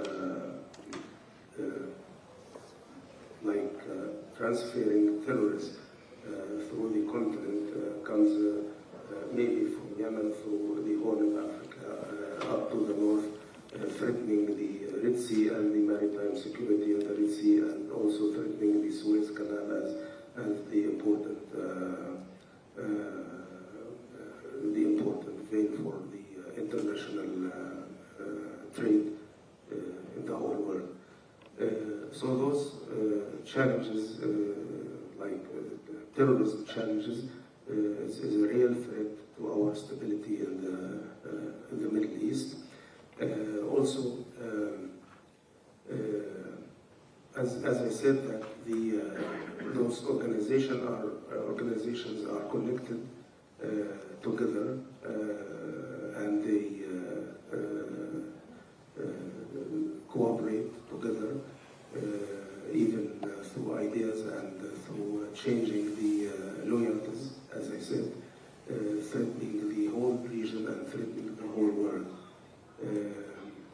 And also, the other challenge, and it's an economical challenge, but the economy comes as a result from the terrorism challenges. So if we could just end the terrorism, so there will not be economical challenges. So those were just some thoughts about the security situation in the Middle East, and I would like to thank you so much for giving me this opportunity to talk about those thoughts. Thank you.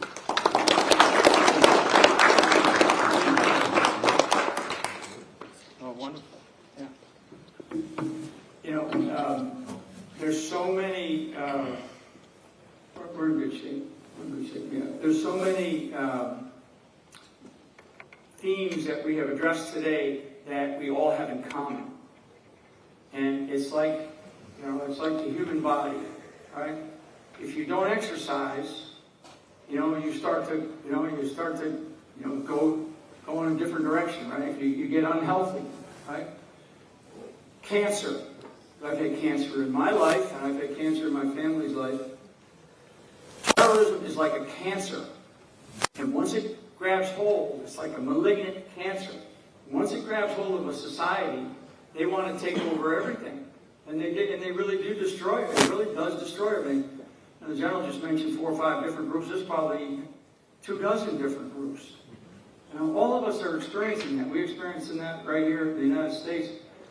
That's where we have to really kind of focus. It's not an idea of terrorism. It's the idea of common themes, common challenges, right? Common things that we're trying to do. I mean, the number of, if I got the number of your population, Your Excellency, it was around 45 million? Yeah. So, and what she said was 70% are under the age of 35, which means that's about 32 million people in your population are under that. Our kids, our children, our young people.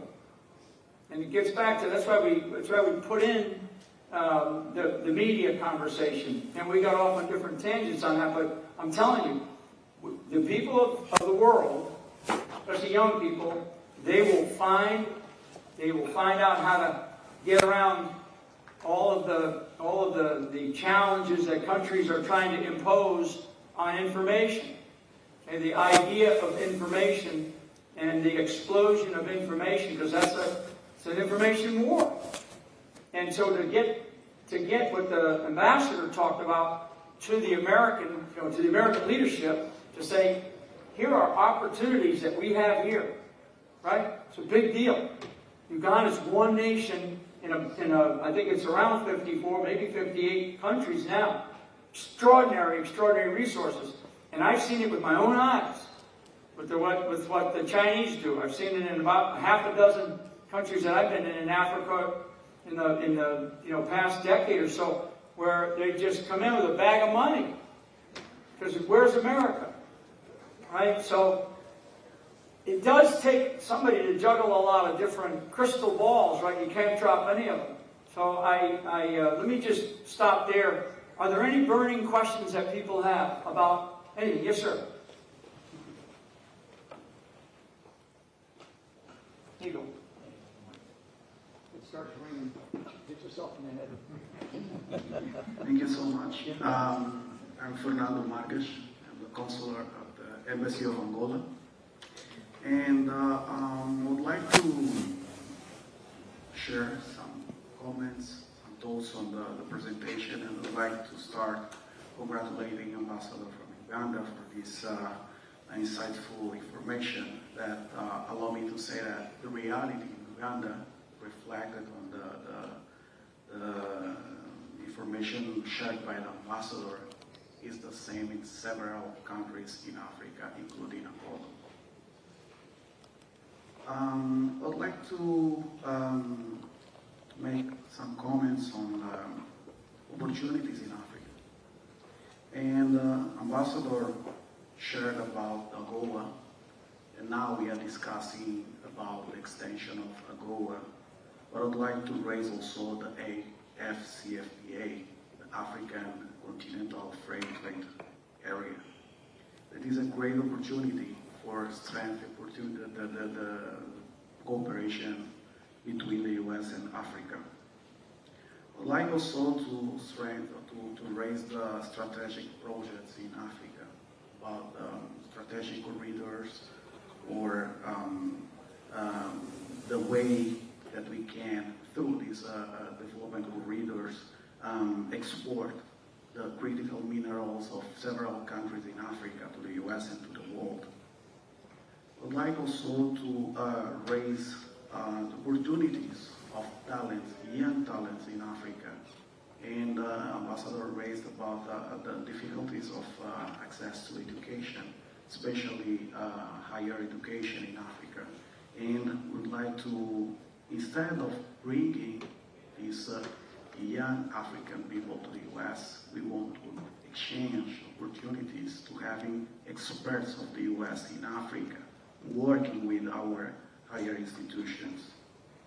And finally, I'd like to emphasize that Africa could also be a very important alternative for mineral suppliers in the world, not only in the U.S., but in the world. And since we don't take these opportunities in Africa now, other countries will take it, because we are living in a global world and no one is waiting for anyone. So this is an appeal. This is something that we'd like to share with the U.S., but saying that we are open to cooperate in a very mutual benefit basis with the U.S. Thank you so much.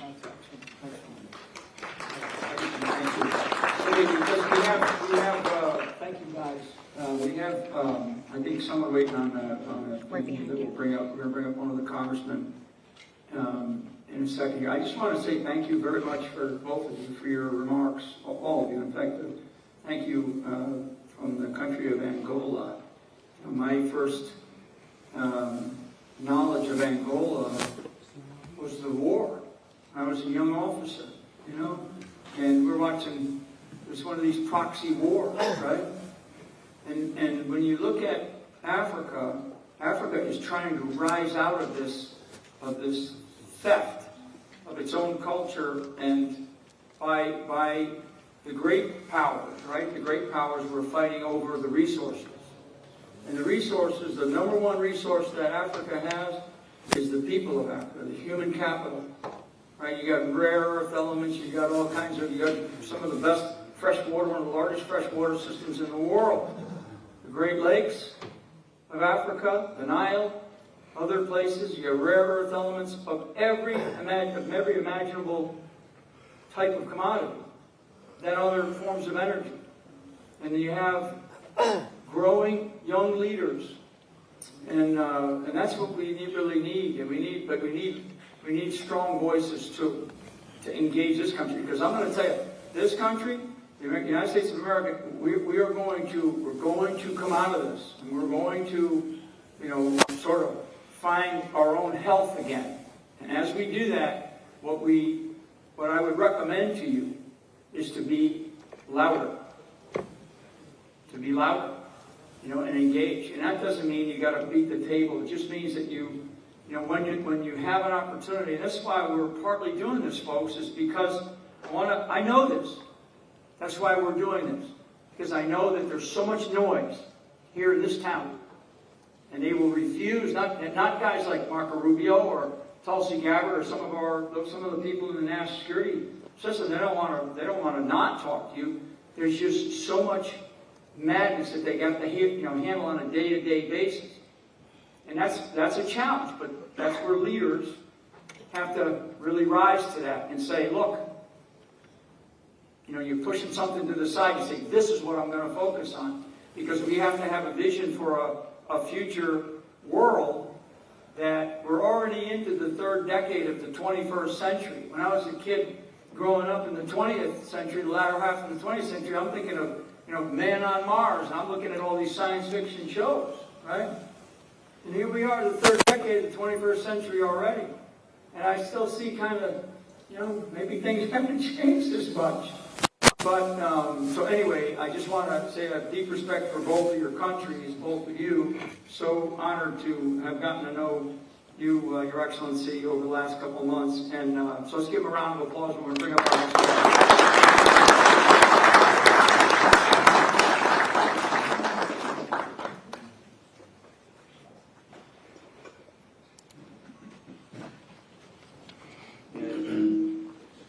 Thank you, General Flynn, and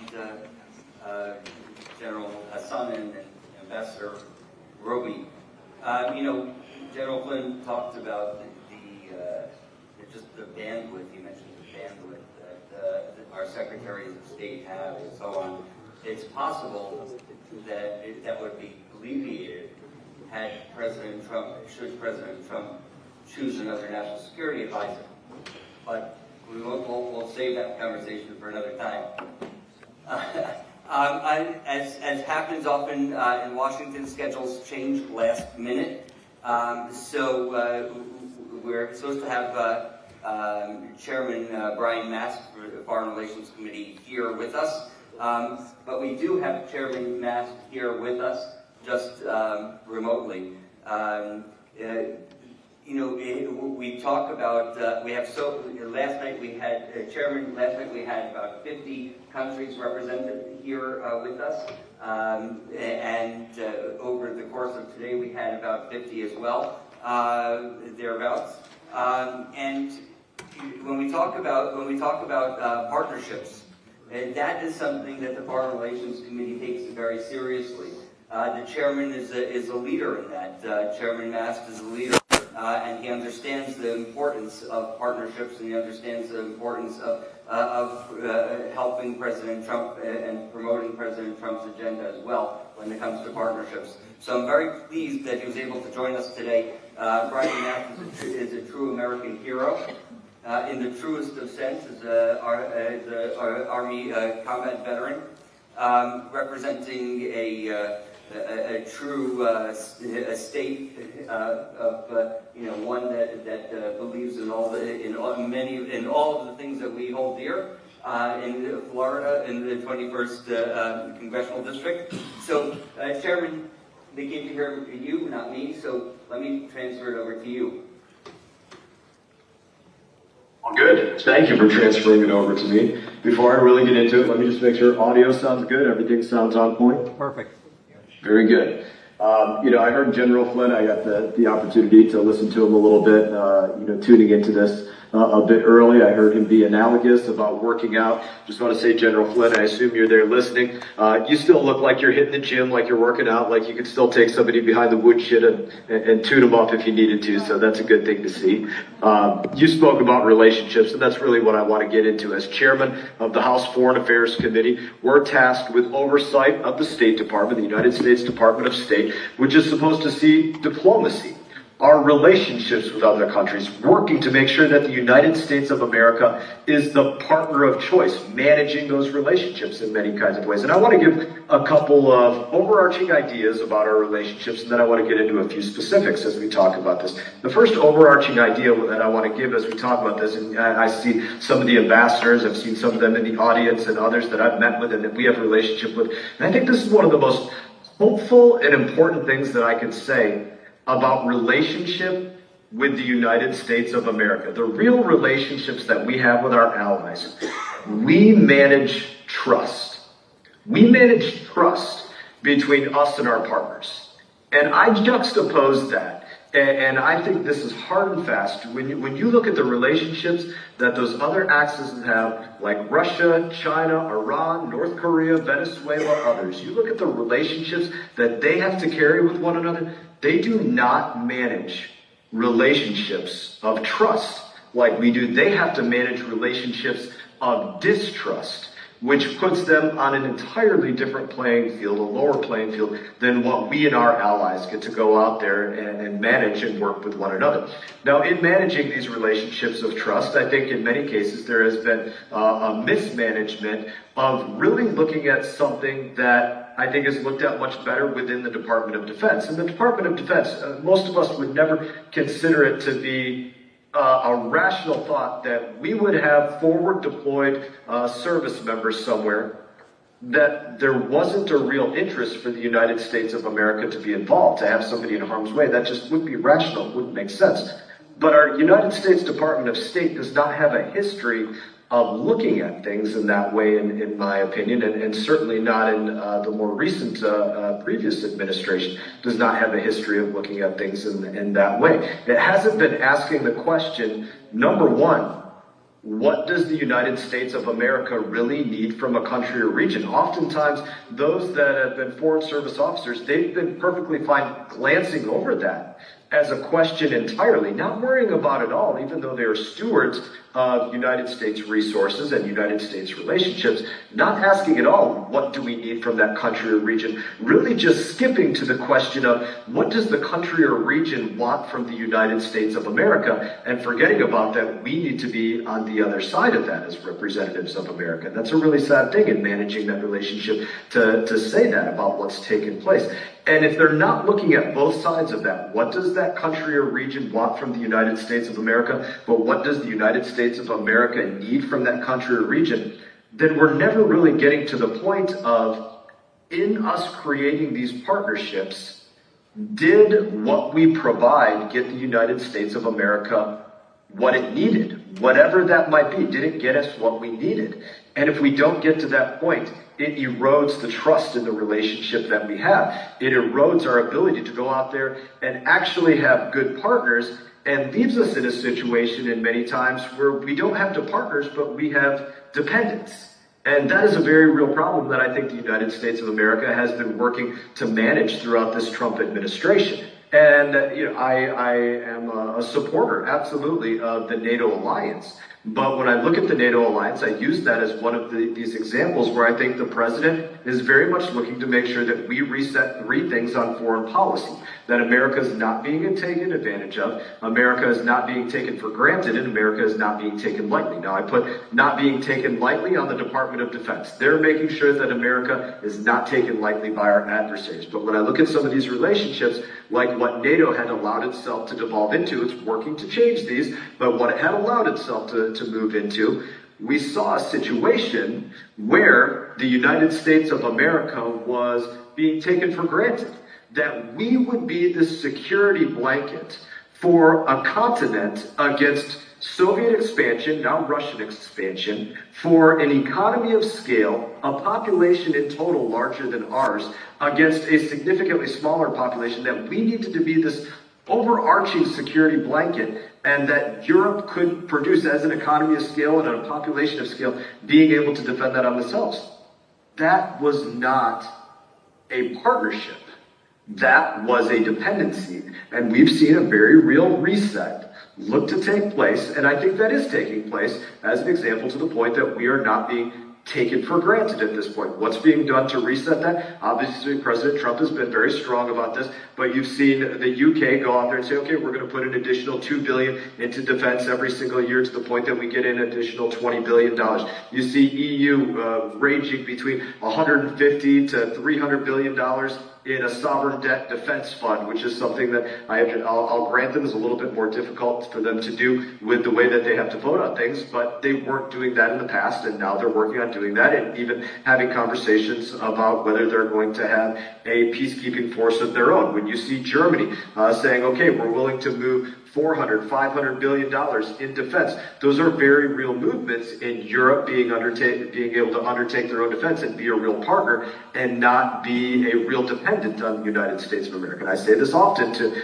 my colleagues, my counterparts in these other nations, other foreign affairs chairpersons and ambassadors and other people, that what the United States of America really needs out of NATO is and Europe is a Europe that doesn't need the United States of America. That doesn't mean that we cease to be there for one another, but how much stronger is our relationship if Europe can stand up and defend itself, and the United States of America can stand up and defend itself, and Europe if need be. But when together we both have those capabilities and we bring them to bear, we are a significantly stronger alliance. And we haven't been to that point in the past, and we're working on getting ourselves to that point now. Now, that was the example of making sure that we're not taken for granted, not taking advantage of, I think goes directly to trade policy, which is absolutely foreign policy. The trade policy where goods flow from other countries into the United States of America at a significantly lesser tariff rate or tax rate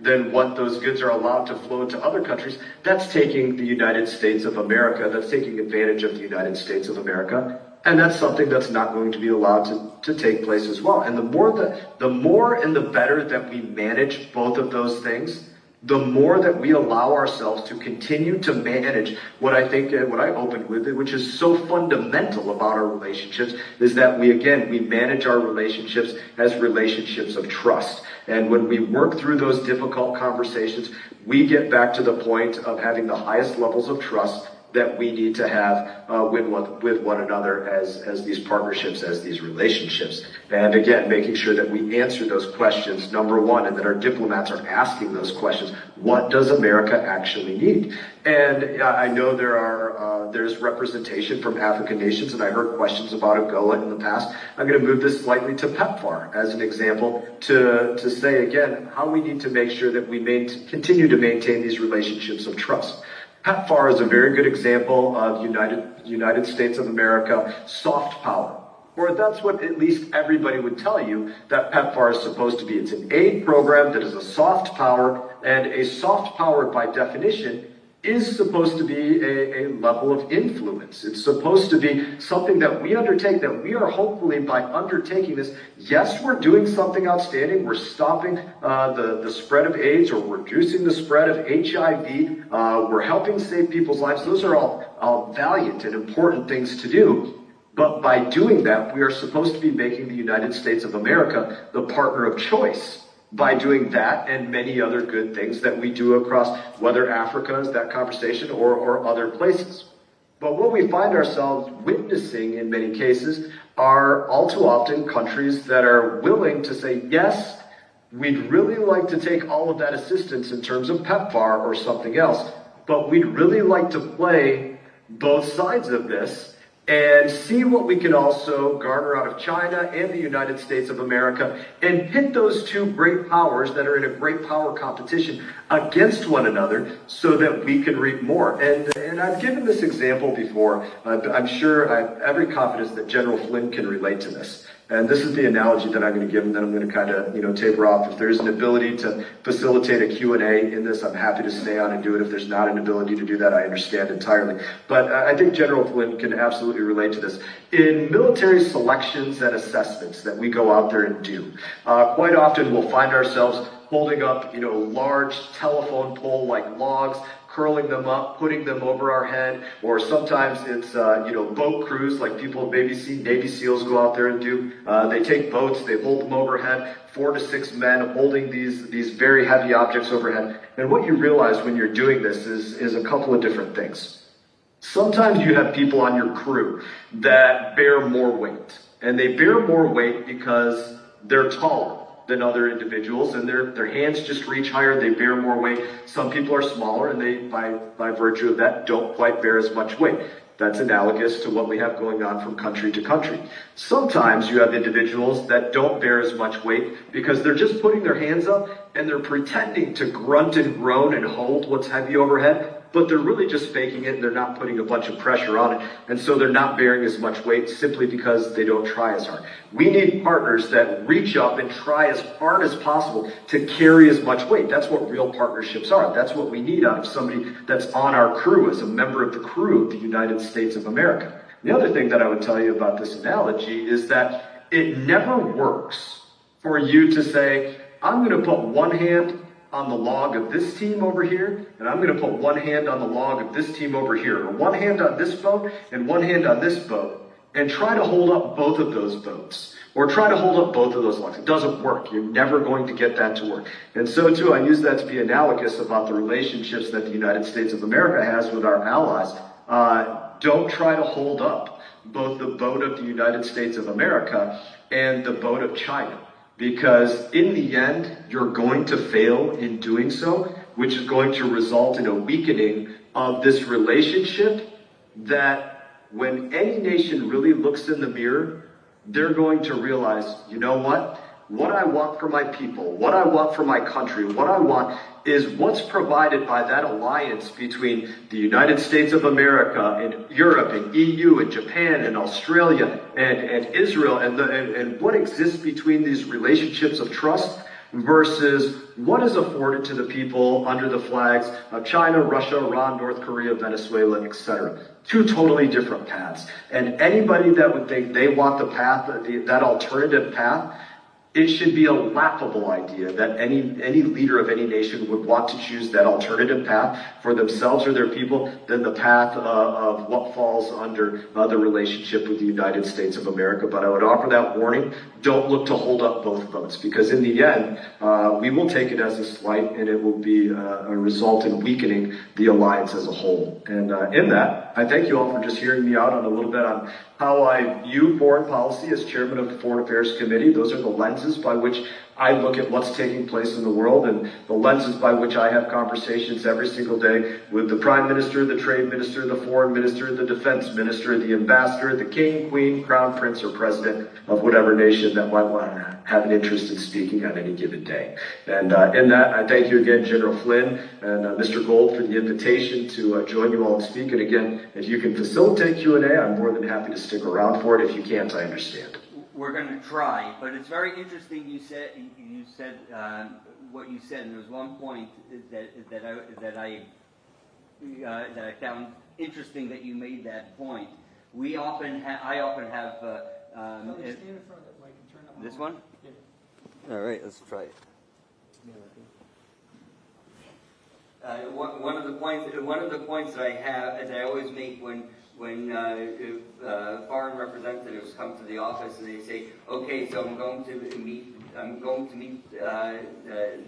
the members of Congress, or I'm going to meet any representative of our country, and I always start off with the first thing. When you walk into Chairman Mast's office or anyone's office, you walk in. Before you say anything, you say, here are a list of 5 things that I can offer you. This is what my country can do for you, and then you can ask what you want from the United States. It's always very important, because all too often we're just coming and we're just representatives are just coming in with requests, but never the other side of the partnership. It's only waiting for us to make that request. So as you articulated, the partnership is two-sided, and everybody has to understand that. So I thought that was excellent. I do want to try to see if we have an opportunity for questions. Let's try. Can you have the chairman of the House Foreign Relations? You may just have to repeat the question because I might not hear it from the audience. We have the chairman of the House Foreign Relations Committee there, foreign countries. But I can hear your microphone loud and clear that you're speaking into. So take a chance. If you got a question, this is a shot right here, an open forum. We have 200. Brian, Chairman, we have 200,000 people online listening to this right now, so I'm scaring the crap out of these people. But I want you to know, this is the chairman of the United States House of Representatives Foreign Relations Committee. And I know we've been griping, so yes, sir. Right here. Come on up here, sir. Come on up here. Okay, we're going to give him a microphone here, Chairman. Yes, Mr. Chairman, thank you. It's Herman Terz from Spain, from Vox, from Patriots, from the European Parliament. I wanted to ask you, are you aware of the connections that we have between organized crime, socialism, Foro de Sao Paulo, Grupo de Puebla, all these criminal gangs in Latin America with Europe now in this moment? And specifically, do you know the name of Mr. Zapatero? José María Rodríguez Zapatero. José Luis Rodríguez Zapatero, former president of the government of Spain, who is the contact person between Venezuela's dictatorship and Spain, and so to the European Union. Thank you for your question. I know not every single gang organization that exists there. I'll give you one specific example. When we're looking at Haiti, directly off of our shores, we see obviously a stronghold on the capital of Haiti, but that's conducted by half a dozen or more different gang organizations. So in any situation, as I'm looking at the nation, I thank my staff that I have an excellent staff and access to classified briefings that give me a great deal of knowledge, but I wouldn't pretend to you that I necessarily know every single gang organization and every single a strand of their affiliation across different places. But 100%, you're making the point that is accurate and true. There is global interconnectivity between America's nation-state adversaries and gang organizations across the globe that work to create chaos, whether in a country or a country in simply our backyard or other places. And I do frequently receive briefs on those. Great, thank you, Chairman. We have a couple people that lined up, so you can't see them now, but I'm going to have them come up to the mic and try not to make any long statements, okay, because of his time. Just get to the essence of your question. In Kurdistan, right? Yes. So the first one's going to be from Kurdistan. Come on. Thank you. Good afternoon. Great to see you, ma'am. Great to see you. It was a great honor, Chairman Mas, to meet you back in May with Prime Minister Barzani of the Kurdistan region of Iraq. I posed this question earlier in a session on energy, but since we have your presence, I would like to pose this again. After Prime Minister Barzani's visit here, during which he announced 2 energy deals with American companies, we returned to Kurdistan, and since then, the region has been attacked by drones, by militias. 200,000 barrels of oil a day has been taken out from our oil production. 2 American companies that operated oil fields and invested in those oil fields were hit. What can the US Congress do to support Kurdistan region, which is your partner and your ally, and support these US companies that have invested in Kurdistan? And thank you once again. And thank you. I've enjoyed you and I having the opportunity to develop a relationship, have meetings, inside of the Capitol. What we can do is very simple in many cases, and it often equates in this: what's my opinion and what is my policy? Now, I'm always happy to offer my opinion about that. I don't agree with this. I don't want to see this happen. I think that there should be a response in this way, XYZ, and I often offer those opinions as chairman of the Foreign Affairs Committee. That does not mean that it is always policy of the United States of America that my opinion is going to take place. We are a large nation, 435 representatives, 100 senators, and a very large and expansive executive branch that will work together, but in large part have the executive branch take the lead on what will actually be the policy for what is conducted. But for my part, you will not receive bashfulness on identifying what is just and right and what is wrong. And I will always make sure that I'm clairvoyant on those points, because I think it doesn't do the United States of America any benefit to be bashful. Yeah, excellent, excellent. Next up is General Shin from the Republic of Korea, South Korea. It's a great honor to speak to you, and I'm a Major retired Shin, and I'm the Vice President of the Korea-US Alliance Foundation. As you know, the alliance between Korea and the United States has been the strength, actually, to deter not only North Korean threats like nuclear and the threat from the North Korea, and also we believe that it is a kind of deterrence against any other countries, including the China. And so the alliance during the last 70 years, we have been very successful to deter war around the peninsula, and also it is a strength that to deter any threat in the region. And now the Korea is actually now we are about time to have a summit meeting. As you know, we have a new president, new government, but that we don't have the summit yet. But that hopefully we can have a summit in the near future, and we can strengthen the alliance for the next 70 years. As you know, the Korea-US alliance has been blood-forged alliance right after the Korean War. And now we are looking for the next 70 years and expanding the alliance from the military now into the whole areas, like political area, economic area, and mostly like in the future, Korea and the United States will become the alliance of the culture, alliance of the economy, alliance of the people-to-people integration. And do you have any thought on the future alliance between Korea and the United States? Thank you. Yeah, the thoughts that I would give you on it is this. We reflect on the relationship of the United States of America between your country. We were just moving legislation about that relationship in this past week in the Foreign Affairs Committee. But we reflect on it for all of the countries, across the region. And one of the things that I have a reflection on that I'll give you that is concerning to me, that I don't want to see out of any country, and that's to make sure we recognize what is your backyard. You have a greater proximity to China than greater exposure to China than what we do, just by virtue of they are your close neighbor. You don't have a choice about that. We are a greater distance away. But what we always need to make sure that we see in a relationship is that, again, to go a little bit back to my formal comments, that we're not being used.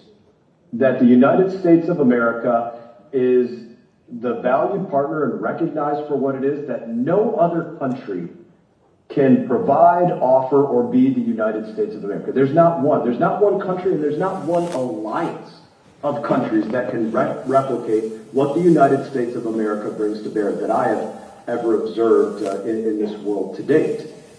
And in my recognition of that, it's just an overarching statement. The United States of America there, because you don't want to just end up a price taker for China, because without our presence, they get to control things totally, but you still want to have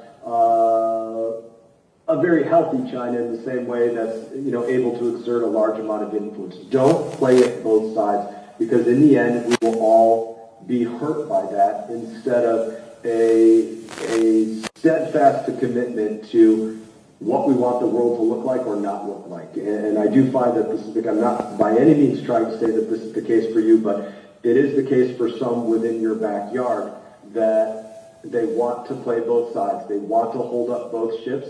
They want our presence there as a check and balance for China, but not more than a check and balance for China. Nations in the region, especially in that region we are putting a greater emphasis, a greater focus on, need to make those decisions. Excellent. I'm going to ask you to introduce yourself. But again, I'm looking at your time, Chairman. We have just a couple of minutes, so we'll get to the questions. Of course I do, General. Canada. Thanks so much, Honorable Miss. I'm originally from Canada, originally rooted from Kurdistan. I want to say that Sykes-Picot divided 4 parts of Kurdistan should not be left in Wayne again, and without support from United States. Obama did a mistake in January 2011 when he took out the military, and ISIS came in and Iran came in. Please convey the message that Kurdistan has to be supported. And last thing, quickly. Can I pause you for one moment before you move on and just say, look, again, there's what's my opinion and there's what's policy.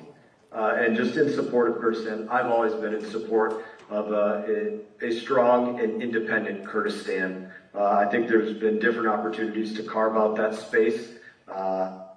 I've always been hopeful that that would take place. That's my opinion. It's not policy, but I'm never going to be bashful about offering my opinion for what would be an incredible ally to the United States of America. I really appreciate and thank you so much. That's what we are proud of you. But al-Barak is a wrong selection for Kurdistan and Syria, and I think is a mistake by administration. Please fix that. Thank you.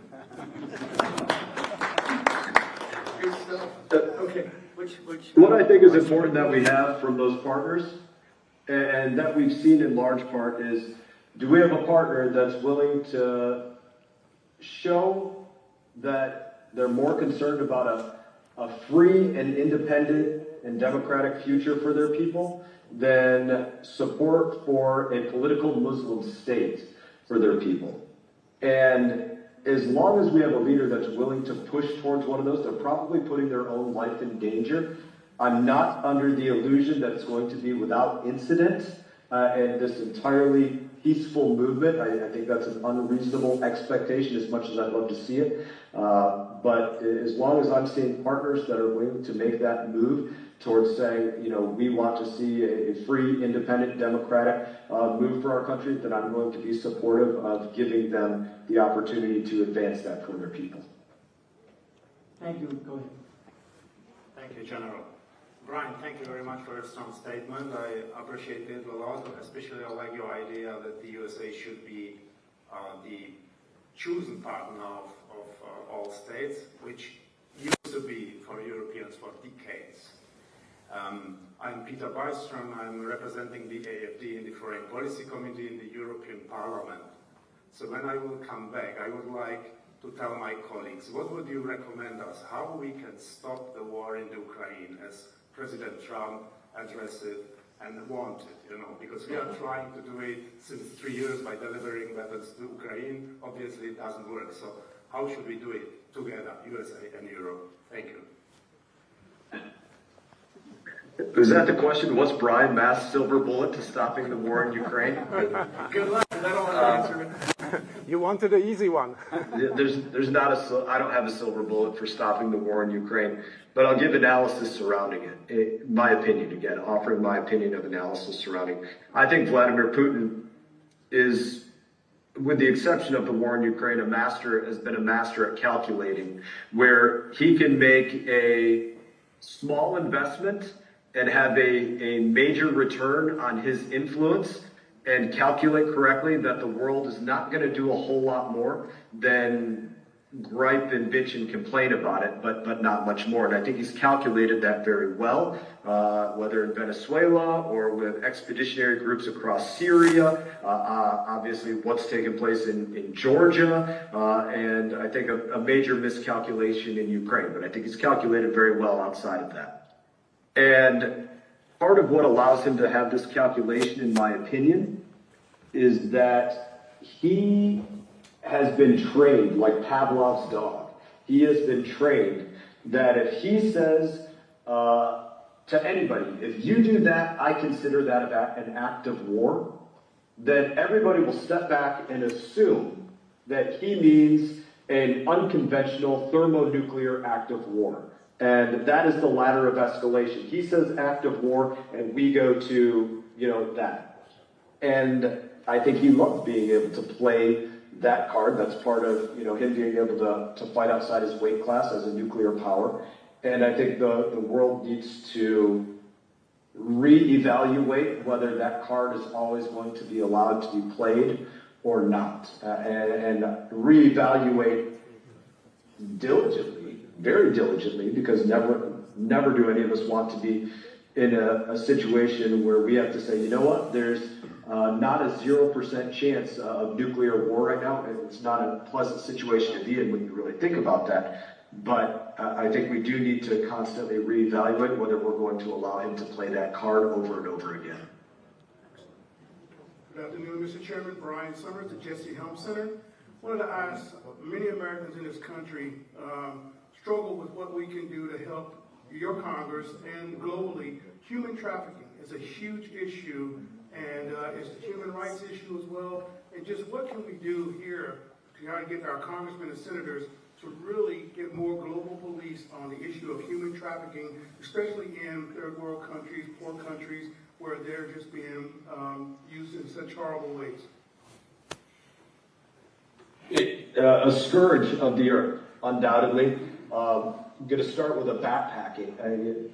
That's what I was looking for right there. The fact of the matter is, President Trump, Mr. Holman, Kristi Noem, they have undoubtedly made the largest break on human trafficking in I don't know how many years, but pick an amount of years, certainly in the last 6 months, but in a number of years on securing the United States of America's southern border and creating the situation that there is not an easy way to move, whether it's, people, drugs, weapons, you name it, in a legal fashion across our border. They're making that the case. That's having a tremendous impact on human trafficking, and I would thank them for that. I need stronger words to thank them for that. I don't have the strong enough words to thank them for that. Across the globe, this is something, again, we need to look at it as a scourge. I don't have a silver bullet for how we fix it all, other than the more that we secure our sovereign borders and have a strong understanding, a crystal clear understanding of what is traversing through our borders, the more that we get to not be naive about where somebody is being trafficked or not trafficked, not get to claim ignorance on it, but look at the situation for exactly what it is and know that it is a conscious effort and capability to stop it if we do, and if we don't, it's because there was a choice that was made to ignore it. Chairman, we're going to go 2 more questions, okay, if you don't mind? Please. Maybe a quick one. Sounds good, General. Good afternoon, Chairman Musk. My name is Rob Roos. I'm a former member of the European Parliament, and I have a question about the European Union. We see a trend where populist parties who receive a significant position in national politics, like AFD, Vox in Spain, AFD in Germany, Rassemblement National in France, that these parties, to protect democracy, are being sidelined or even banned from running for the next elections. What is the position of the US in this situation? Thank you. I want to say about 10 times I've taken an oath to support and defend the Constitution of the United States against all enemies, foreign and domestic. And there are a number of things that we say. We say these things because we believe these things as a part of our Constitution. And those fundamental freedoms of religion and press and speech and the right to petition your government, these fundamental freedoms, we believe in those things. And we've always believed, in my opinion, that we've sought to ally with countries that believe in those things, and that sometimes, again, as much as I'd stomp somebody that I saw stomping my flag, I can tell you we still believe that somebody, they're not jailed for doing it in our country. As much as I disagree with it, they're not jailed for doing it. We're looking for partners that are, willing to go out there and support freedom. Always be willing to tell the truth about what it is, but obviously myself, my president, others, we have very real problems with press that pretends to operate under free press but is not really operating as press. We have real problems with that. There's a line in there, but we want to see support for our constitutional values. As much as not everybody has our Constitution, we would love to see those values adhered to across the globe, because we believe those are fundamental to all people as a birthright gift, not as something that's provided by government. So we want to see that support across the globe, and that's what we support. Beautiful. Great answer. Last question. Good afternoon, Chairman Ann Vandersteel, co-founder of American Made Action, American Made Foundation, also a host. Nice to see you, Ann. Good to see you too. Question on human trafficking, weaponized human migration, the international compact on migration, the UN compact. The United States is a massive funder, as you know, to the United Nations, which funds the International Organization on Migration. And in the spirit of war, one of the biggest tools for war is weaponized human migration. We've seen it in this country up close and personal, as they have all over Europe and around the world, frankly. What is the concrete oversight mechanisms that your committee is actually going to place, put into place to ensure that this international migration framework under the United Nations Global Compact does not override the sovereign rights of nations to control their borders? Yeah, it's a good question. And what I'll tell you is what we'll do, but it's not the end-all be-all in securing this. We deal with, obviously, UN everything. And the answer to that is all of the UN is under review. It was going to be under the review of what we support under what was going to be Ambassador Elise Stefanik to the UN. Now it's going to be Michael Waltz, who I have every confidence in his ability to go there and truly shake things up. But you've seen where many of these programs, we say, okay, we're evaluating UNRWA. Nope, we're not going to be a part of UNRWA anymore. We're evaluating World Health Organization and what they have been a part of, in our opinion, of supporting China and really defending them throughout the COVID-19 pandemic. Nope, we're not going to be there. UNESCO was the most recent one as of late. So the list goes on and on. I think this will be most scrutinized by our new ambassador to the UN to decide this is not going to be something that we allow an overreach to touch the citizens of the United States of America in any way, shape, or form. That's where the end-all, be-all of it is. That's really where the power in our government to say where's there going to be a shield against what we would consider to be a UN overreach. Where my lane from it comes from, again, it's part of it, but I think I consider it a little bit more peripheral to it, is what does the United States of America, if anything, do outside of its mandatory contributions to the United Nations? We have a mandatory contribution. I don't believe that we're going to step away from that by any means, but what do we do in terms of the voluntary contributions into these other programs? And if we don't believe in them, we are not going to obviously put forward any support into them whatsoever. And I would give you one other point. And again, I know this is a global forum of people looking at this. I can tell you the United States of America, especially historically being the largest supporter of many of these voluntary contributions, I think you can have every expectation that if we're going to be involved, you can expect us to want to put up a secretary for whatever that specific arm is of the United States of America, because you're not going to see our support for those things without us exerting a higher level of control given what we've seen in the past. Yeah, great, thank you.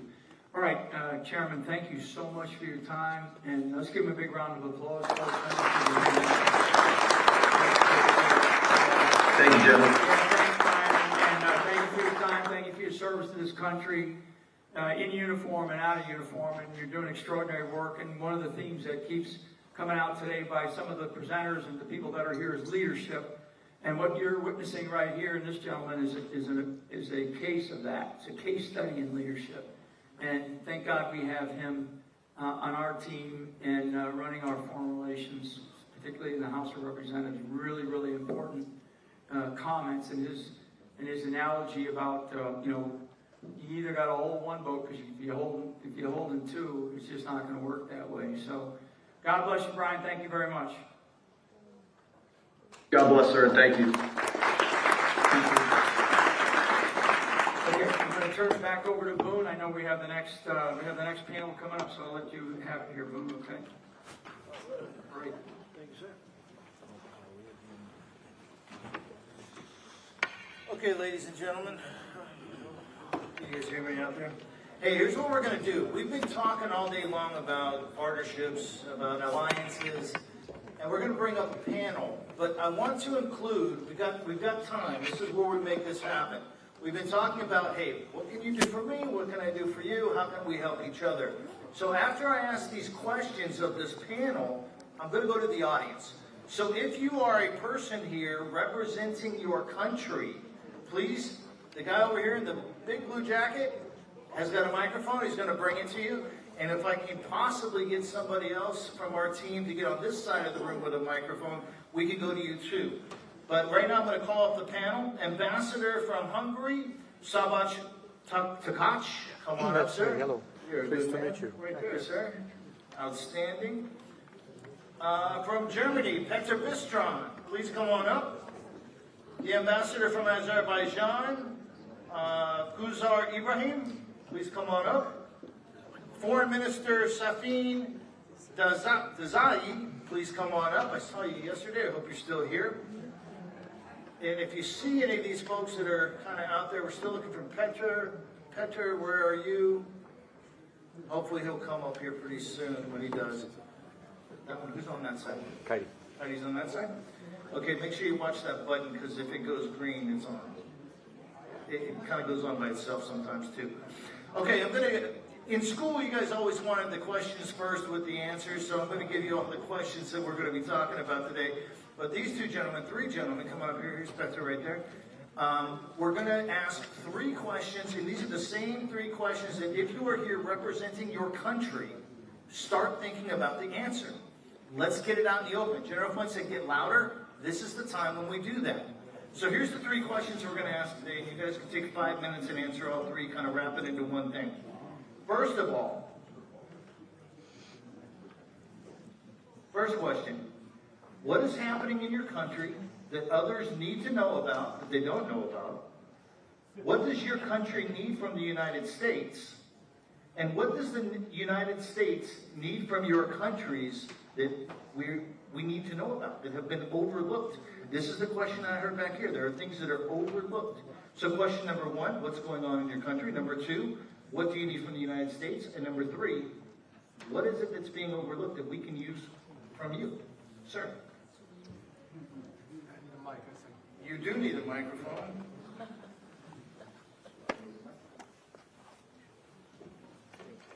Thank you very much. And first of all, good afternoon to everyone. Thank you, Mr. Gold, General Flynn, for putting this conference together. I'm the Hungarian ambassador serving in this country for more than 4 years. So I have seen a couple of things in the US. How much time I have? You take 5 minutes. 5 minutes, okay, because what is happening in my country? Well, easy question, right? Very easy question. You just got it in and out. Maybe there's... Take your time. Look, Take your time. Hungary, we are a country of 1100 years, so it's a long history, and we are in Central Europe, member of the European Union, member of NATO, and a general ally, the United States of America, a country which we have always looked at as a strongest partner in making peace, international security. And in my country, what is happening? We have a conservative government of Viktor Orban, a person who I think is very well known. He is punching above the weight of the country. He has been governing the country since 2010, and in the meantime he has won 4 elections democratically. So there's a strong support, social support behind him.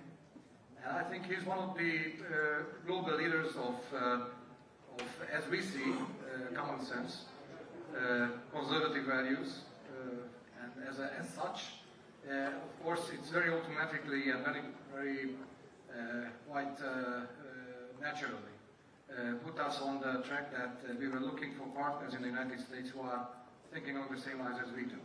So what, trying to answer the first question, and also some flashes to the second one. What we needed from the United States, in fact, we got it last November, because not only the Republican Party, but common sense won, I think, in America, and we could get back on the track where there is a sensible dialogue between my country and the USA. The two leaders, President Trump and Prime Minister Orban, are very good friends, personal friends. Orban was the only foreign leader who visited Trump while he was out of the White House. In the campaign trail last year, President Trump referred to Orban 113 times. I know I have to count it on the ambassador, so I had to make a count. Orban was the only leader who was invited to a CEPA conference a couple of years ago in Dallas, 2022. And when he delivered the speech, first he was hesitant to come because, okay, I mean, I'm a prime minister of a country of 10 million. And maybe it's not very polite to come to America and tell the Americans what to do. But eventually we convinced him to come, and when he was on stage in Dallas, he said that he's not here because we are a military might, although a member of NATO, very old member of NATO. We have been serving in line with the USA in Afghanistan and Balkans, everywhere. And it's not our economic performance. The GDP of Texas is probably 10 times bigger than the GDP of Hungary. But he said that he came because he's a leader who has won many elections, and he has a recipe how you can win elections democratically based on traditional conservative values. And social conservatism is something which brought the two leaders very close to each other. And as part of that, a very strong stance against illegal immigration. What has been happening in Europe since 2015 is insane. Hungary has been a leader on fighting politically within the European Union debates for 10 years now for sensibility vis-à-vis immigration and illegal immigration. So we are defending the southern border of Europe. We did not need to build a wall, but we built a fence that, of course, the liberals and globalists kept calling a wall, and they called us, xenophobic and undemocratic and autocratic, just because we are, on the one hand, fulfilling European law, fulfilling the law of the Schengen area, to defend the borders, and we are, for a strange reason, we are trying to defend the interests of Hungarian people, both socially and economically and security-wise.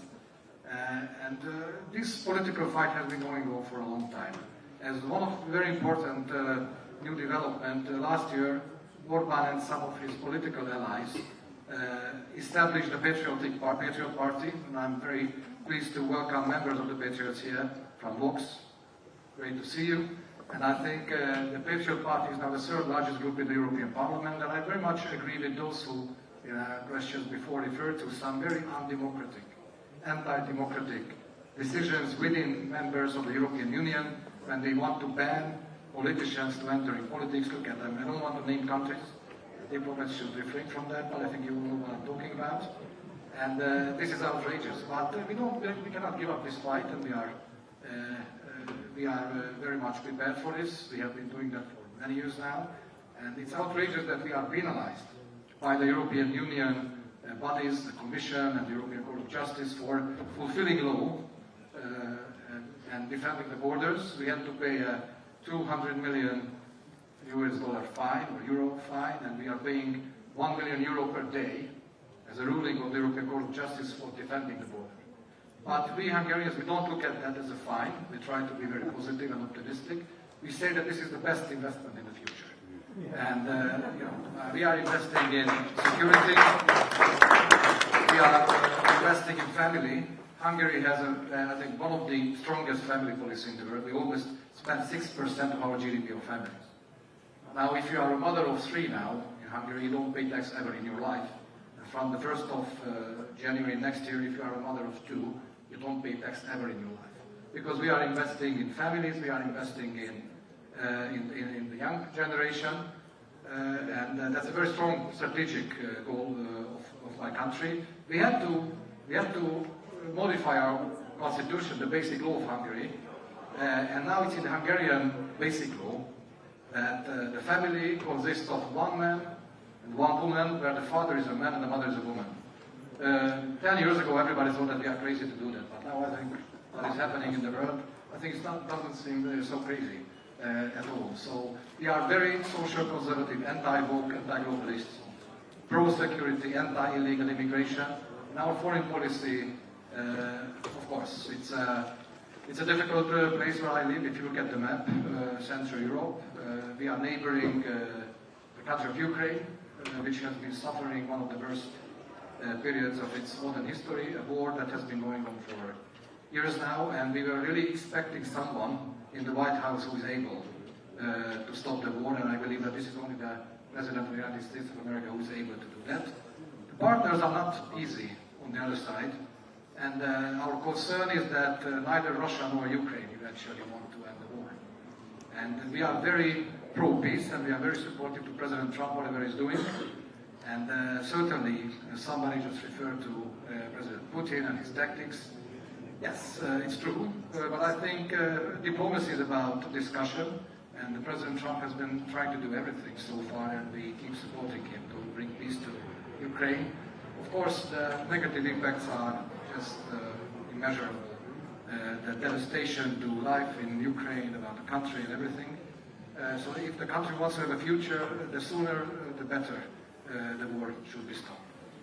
It's not easy, and our platform is not enough to discuss all the details. I'm very happy to answer questions if you might have. And one final question. I do have a question. What is being overlooked by the United States that the United States can use from Hungary?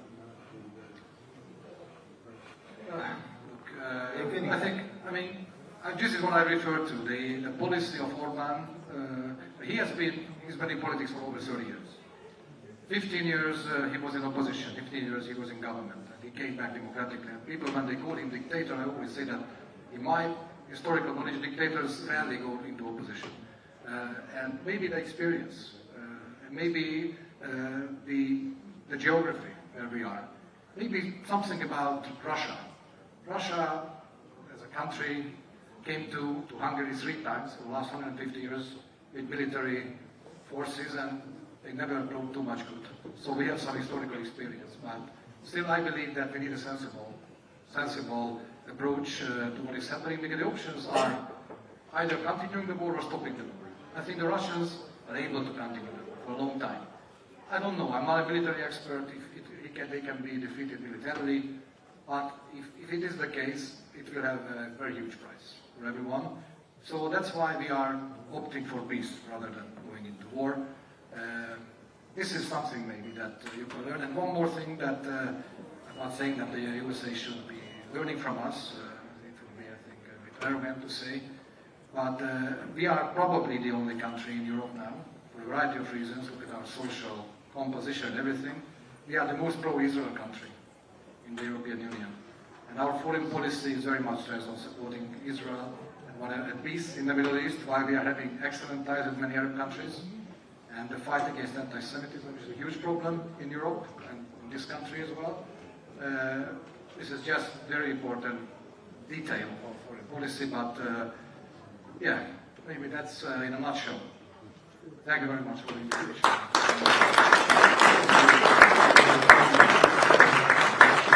Any questions for the ambassador before we pass the microphone? Yes. Is it difficult to balance your relationship with your Arab allies and your support of Israel? How do you manage that? No, it's not difficult, because I think there are many sensible... Repeat the question if you don't mind going further. The question was, do you have difficulty balancing your relationship with your Arab allies because of your pro-Israel alliance? Well, I know it's not difficult, because there are many sensible politicians in the Arab countries, important countries in the Gulf especially, and elsewhere. Morocco and Hungary has traditionally very good ties with them.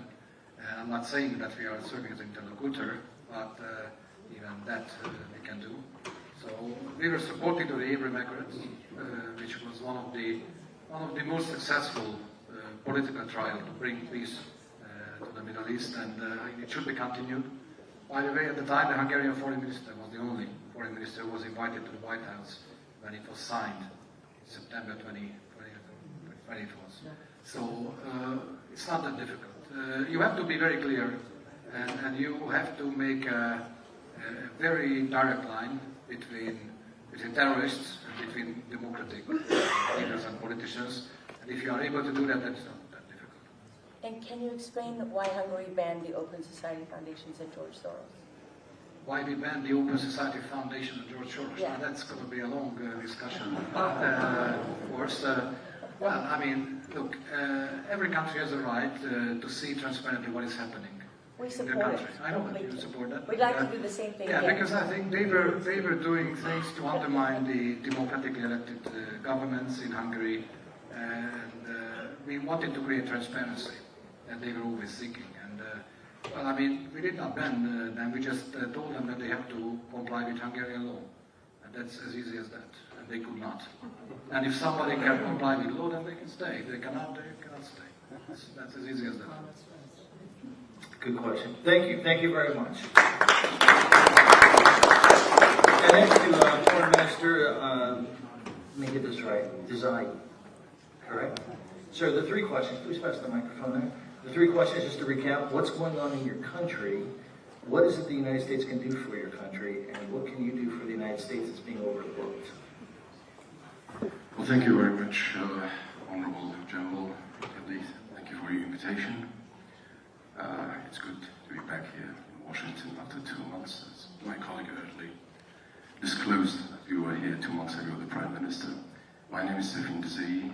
I'm Minister with the Kurdistan Regional Government of Iraq, responsible for Department of Foreign Relations. Indeed, we were here 2 months ago, and first visit by our Prime Minister and the new administration, discussing what was going on in the region. Now, of course, that was before the 12-day war and the unfolding developments in the region. In that stay, we also discussed economical issues and signing of a $110 billion deal with 2 American oil companies. I told the Prime Minister when we go back, probably we'll be welcomed with fireworks and what have you. Yes, there were different fireworks, and there were drones. And unfortunately, this has affected the production level in the oil fields. 4 fields were hit, Norwegian, 2 American, and 1 Kurdish. If I'm allowed, I have to go back to 1991.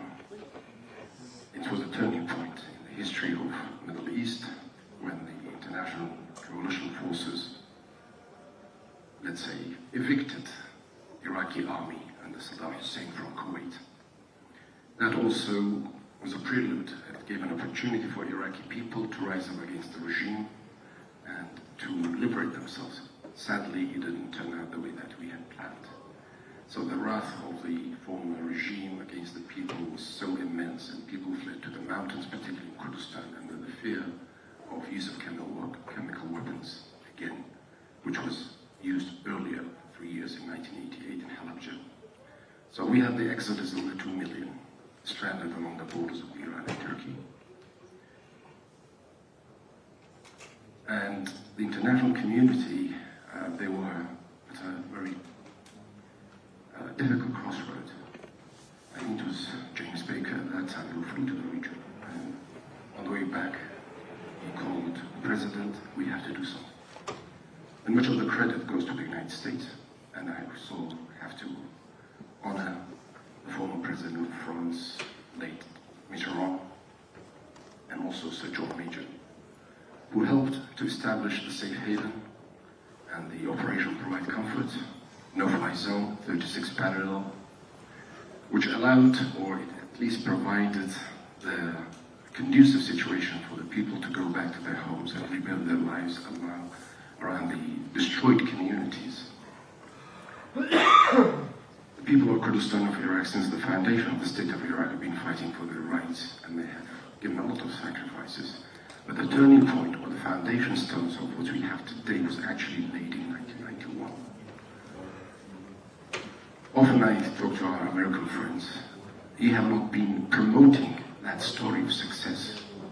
A lot of credit goes to the United States. What we have achieved in Kurdistan today, it wouldn't have been easy without your support. Again, in 2023, the United States and other coalition members were there for us to have, although some people call it invasion of Iraq, we still call it liberation of Iraq. Iraq indeed was liberated from the dictatorship. 2014, ISIS was on the door of the capital of Kurdistan region, Erbil. Again, our allies were there for us. So different stations, different times, different needs, we were working together as allies and partners.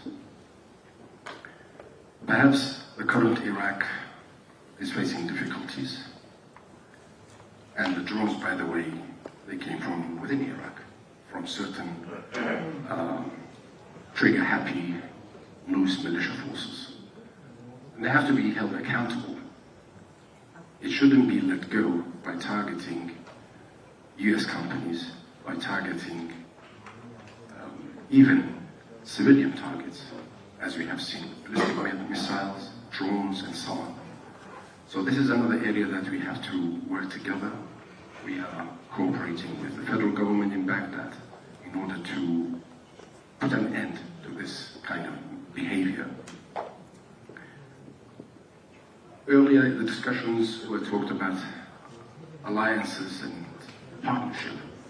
Alliance, yes, it's good to have the United States as an ally, but probably partnership is much more effective. Partnership is something that two partners or more come together, agree on certain principles, values, agreements, which would be vested interest in protecting and respecting each other's interests. Strong partnership would lead to, I would say, building a strong alliance, solidifying alliances. And we believe in Kurdistan. What has been offered by the United States and other partners is highly appreciated, and we have proven to be a reliable partner in this volatile region, in this area which is full of unpredictabilities, and a lot of things are happening which often is outside the calculation or the equations or the analysis of people who are experts in the area. So what we definitely can offer to the United States and the free world is a beacon of hope for Kurdistan in this shark-infested waters, for freedom and democratic living people, a sanctuary, a bastion, a safe haven for people in need, as we have done so. 250,000 people fled from Syria in 2011 to 265,000 to be exact. They were accommodated, they're still with us. 2 million people from the rest of Iraq during the height of the ISIS war, IDPs, fled to Kurdistan, be it Sunni Arabs, Shiite Arabs, Turkomans, Assyrians, Chaldeans, Muslims, Christians, Sabias, Baha'is, Yazidis. They're all living there, and we would like to promote Kurdistan. We believe in coexistence. The asks is, please continue to support Kurdistan to remain a beacon of hope for others. Help the prosperity, and the peaceful coexistence that we have with different communities, different ethnic groups, and different religions and creeds. And this is what is so special about Kurdistan. Thank you.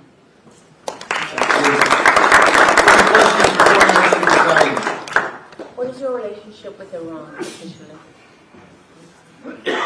Iran is a neighbor. It's a regional power. Horrible one. We have a long history, not only Iran as a state, but also there are our brethren, over 10 million Kurds living in Kurdistan. In addition to that, there is a diplomatic relation of Iran with Iraq, Consulate General of Iran in Erbil. We would like to be as two good neighbors and respect each other. But how much of that is being reciprocated, that's a different matter. How much? Well, we have not been immune from ballistic missiles, and civilians have been targeted, unfortunately. We didn't have a choice to get a better neighbor. Hard to pick your neighbor sometimes. Yeah. Any other questions for the reformers? No choice. Do you still seek an independent Kurdistan? Is that still an aspiration for the Kurdish people across all the borders? I think if you ask ordinary Kurds, I think that without any hesitation they would say yes. But I think political leaders, they have to be more pragmatic, more responsible. It's a dream, yes, but I think it's the responsibility of leaders to make sure that dreams don't turn into nightmares.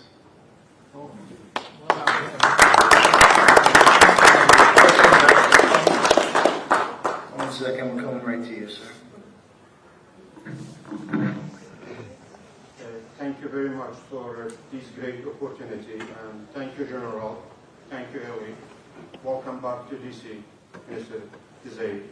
I would like to ask you, 2 months ago, you were here with Prime Minister Barzani, and for the first time you signed $110 billion with 2 U.S. companies about the oil and gas.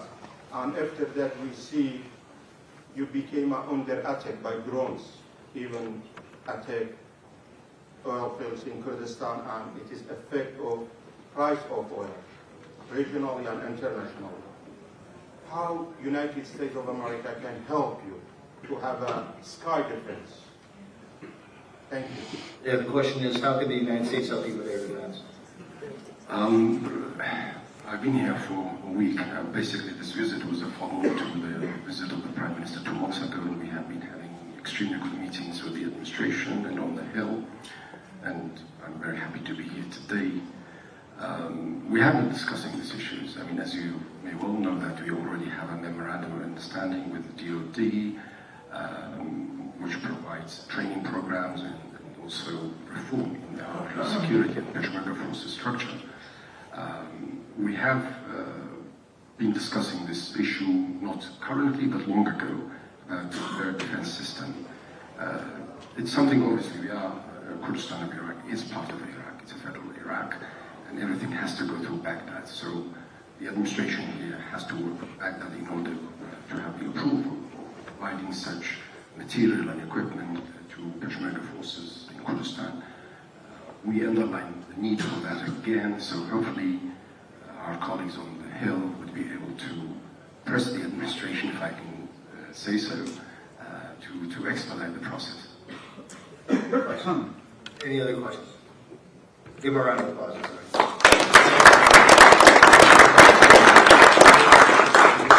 And the Honorable Petra Bistron. Sir, your 3 questions. What do you guys got going on? What can you do for us? What can we do for you? First, thank you, Mr. Gabbard, General, for this fantastic conference, for the possibility for me to speak here. Well, what you don't know about Germany? Maybe that there is a terrible oppression of opposition. While I'm speaking here, I have the 20-second home searching online on completely false accusations, like Donald Trump had. Yeah. We have people, members of parliament, they are beaten nearly to death on the streets by left extremists of Antifa who are financed through NGOs by the state. We have censorship within the media and the social networks. Our cars are burned down. There are cases like, but it's not just about the opposition in the parliament, it's also about the street opposition. Michael Ballbeck, just one example, leader of demonstration against the government, who was able to mobilize 200,000 people every week. He was sent into prison for 9 months without the trial. The accusation was that there is some tax fraud and he should pay some money for 9 months. And now, after 2 years, it comes out that the state owes him money. They should pay him 200,000 euro on taxes back. So this is what is happening in Germany day by day. It's hitting ordinary people. We had 170 home searching in one day because of Facebook memes. People get home searching because of Facebook memes. And this is Germany 2025. Okay, what can the USA do against this or for us? You're already doing the right thing. I mean, J.D. Vance was quite clear in Munich at the Munich Security Conference. Just go in and tell them that you know and that you strongly disagree, that this is not democracy, that you are fighting for free speech, for the rule of law, and for democracy. And defund all those USAID, Soros, NGOs, and so on. Because what was happening the last decades, was very often financed from here, from the USA, through the USA. And don't let the deep state present himself as the United States of America. Don't let them destroy your very good name in the world. Don't let them misuse the United States of America for their purposes. This is the crucial thing. And defund the OCCR. This is a media network which is paying the biggest media houses across Europe. In Germany, Der Spiegel, Süddeutsche Zeitung, in France, Le Monde, in Spain, El Mundo. And they have been paying them secretly nearly $50 million in the last years just for spreading propaganda, blackmailing opposition. OCCRP. The full name is Organized Crime and Corruption Reporting something. I think you could scratch the R because it's not reporting, it's just organized crime and corruption. And they again, I think, but you will find it easily. It was even disclosed that they have been financed secretly from the US and USAID. Sorry, USAID. All right, correction. It works. Yeah, thank you, General Flynn. But surprisingly, they are not reporting on this. Those big medias. What was the third question? I think you said what we can do for you. What can you do for us? What we can do for you and what you should know. That you have a lot of fans in Germany, and Germany and the USA, they have very strong ties. Quite everybody I'm meeting in Germany says, "Oh, I have some relatives. We are from Germany, or my relatives used to live in Germany." So on one side and the other side of the Atlantic, there are friends. And then once again, but the people in Germany, they love the USA of stars and stripes, not of the LGBTQ flag. Yes.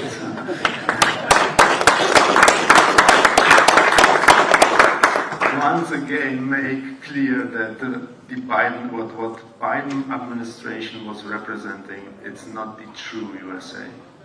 And then you will be the partner of choice. And this is a true friendship and true relationship. Thank you. Earlier in the day, we had something beautiful happen with Uganda and Angola, and said, hey, this is what's going on, you guys don't know about it. Is there anybody in here that's representing a country that says, hey, there's something you don't know about that you need to know about, because we can work together, we can partner together now, we can build that alliance now. If you are here and you have that to offer and say, raise your hand, we'll get a microphone to you, let's have that conversation. Angola, would you like to go a little bit more? Come on.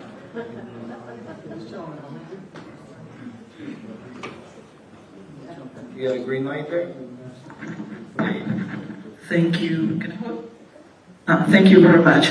My colleague, Fernando, he was the one from Angola. We were just sitting together. My name is Victor Elela. I'm from the Embassy of Equatorial Guinea, and I'd like to make a few remarks with the permission of my ambassador who's sitting here in front of me. Thank you for this opportunity. Sometimes from the African perspective, we receive mixed signals and we don't know if we want it at the table, we want it at the side table, or we just don't want it Better like this? Okay, perfect. So thank you for this opportunity and for putting a segment on Africa. Equatorial Guinea is a small country. Many people haven't heard about it. It's in the Gulf of Guinea. It's the size of Maryland, 1.5 million people.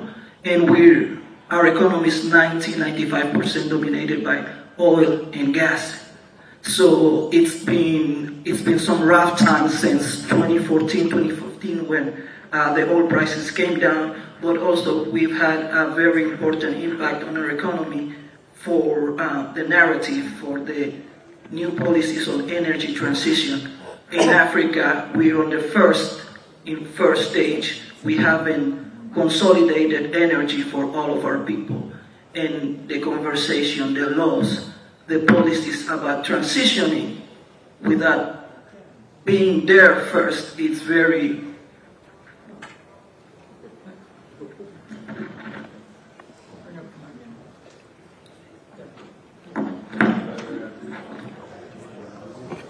yeah, it's very important. So sit here.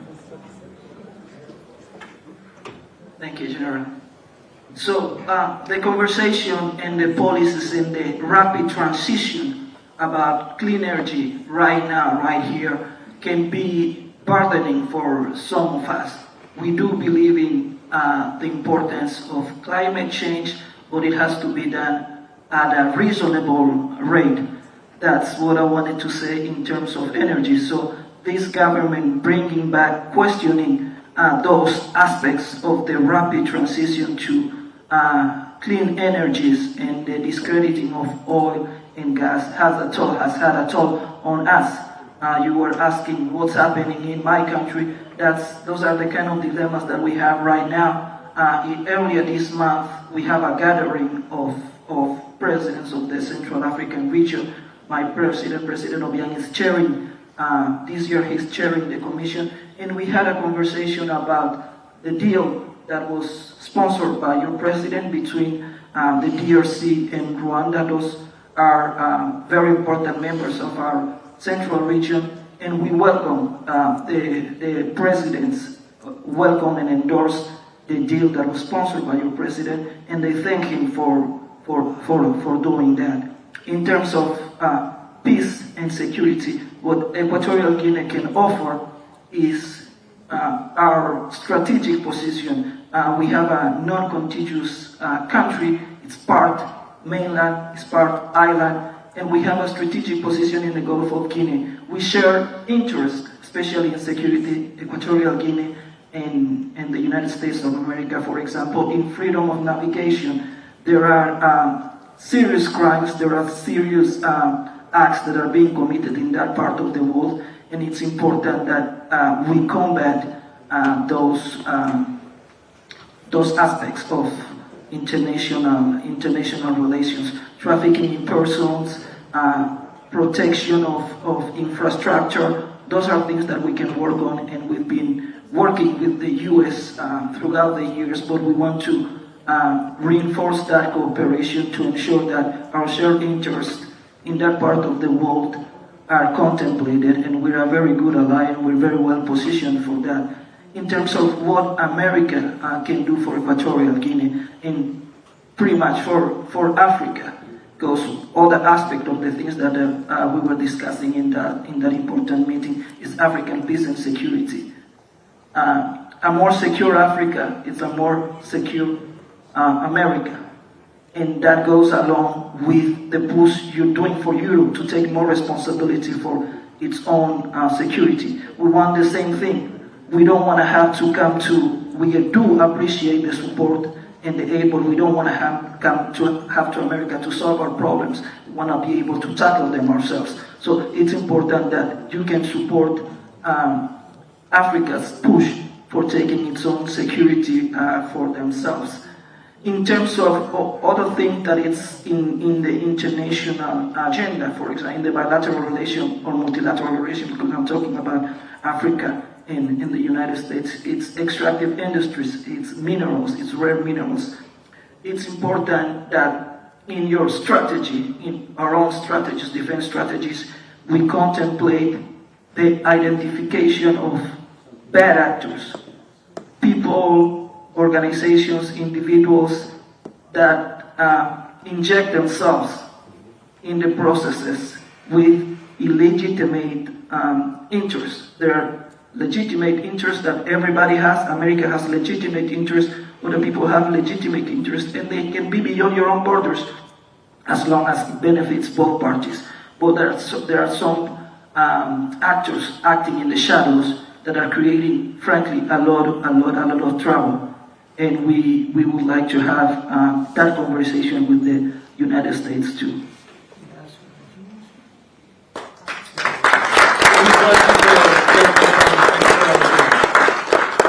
Who are these bad actors in the shadows?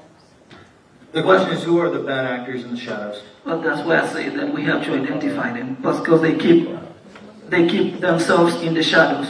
We don't know who they are, but we see the results of the actions that they do, who they finance, where they put their money, the situations that they provoke. So it's important that we identify them and we deny them access to the international financial system, for example. Thank you. Mine is really to say, when we stand with America, when America stands with us, it's also important that America's friends stand with us. To that extent, I'd like to acknowledge my colleague ambassador from Hungary for not just being there, but physically coming to Uganda when we were taking charge of what a family looks like and what constitutes a family. So thank you for that.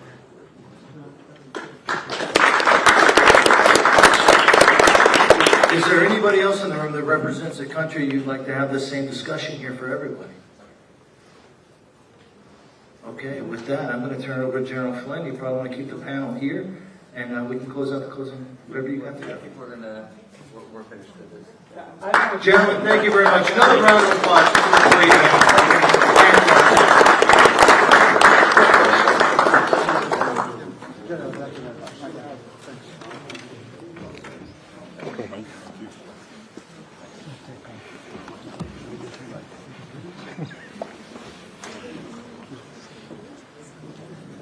So I know that General Flynn has some important thoughts and comments that he wants to make, but we are winding down, and I did want to give some closing thoughts. First of all, General Flynn, with your military time, we have accomplished something in Washington that we've never done before, ever in Washington. And we have ended an hour early than we had planned. So, kudos to you for doing that. That is always important. You know, I also want to make sure that I don't skip this. You know, this conference has been the work of an entire team, but it couldn't have been done without General Flynn's assistant, who's sitting in the back. Maybe you can stand up, Melissa. If everybody has a Melissa back there, then things would move a lot quicker. So, but thank you. But this, you know, we look at today's conference and last night as well, the comments, the conversations that we've had with people. We had, as we've said so many times before, we had 50 countries represented. We had the chairman of the Foreign Relations Committee. We had a variety of different people, of different agencies and departments and of different stature, all coming here because this was a very, very important discussion. Talking about partnerships in the fashion that we did, bringing in countries from Africa, the size of Maryland. I live in Maryland. I bet you I'd rather live in Africa than Equatorial Guinea than in Maryland. But that's a conversation for another time. But this is bringing this. This is an opportunity. This is a really big opportunity. But we talk about partnerships, and partnerships are not easy. It is not an easy thing. Even with countries like Hungary, where we agree on 9 out of 10 points, but it's not easy. These things take work. These take time, and that's relationships. And it's always very important. I know there are representatives from countries here that have sat with me in my office many times and trying to figure out a variety of different solutions to the different problems that come about. Adam Lovinger is here. We have many of our fellows. They flew in from 4 different countries or 5 different countries that flew in for this conference, and it takes a lot of work, and that's what we're here for. That's what the Gold Institute is all about. It's taking the time to engage one-on-one, to be able to provide solutions and a path forward, so that way we can build these relationships and make and continue. You know, people always talk to me about, in particular in the Middle East, that we need peace. We need peace. I'm looking for stability. If we can work towards stability, towards a stabilizing relationship, then peace will come thereafter. So with that, from my perspective, I want to bring General Flynn, and I know that you have some very important thoughts as well. But I do personally want to thank everybody for participating, and in particular thank General Flynn for his leadership. He and I and 2 others founded this organization 6 years ago, and after making sure that we saw a change in leadership here in the United States, it formally came on two months ago as the chairman of the organization, and it's important, and thank you for your leadership.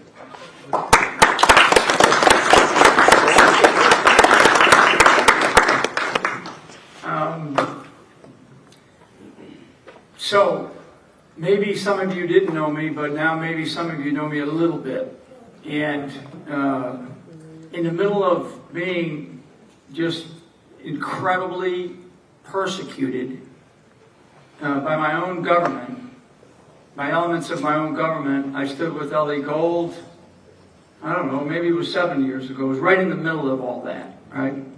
And I looked around, and I have fought on many battlefields, killed people, saved people, tried to do, my part to be a good soldier, to be a good citizen around the world for many places, many people, many countries, many nations, and only to return to my own country and find something that was so incredibly subversive, right? but I knew, because I'm a student of history, right? And Ambassador, you mentioned it was like over 1,100 years old, or I talked about Egypt, where I stood in a place that was over 4,000 years old. And I've been around the world and seen different things and experienced so much in my life. And I knew that if there's something that I experienced in my life about looking back, is that to learn from what has happened in the past. So when we move forward, we can move forward in a much different way, because the changes in the world are happening so rapidly now. I said last night to a friend of mine that in post World War II, in 1950 was the first time that they decided to count how many people actually lived in the United States of America. It's our first census that we took to actually count the number of people in our country, 1950. And at that time, we had around 150 million people in the United States of America. When we did it again, when we counted again, which was in 2010, we almost doubled. So in the previous 200 years of existence, where we came to 150 million, we almost doubled in a period of about 70 years, right? I mean, just an incredible amount of people, right? And when I look at just two nations on the planet, China and India, they represent a third of the population of the planet.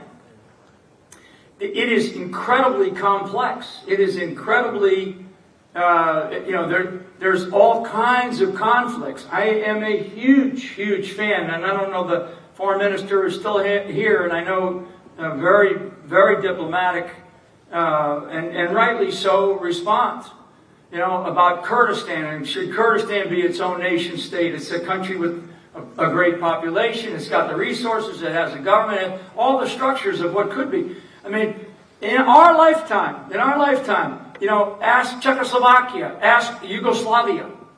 Okay, so I'm a fan of looking at the world and saying that why shouldn't something be done, right? In a positive way. In a positive way. It's not just about Kurdistan, but it's about how we now I am speaking as an American. How does America want to see itself? In 1938, there was a study. In 1938, there was a study by a great historian, and he studied 7 civilizations. 7 civilizations in the history of the world, right? Going back to Mesopotamian Empire, certainly the Athenian Empire, Roman Empire, the British Empire. And he studied all these different, Ottoman Empire, studied all these different empires and looked at the rise and fall, the indicators of when those empires collapsed, right? And what caused them to collapse. The average amount of time for those empires was 250 years. 250 years. We are right now at our 249th and 6-month mark. Okay? And over my dead body will this country collapse. Okay? That's why I said at the very beginning of these remarks, if you get a little taste of me, I'm very relentless about America, because I know what I've seen across the world and around the world. I've had some great conversations and some great insights today. I mean, wonderful, wonderful, powerful insights. And this is a give and take. This isn't give and take. I've been married for a long time, right? I mean, it's a give and take, right? It's like a relationship, a long-term relationship. It's like Donald Trump, right? President Trump. I don't have to agree with everything. I don't agree with everything he says, right? I mean, we are in a place now where we should argue, sort of in the room, right? Inside the room, we argue and we debate and we have these very brutally honest conversations, right? And if you're a leader, like as I look at and I've studied our founders, one of the things that's I get up in the morning and I don't go practice my golf game. I read things like executive orders or I read history books, right? So I've studied our founding fathers of this country, of the United States of America. I've read the Federalist Papers that we have. read our Constitution, I've read the Bible, I've read the Quran, I've read all these different things because that's what fascinates me. But what it has done for me, it has sort of solidified in my mind, is what is great, what is good about this country, about the United States of America. Because as ugly as the warts are that we are facing right now, and I could see them. I mean, I was at the fulcrum of it. This week, my name is all over the media again. It's been all over the media for years. I've been called an anti-Semite. I've been called a Jew lover. I've been called, racist. I've been called every single a traitor, every single name in the book. But it's like my mother taught me. My mother taught me, sticks and stones will break your bones, but names will never hurt you. Okay? And that's a very, very important thing to remember. It's a very important piece of counsel because we have to stand up for what we believe in. We have to stand up for what we believe in. When we're placed into these diplomatic positions, and we're placed into these governmental roles, yes, if you're not the prime minister or the president or the king or the whatever, you've got to follow whatever it is that got them there, right? If it's a really democratically elected leader, because a lot of people go, like I said earlier today, for those that were listening, if you won by 98% just because you go the 2%, right? It's a joke. Right? It's a joke. When somebody says, they won by 98% in this country. No way. That's not a democratic system. That's where a democratic system, and ours is a constitutional republic. Okay, we're not a democratic republic. We're a constitutional republic based on a document that has stood the test of time, will stand the test of time. And when I think about our founders, what our founders did was they gave us, in my DNA, in the very skin in the blood that flows through my veins, they gave us two things. And I learned this as a kid, as a young child, and I learned this as a soldier and as a leader. They gave us two things. They gave us courage and they gave us accountability. Because they themselves, standing up at that time to the greatest navy, the greatest army in the history of the world, an empire, right, that was at the top of the heap. They stood up and they said, we're not going to take it. And you know what it was all about? It was actually about religious liberty. It was actually about religious liberty, which is an interesting sidebar. The second thing that they showed us and they gave us was the idea of accountability. Accountability. Because every single one of them, and I've actually read some of their diaries and some of their letters to their wives back home when they were in different places and they were debating each other. It's fascinating. Or to their sons and daughters. And they would write letters home because at that time that's how they did because they didn't have iPhones. And they would talk about how they held themselves to such a high level of accountability that they were willing and they knew that were they caught doing the things that they did, they would be hung or shot, right? Or mercilessly tortured.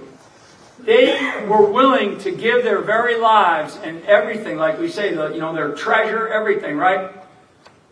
To something that was so much bigger than them. Last thing that I'll finish on is our First Amendment. Our very First Amendment. It has 5 parts, okay, in our Bill of Rights. This is really important because this is where it began. 1500s, 1600s, the Crusades, fighting against, at that time, the emergence of a gigantic empire. Right? The longest lasting empire in the history of the world is the Ottoman Empire. Almost 1,400 years. So, we had a guy in 1630 standing on the docks of England. His name is Winthrop. Became the first mayor of Boston, for anybody that's ever been up to Boston, Massachusetts. This is well before the United States became anything. And he stood on that dock and he talked to his congregation. They were getting ready to get on these ships because they were being persecuted. They were told, if you want to go to the colonies, go to the colonies. Get the heck out of here. You're not going to be able to do what you want to do. You're practicing, a religion that's, anathema to the king, right? So he gave one of the greatest speeches, and I encourage you to look it up. Winthrop is his name, and he gave this sermon in 1630.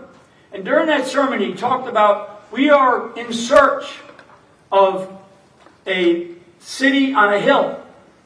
He talked about that. He actually stated it, city on a hill. Right, like a beacon of hope, as I think Adam talked about and others talked about, a beacon of hope. He also coined the term, we are in search of a New England. I'm from New England. I'm from Rhode Island. But he used that term. We are in search of a New England. Okay? That's 1630. Fast forward another, whatever, 100, I'm not a math major, so another 150 years or whatever. So now where we have these founders who are gathering, and they didn't get together in a one-day conference or a three-day weekend. They talked about this for a couple of decades. Okay? It's fascinating. And then when it came to the time where we then were going to go to war, we were going to sacrifice everything, right? I mean, they didn't know what the outcome was going to be. But what they taught us was they taught us those two things, courage and accountability. And that's my message to you. Be accountable for who you are and what you do, wherever it is. And I know right now, we're live streaming right now. I think we're just over 200,000 right now. So, I know what I'm trying to achieve personally. And don't think for a second that you got to be inside the government to have a difference or to make a difference. You don't, believe me. Believe me. I mean, all this stuff that's going on right now is, it's happening for a variety of reasons, okay? Because there are many people that are willing to stand up and demonstrate a level of courage and commitment, right? And sort of stick to it in this, right? The discipline to do the right thing. Again, inside government, the diplomacy aspects of what you have to do to follow a king, a prime minister, a president, or whatever, I understand all that. But my thing as a military leader, the former military leader, I would cherish the young officer or the young sergeant who in a room when we were about to make a decision that was going to result in the life or death of men and women on the battlefield, I would cherish somebody who would say, damn, sir, that's a stupid decision. All right, that's a dumb decision. Because I would say, hey, I'm about to make this decision. Are we all on board? Because it's going to be tough. And when some young person, because nobody around the people that you choose to have around you, don't choose them in your likeness. Choose them in a way that you know that they're going to help you, because it's not about you. It's about the direction, from my perspective, it's about the direction of the United States of America, and that we are able to get at least another 250 years out of this experiment. Okay? And if we're able to do that, and I do honestly believe that we can do that, it will come with great sacrifice. Great sacrifice. We're not going to solve, global warming or climate change or all the conflicts around the world. We're not. But what we can do is we can have the courage, and we can learn. You can learn to be, courageous. Fear is something that we all live with on a daily basis. I know it. I have felt it. But when we can get to a place where we can control it a little bit, and that's the fear to say something, to worry about, well, am I going to say something? Am I going to upset somebody? Upset somebody, right? Because you know what you believe. You know what you feel in your heart. And to me, that's a part of the purpose of what we're doing, and why. I mean, because we really, and Ellie was great to point out Melissa. I mean, there's other members of our team here too. But I mean, we put this thing together in a very short fashion, and it achieved essentially what I wanted it to achieve, which is to just basically bring some people together, I had people like Tulsi and Marco lined up. But obviously you see what's going on in the White House, right? I love it.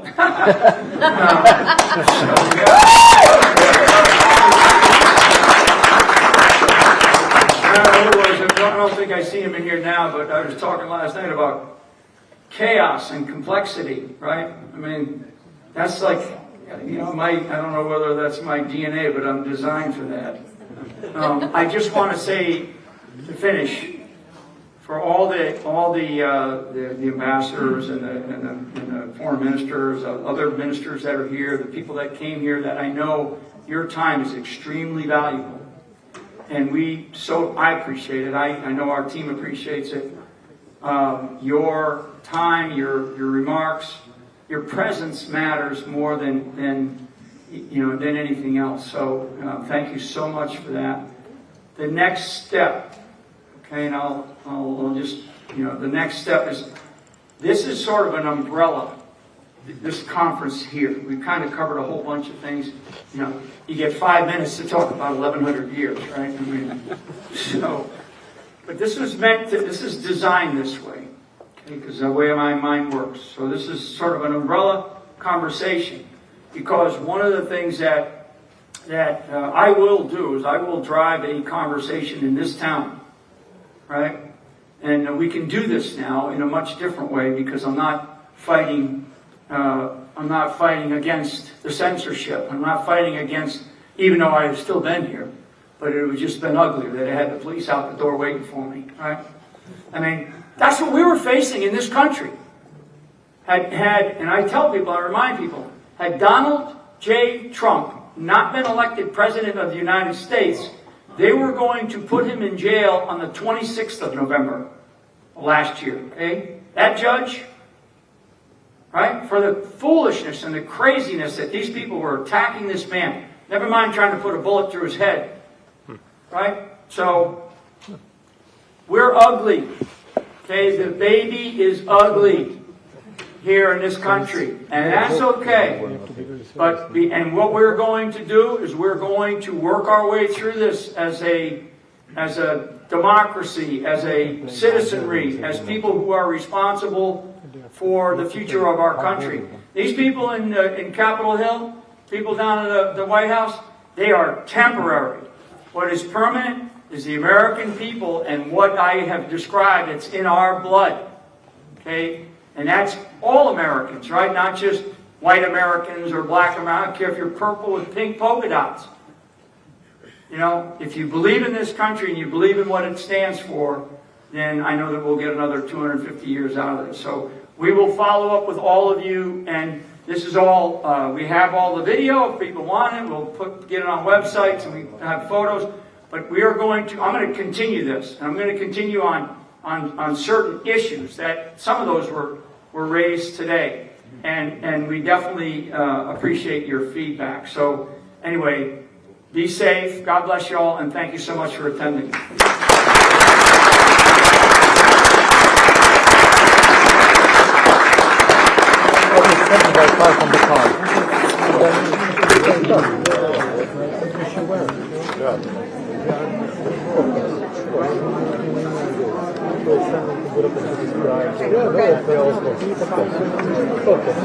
We know exactly. We will stay in touch. I will send my details, and I'm at your disposal. Wish you well. Thank you.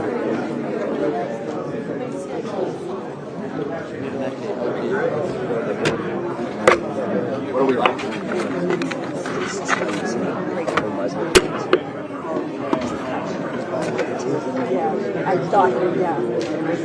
One last time, if anybody is missing the key to your vehicle, I have it up here. It says kryptonite on it. If it's BMW, I will take it. If you don't come and get this